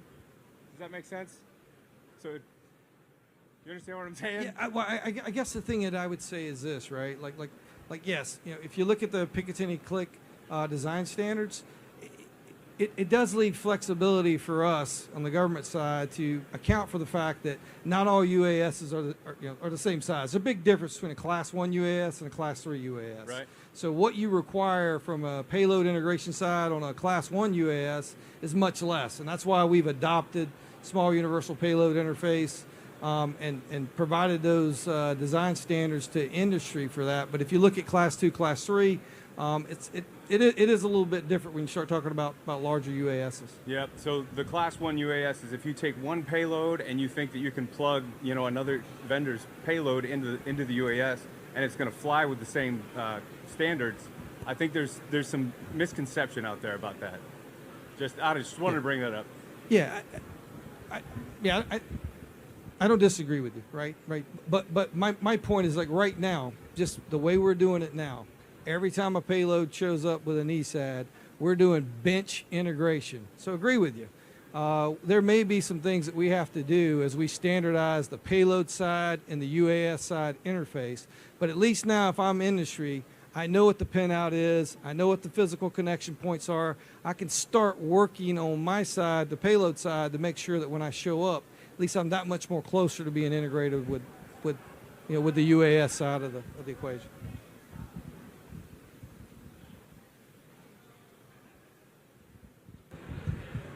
Hey, thanks for the panel. It was, I guess some people hold it too far away, some too close. But is it part of your portfolio? Have you thought through taking some ordnance or systems and putting them on the Army's existing large UAS, Group 4? Yeah. The long story short, if you looked at our charts earlier, we had a couple different things that were working wholeheartedly. Like our approach right now on this is what we consider a crawl, walk, run. So we're looking at legacy stuff. So we're definitely looking at all of our legacy munitions. Now, of course, when we start to talk about integrating and dropping our legacy munitions in a way that they haven't been dropped before, there's things that we have to do, like a mortar round, an artillery round, safe and arm on those rounds, perform a certain way because of the conditions in which they're launched. So we are actively working ways to overcome those safe arm devices on those munitions to be able to drop them. And I will tell you, from a Class 2, Class 3 UAS perspective, on our side as the payload owners, we see the first iteration of this potentially being legacy mortar, legacy artillery drop from UAS.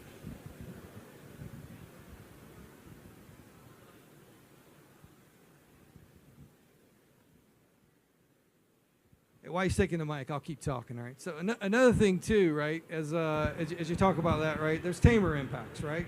Like we have a certain amount of ammunition that we have to have on the books based on, our current intel, and as we start to incorporate our legacy munitions as potential lethal effects that we're delivering from UAS, there's going to be tamer impacts, too, and how we make sure that we have the right inventories on hand. Yes, Chief Nakamura from the 82nd. We've been doing some training with the Counter-UAS systems and the MLIDs and the proximity rounds. I was wondering if there's anything in the works to deal with fast-moving Group 1 UAS. Like, we worked with an artillery unit. They were able to use it to destroy Group 2 and Group 1 quadcopters. But once we got into the FPVs and they started moving at 90 plus miles an hour, they didn't detect them until about 300 meters out, and then they couldn't lock on to get a proximity close enough to get a round out. So we essentially defeated them with those. And seeing what Ukraine and Russia are doing with the hunter-killer aspect, other fighting forces are going to move into that and see that they can defeat our systems with that. Do you have something in the works to attack fast movers, essentially?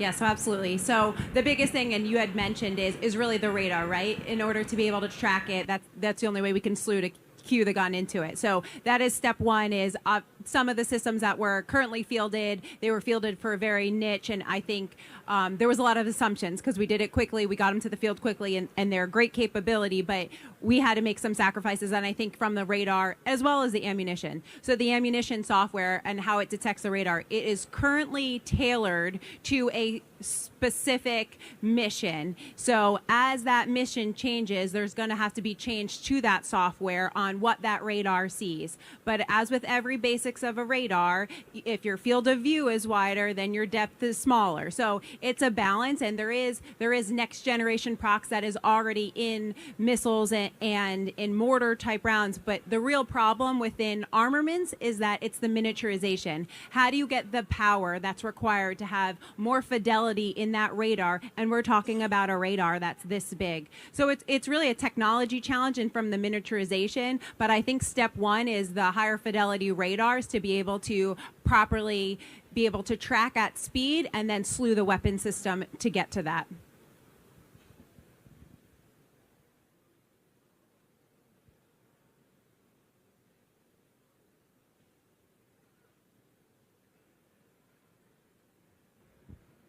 Okay, I think we're wrapping up. I just want to leave everybody with the Chief of Staff of the Army's statement as recent as last week. Every soldier needs to be able to shoot at a UAS with something effective, and every soldier needs to be able to fly a UAS. So that's something we're all dealing with right now. And it kind of to reiterate some of the points that Caitlin and Vince made today, it's all about layered protection, right? There's no single silver bullet that's going to do it all. The munitions we're talking about, many of them are innovating at the rounds that exist or the systems that exist today, but it's very complementary and should be to missiles and exquisite bespoke solutions that we go after to defeat this threat of the future. Thank you all for coming.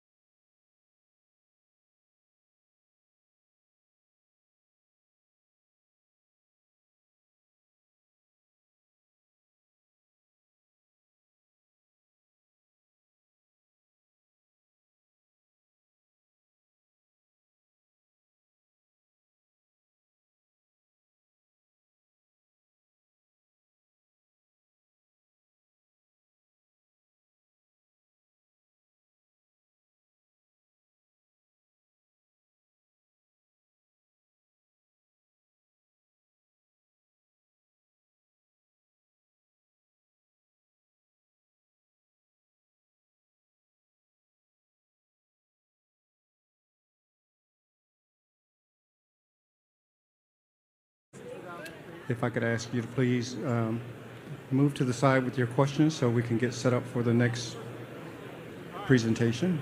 Thank you.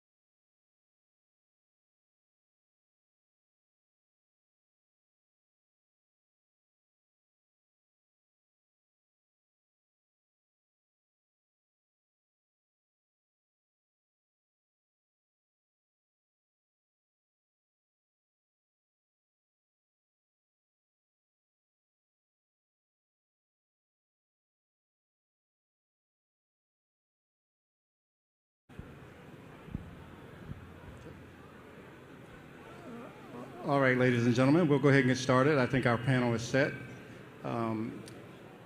Good afternoon, ladies and gentlemen. Our next panel will be presented by Brigadier General Freddie Adams, MIC Commander, Mr. David Dentino, Assistant Sec Army for IE&E, and then Colonel Devin Panula, Chief of Facilities Modernization for AMC. And they will talk to us about commercial construction best business practices. Okay. So why did the Secretary of the Army and the Chief of Staff of the Army want to go down this route? So there's a lot of reasons, which we're going to cover. I'm going to cover it from kind of the strategic level, and then I'm going to pass it off to Colonel Penaluna, and then General Adams is going to talk about how this is actually being implemented in the field. So the first thing that the Secretary of the Army and the Chief of Staff of the Army were concerned about was, we need to modernize our infrastructure, right? I don't think that is a surprise to anybody. What comes as a surprise to some people, and I think it did to the Secretary when he showed up, was our infrastructure is $150 billion behind. So what do I mean by that? I mean our infrastructure, we have deferred maintenance, we have deferred sustainment, we have deferred the types of things that we need to do to it to keep it operating at its correct capacity, at its correct quality, to the tune of about $150 billion over the years. And so you hear that amount and you're kind of like, well, what do we do about that? And, to be frank, within the installations community, we kind of shrug our shoulders a little bit at it, if you will, right? Because it's such a big number.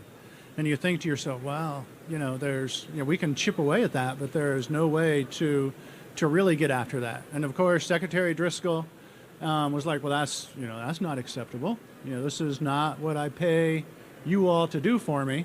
And so how can we address this? So that's reason one. Reason two, quality of life. So our barracks, our family homes, whether they're, no matter if they're privatized or if they're Army owned, they also need some love and care. Many of our barracks, they all hail back to the Vietnam War area, right? They're called VOLAR barracks, which stands for Volunteer Army, which came into effect right after the Vietnam War and after the draft ended. So we started building VOLAR barracks. And for the most part, those are barracks that we still operate out of today.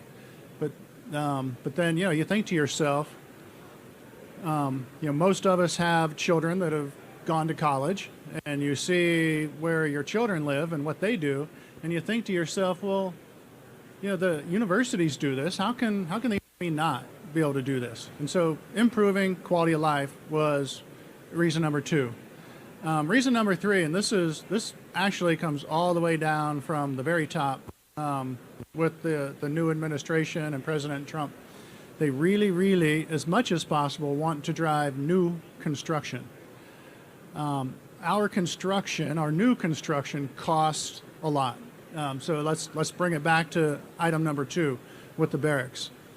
On average, the Army pays per soldier to live in a shared room with another soldier about $400,000 to $600,000 per soldier for a new construction. And I can see some of you, right? And you think to yourself, like I think to myself, I'm like, well, that's as much as I paid for my house, right? How can we, a shared room, right? This is a half a room. They're slightly bigger than what your kids live in college, but how can they share a room at that cost? And so the new construction is just, become prohibitively expensive, right? So what are we going to do about this? So the Secretary charged us with that, and one of the things that came out of that is this initiative that you can see that AMC is pushing. How can we change our acquisition? How can we do non-FAR-based acquisition? How can we try and get out from underneath the kind of crushing bureaucracy, I would say, that comes with, some types of our acquisitions? How can we get away from, just thinking of things the way that we typically have? And so then the other question is, how can we put these out in a way that will draw more competition? And the way that you draw more competition is typically you make it a bigger prize at the end, right? And so that's the other thing that we're hoping to do here with what we call an JBLM Joint Base Lewis McChord and the FORGE project, which you might remember, but I can't remember what FORGE stands for anymore. We had an acronym at one point, which is why it's called FORGE. But the acronym has been lost to time, and this is only a 8-month-old effort, I think. So shows you how quickly people are moving. But the administration, to go back to the third point, the administration really, really, really wants to drive new construction. And so how can we look at technologies that enable new construction at a lower cost? How can we look at industrial construction? How can we look at modular construction? Tonight I fly out and I go to Fort Bliss, one of the projects that you see up there on the board. And tomorrow we're going to hit the button and we're going to start 3D printing 10 training barracks out at Fort Bliss. And we partnered with a company that does 3D printing on a large scale. And we're going to 3D print 10 barracks out there at Fort Bliss. And Colonel Penaluna and his crowd, they have already figured out, after we did this initial pilot project, how to do essentially the same thing but cheaper. And so how can we use technology to drive costs down? So I think, I don't know how long I've talked, but I'm going to stop there and I'm going to turn it over to Colonel Penaluna to talk a little bit about how AMC took these kind of mandates and are putting them into action.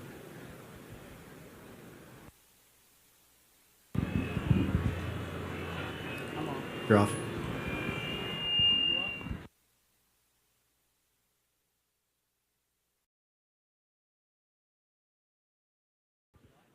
Yeah, I think we're good. All right. So I recently came to PCS at AMC this last summer, and had an opportunity to talk to General Mohan, Commander AMC, pretty quick, and he expressed to me that he wanted to get after some of these pilots. Forge, I never heard about Forge before, but Forge was coming down, and there was a few other projects regarding 3D printing that he wanted to take on. And so we kind of laid out what the project scopes were. I was like, okay, we can do this. We just need more manpower. We need more manpower. We're going to need to build up an office to get after this. It's going to be a pretty heavy lift. We've done projects before. And right away, he expressed to me that is not the intent. The intent is to demonstrate very, very lean ability to execute. And so the three, standard pillars or legs to the stool for construction, schedule, quality, and cost. Or he's like, hey, well, we're going to try to do this without increasing our government workforce, because right now we're on a hiring freeze by and large. And we all know that we spend quite a bit in overhead costs using traditional methods, namely Corps of Engineers. They have a high cost to do that. And the schedules are very, very long. Usually it's design, bid build.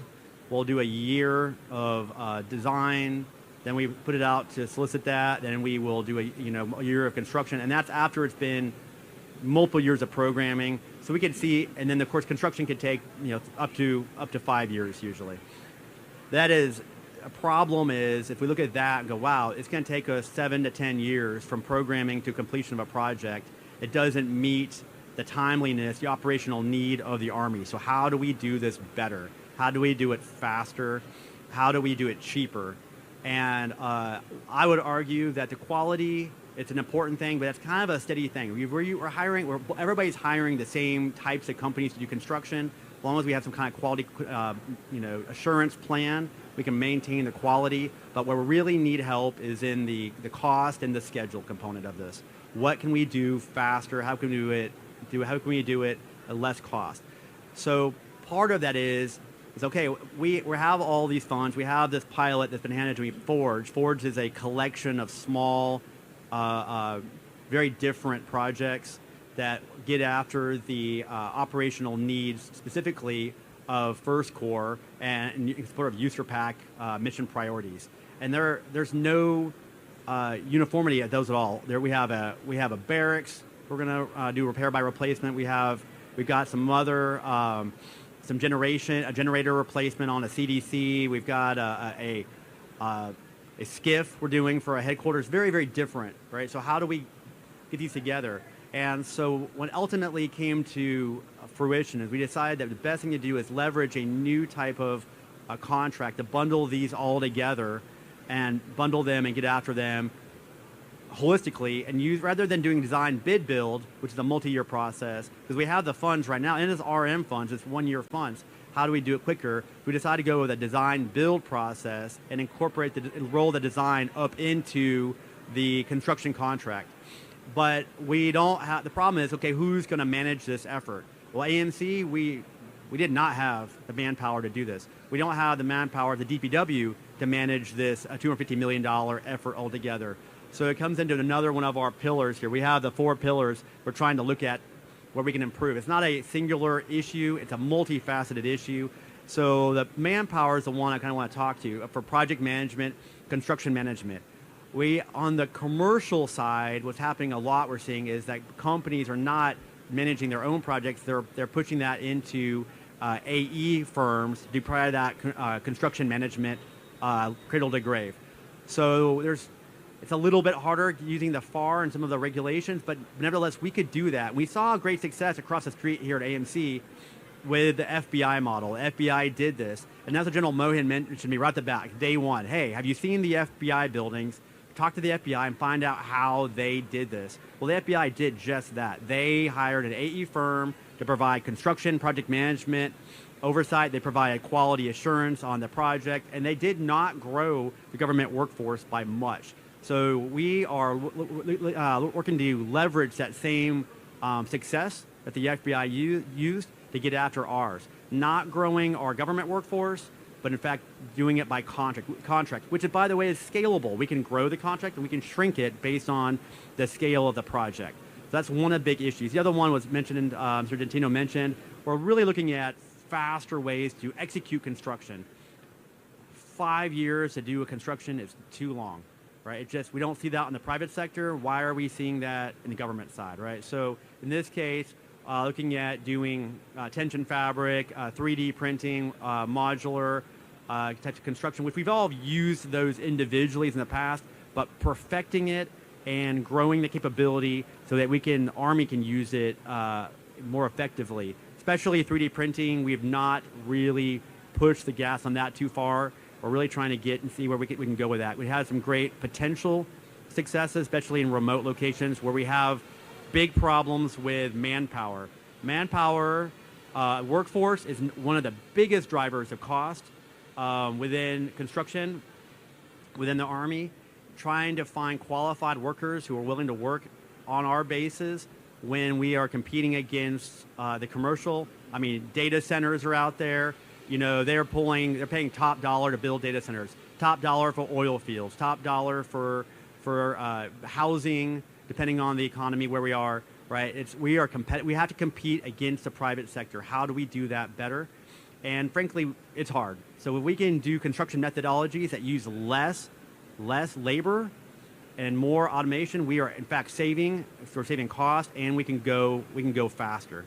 So that's one of the things we're looking at. So of the 4 pillars, using different project management techniques and looking at innovation specifically in methodologies of construction that can reduce labor costs are 2 of the big drivers. Beyond that, a lot of it has to do with contracting, a lot of new tools, leveraging old tools to a new way. So I'll turn that over to General Adams to elaborate on. But between those 2, and the last one I have on there is data. We're still exploring how we can use data to better manage it. Right, and that's part of it right now. We don't have a lot of examples right now to elaborate on, but how to manage it altogether. But right now, the big winner, I think, that we're seeing is with contracting, and General Adams can elaborate on that. All right, can you guys hear me? Okay, sounds good. Hey, I'm Freddie Adams. I'm the commander of the Mission Installation Contracting Command. We're headquartered out of Fort Sam Houston, Texas. I think the two panel members, they did a great job of kind of providing some context. What I'm going to talk about a little bit is how we're revolutionizing the process to deliver results faster and more efficiently. And we're using a framework, a flexible framework that, as I look through the crowd, I know some of you are familiar with, but others may not, and that's other transaction authorities. And really my goal is to show you how this results-driven process, it's not just theory, but we've got proven success in using this model, and it's really shaping how we, within the MIC, are supporting the warfighter. And we see it going into the future as a tool we'll utilize more and more. So I really want to start with an example, and this is a recently awarded contract action out at Fort Polk. It's for our rotational unit built-in bivouac area. We call it Project Ruba. And this was an OTA, approximately $200 million. And really, the most stunning result from this project is we were able to reduce the entire procurement cycle from receiving the requirement to the final award, and it was executed in 29 days. That's unprecedented from a contracting perspective. Just to put that into perspective, our standard FAR-based models can take anywhere from 183 to 299 days. So by using the OTA, we were able to go 90% faster, and we were able to collapse the process from approximately 10 months to less than 1. But this just wasn't about speed. It was also about efficiency. So the project achieved approximately $200 per square foot cost saving, and that's compared to our previous tools. So tremendous savings by going to this model. So how do we achieve this? Well, it really came down to changing our mindset and truly embracing a collaborative approach. So instead of handing out rigid requirements, we engage real-time in cooperative deliberations with our industry partners. We discuss some of the technical needs, the budget constraints, and we adjusted the scope in real time to get a fair price and best value for our government. And because we streamlined this process, our industry partners, they were able to prepare and deliver a proposal in just 5 days. As a point of reference, the normal procurement process takes about 30 to 60 days to get a proposal in. And how we were able to do this is through flexibility and trust with our partner. The entire team, from the government and the industry side, we remain flexible in terms of the time, the terms, and the constraints. And this was possible because we had built that relationship based on trust and a shared focus on mission accomplishment. Now, mission first was really one of our guiding principles. Always focus on the warfighter needs, right? So we were willing to move beyond our normal process to establish agreements and to prioritize mission readiness above all else. So what did we learn during this process? Well, we learned a lot of valuable lessons. And we're already applying these to some of our future projects. First, we learned we have to negotiate early. The terms and conditions we must discuss at the very beginning of the process, even during our industry days. And what we've learned is this helps avoid further delays. Second, we have to be specific. So all the technical requirements, they're critical, and we have to specify what we, the government, needs. For example, if a project includes utilities, we have to specify the things that are excluded, like natural gas. We learned these over time the hard way. But this avoids ambiguity and ensures everyone's on the same page. And lastly, and this is critical, we learned that we can never sacrifice the integrity of the process for speed. There's a lot of pressure to go fast, but we have to do it in a way that will withstand scrutiny, right? So even in a flexible environment, we have to ensure fairness in evaluating the technical proposal separate from the pricing. So everything we do must be ready, and we can prove that we can go fast and do things the correct way and efficiently.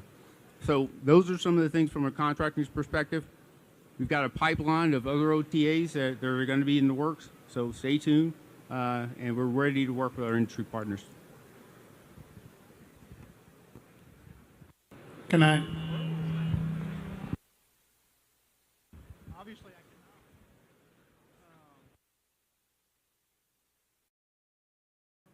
So I just want to foot stomp a couple things that you've heard.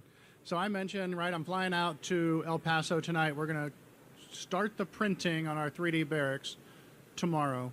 So General Adams talked about the Ruba out at Fort Polk, right? The Ruba is our second iteration of 3D printing barracks.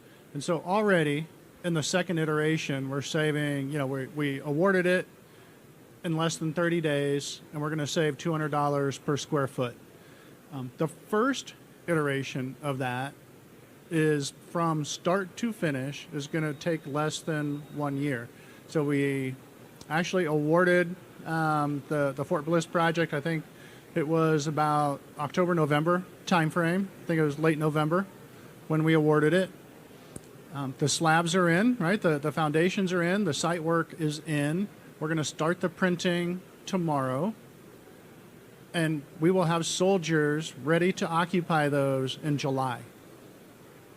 So we will have awarded in the late fall, early winter, and we will have soldiers in before the end of summer. That is, so our typical, as has been pointed out, acquisition, right? We take a year just to do the design. So one of the things though that this requires us to do is to be a little more flexible, to standardize more. The beauty of the 3D printing lies in the replication of it. The machine, you got to program the machine and it has to do its thing. And so the beauty of it, we're going to build 10 individual barracks out at Fort Bliss. And so we've got that replication, and then almost the exact same design is being built out at Fort Polk. The limitations, though, you have to work around the limitations of these things. The limitation right now of 3D printing a building is you can only go one story, and so that leaves a lot of things out that we can't do right now. So we're trying to lean into this. But think of the possibilities. It takes about 2 people to run one of these machines once it's up and running. So think expeditionary. This is, I think, where some of the real value of some of this comes in. Instead of having to send over an entire engineer force to build something, you can send over the kit, you can send over a couple soldiers. They don't have to sit there and observe it up close and personal. They could sit in a protected position while this thing is being built. So there's just so many advantages to this. It's one of the reasons we're really pushing hard on that concept. And then, that just has led to a lot of other good conversations with different companies on, other ways that we can do things different and more cheaply. I talked to a company just a couple weeks ago. They show up at your installation. They have a bunch of semi-trailers. They open them up and they build a little mini factory right on site. Raw materials go in one side. Finished kind of modular construction comes out the other side of this. The amount of labor that it takes to do that is, a small fraction of what our typical construction sites require. So think of this in terms of, some austere Army locations that aren't located next to big city hubs, that don't have a lot of skilled labor, that don't have a huge construction industry sitting right outside the gate wanting to help them out. There's just so much opportunity in these things that we're really hoping that we can leverage that the industry is bringing to us. Yeah. Questions?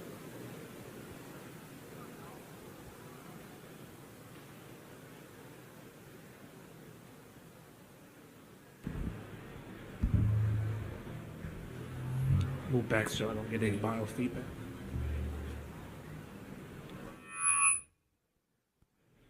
How much of BIM, building information modeling, are your general contractors going to use in order to ensure LEED certified construction?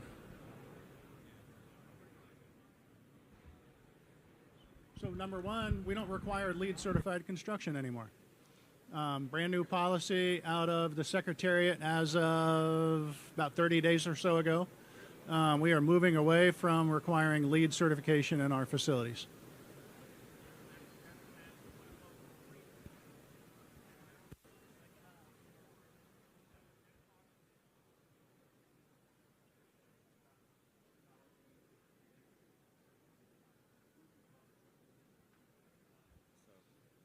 So we're still doing a lot of the things that make sense as far as energy efficiency and different assets like that, but we are not requiring the certification anymore.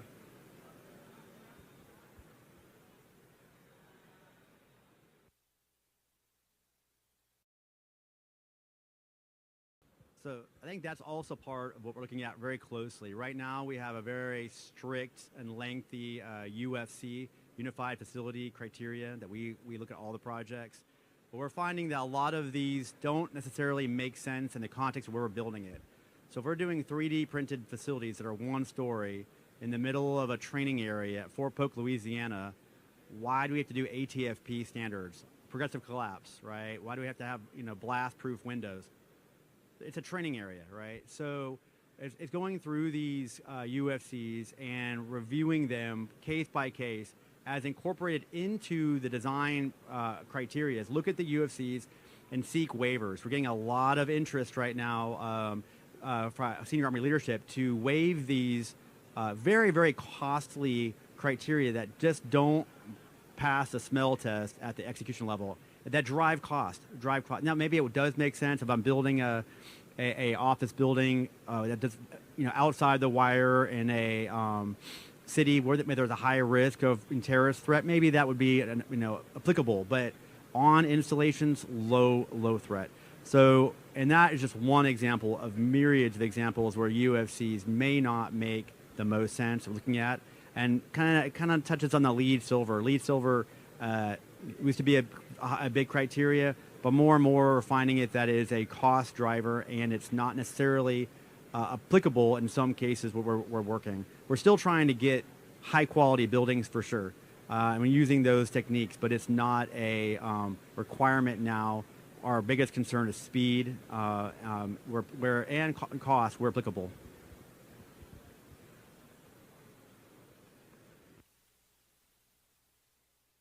Any other questions? Comments?